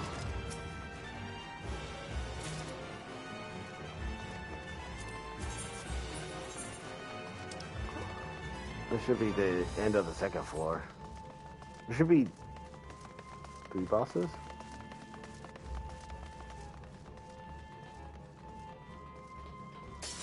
Should be the oldest now.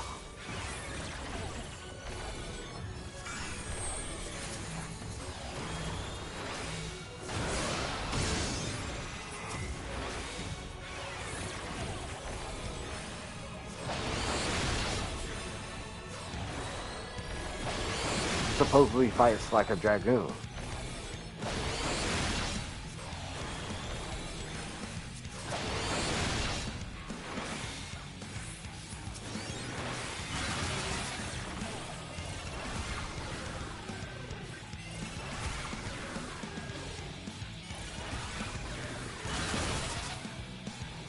Holy crap.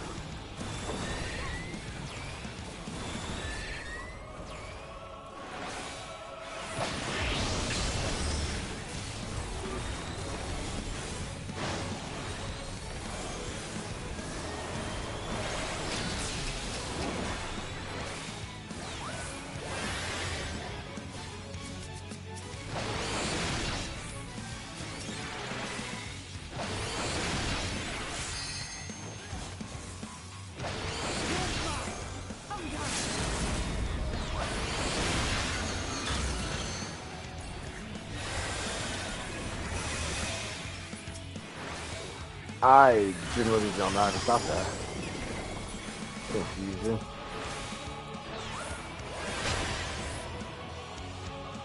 Oh. Okay.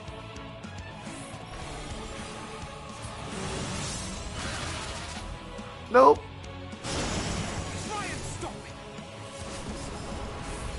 Oh, I'm dead. I died.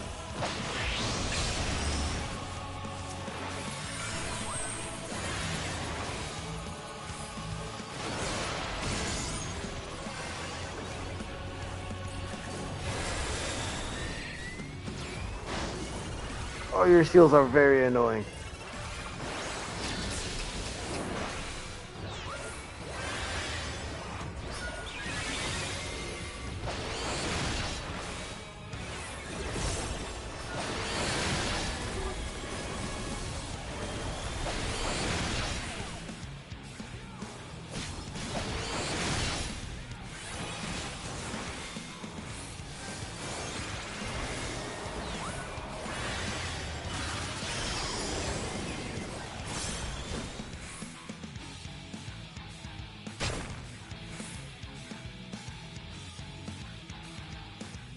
This way.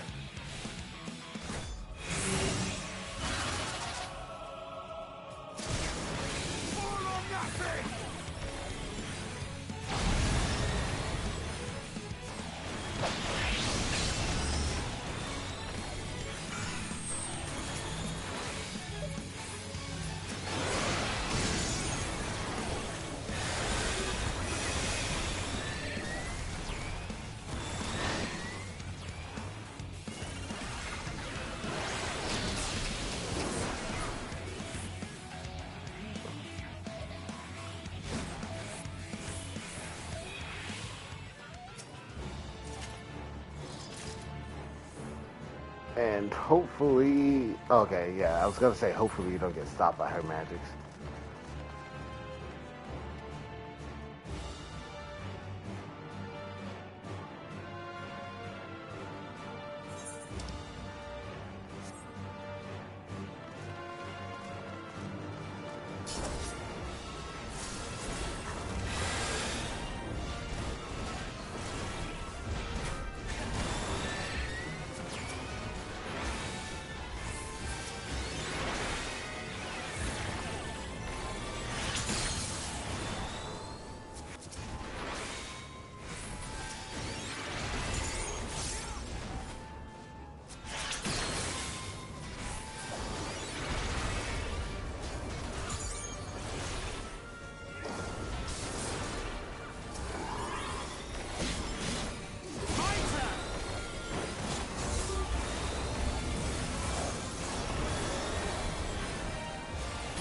Both of them have some really, like, colorful movesets.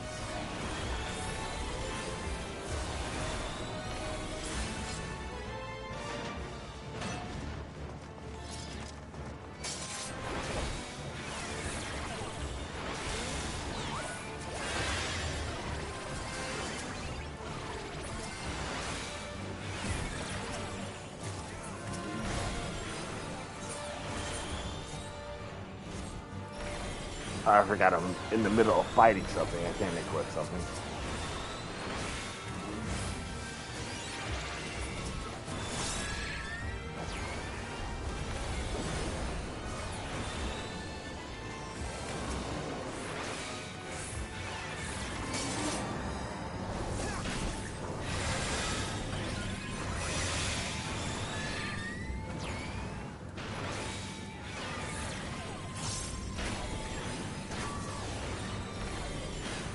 Oh, the wave's barded.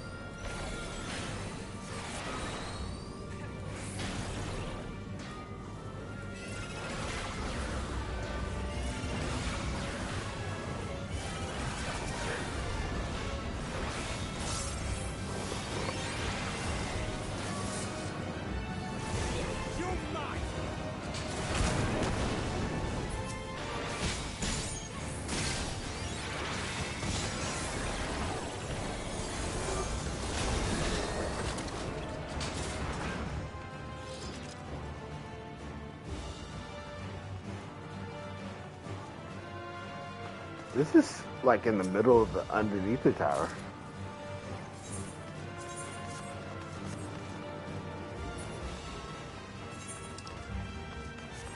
Oh, we gotta walk a whole square.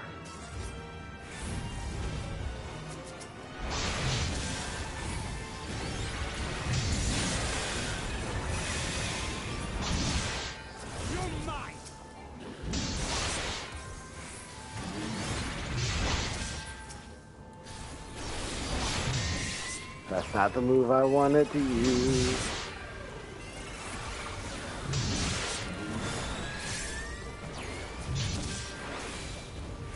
Things are just getting destroyed over there.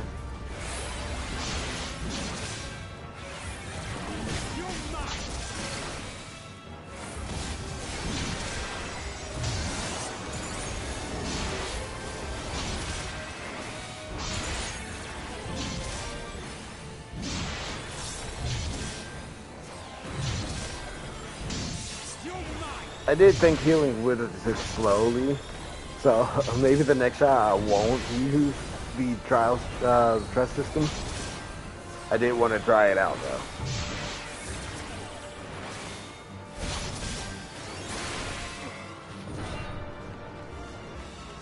And I'm pretty sure there's plenty of people that's trying to get into these dungeons.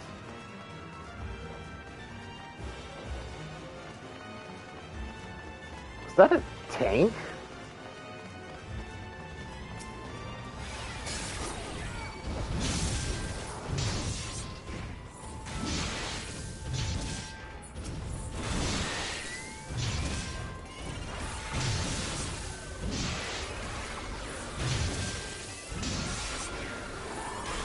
You were getting destroyed, thank you.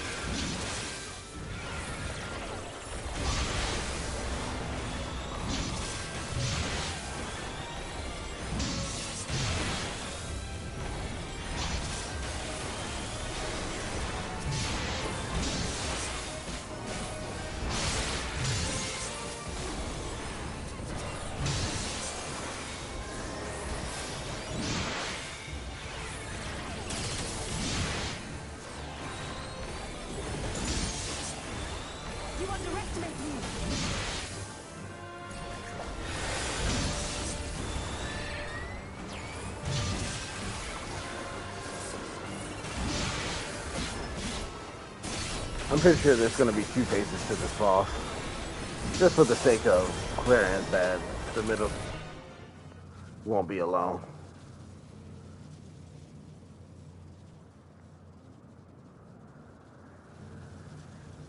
No matter the cause, we must protect the tower.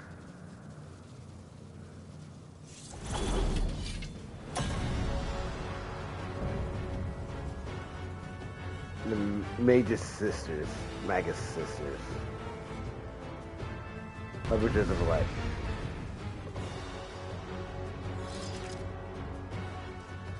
I can tell you now that I am starving. It's been 4 hours on the stream though.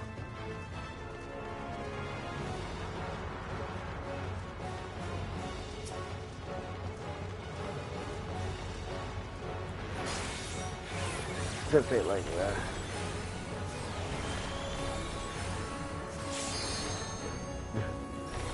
Declaration.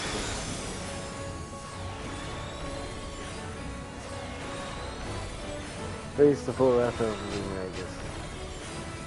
Destiny, you shifting fate.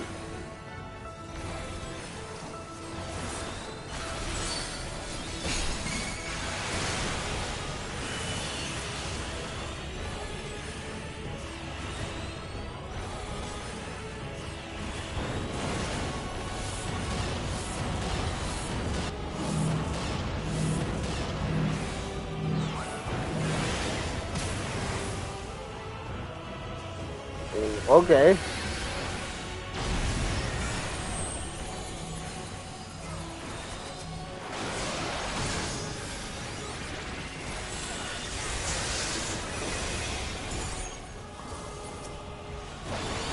I think the most annoying one is definitely Dragon.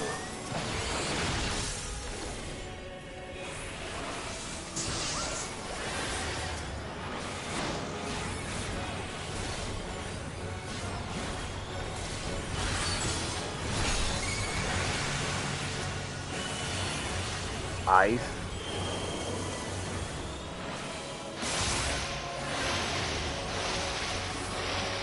Oh, there's so much going on.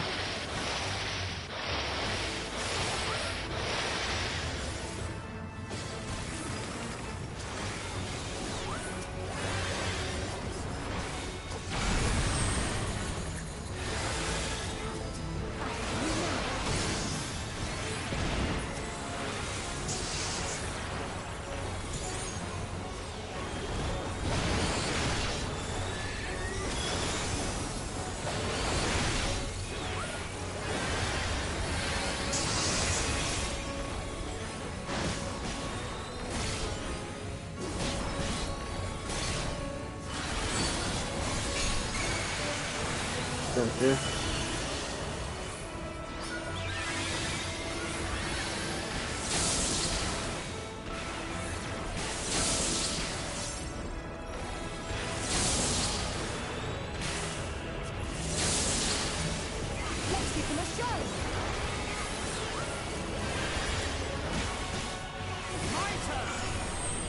Oh, everything's everywhere. That's not fun.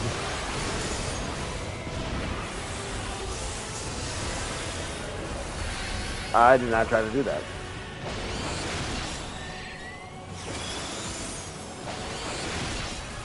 This will hurt.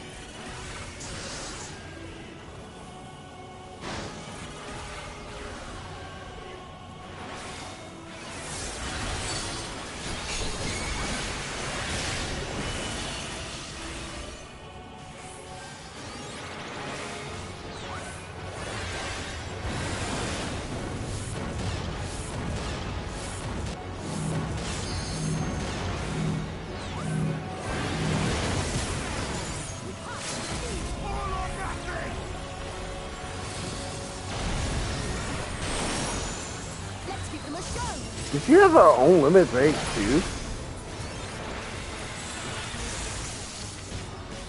Because I thought she was just going to do the regular limit break too.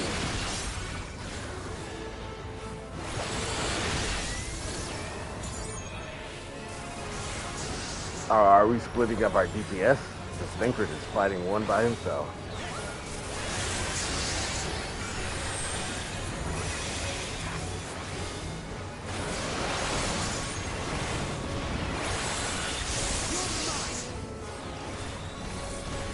I guess I helped Thancred out, because they're overwhelming at her.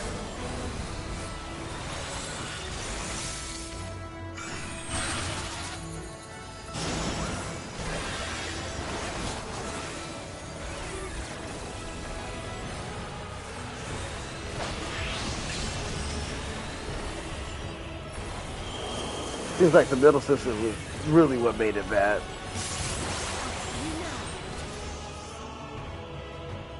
Oh, leveled up.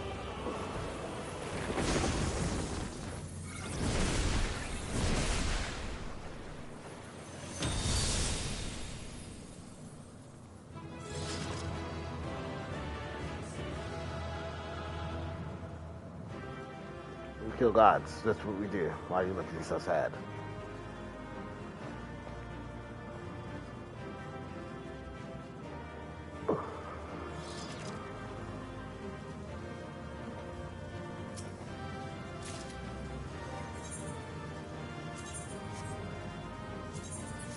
That'd be nice if I had an astrologian.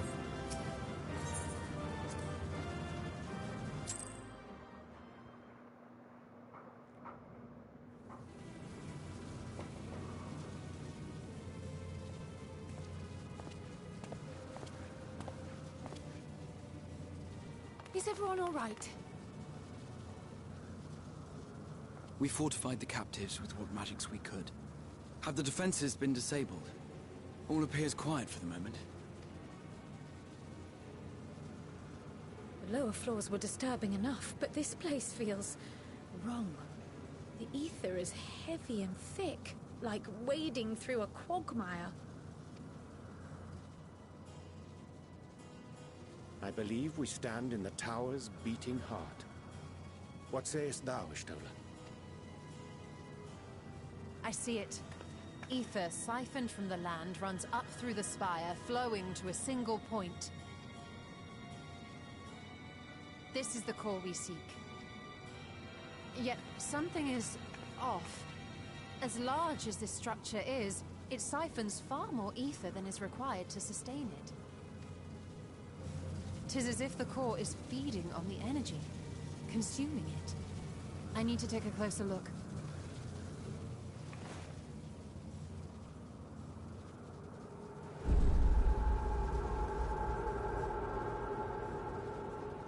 Curious. There is something there embedded inside the core. A man's limb. This is what we came to destroy? Yes, if you would be so kind.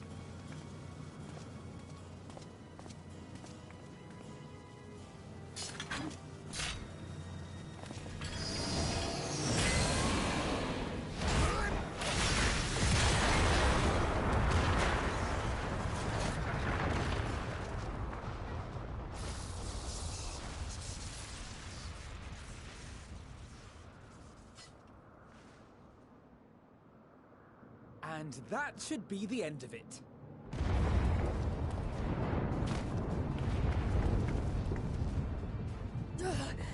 What now?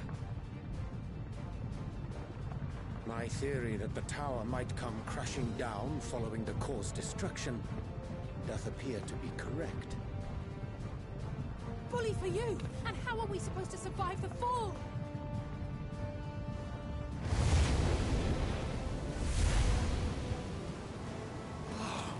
What of the prisoners below? The floor beneath our very feet dissolves. Brace yourselves! I pray I'm not too late.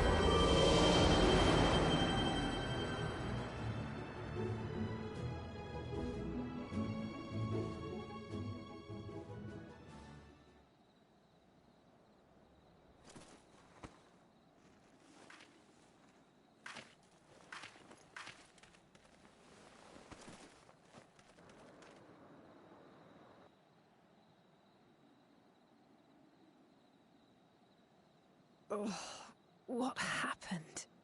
Where are we?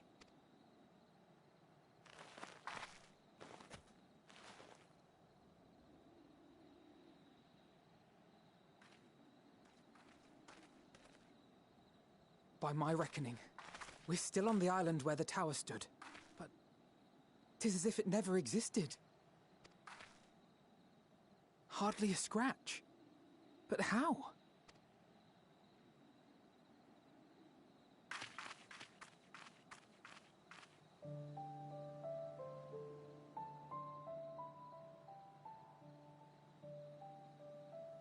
Graha wove a levitation spell at the last moment. Large enough to catch everyone, it would seem.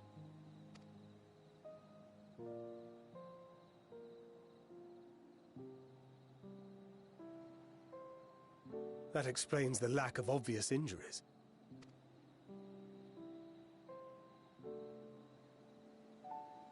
The expenditure of so much ether has taken its toll. He will need plenty of rest, but should otherwise be none the worse for wear.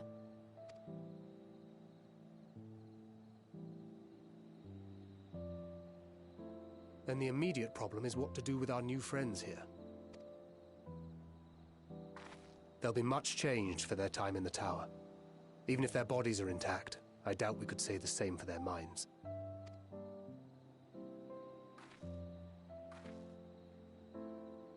Angelo and I will take care of that. I have every faith in you, Alize, but there are just too many for you to treat alone.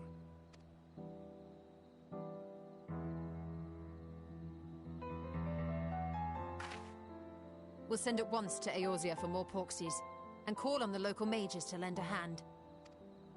Hail, Scions! We were watching the tower when it simply disappeared. What happened here? The threat is banished, and thy people delivered. They are, however, in need of treatment, and we of a secure locale and helping hands to assist us in its provision.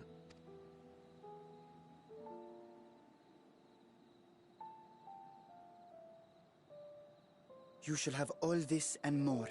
Come, let us convey these unfortunate souls to the city.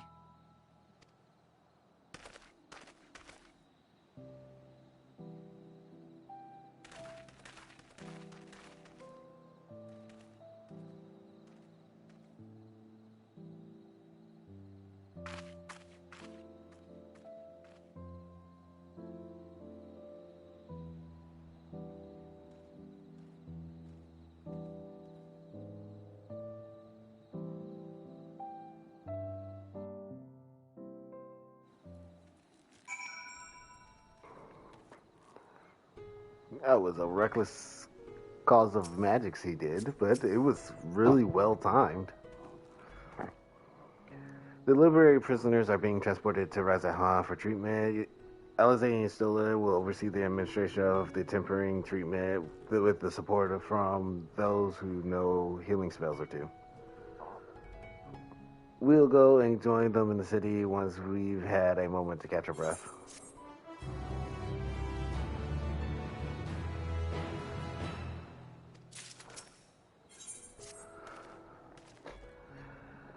That enough for us. Have you never were one for being idle, right? Varshan bade us to come to Megadolta at our earliest convenience.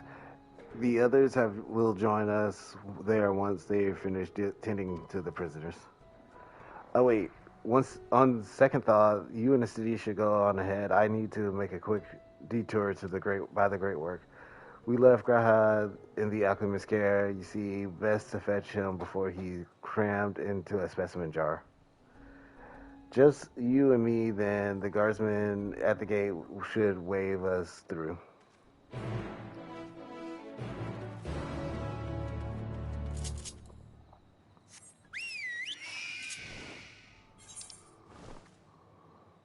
Generally like the Yol if I can fly.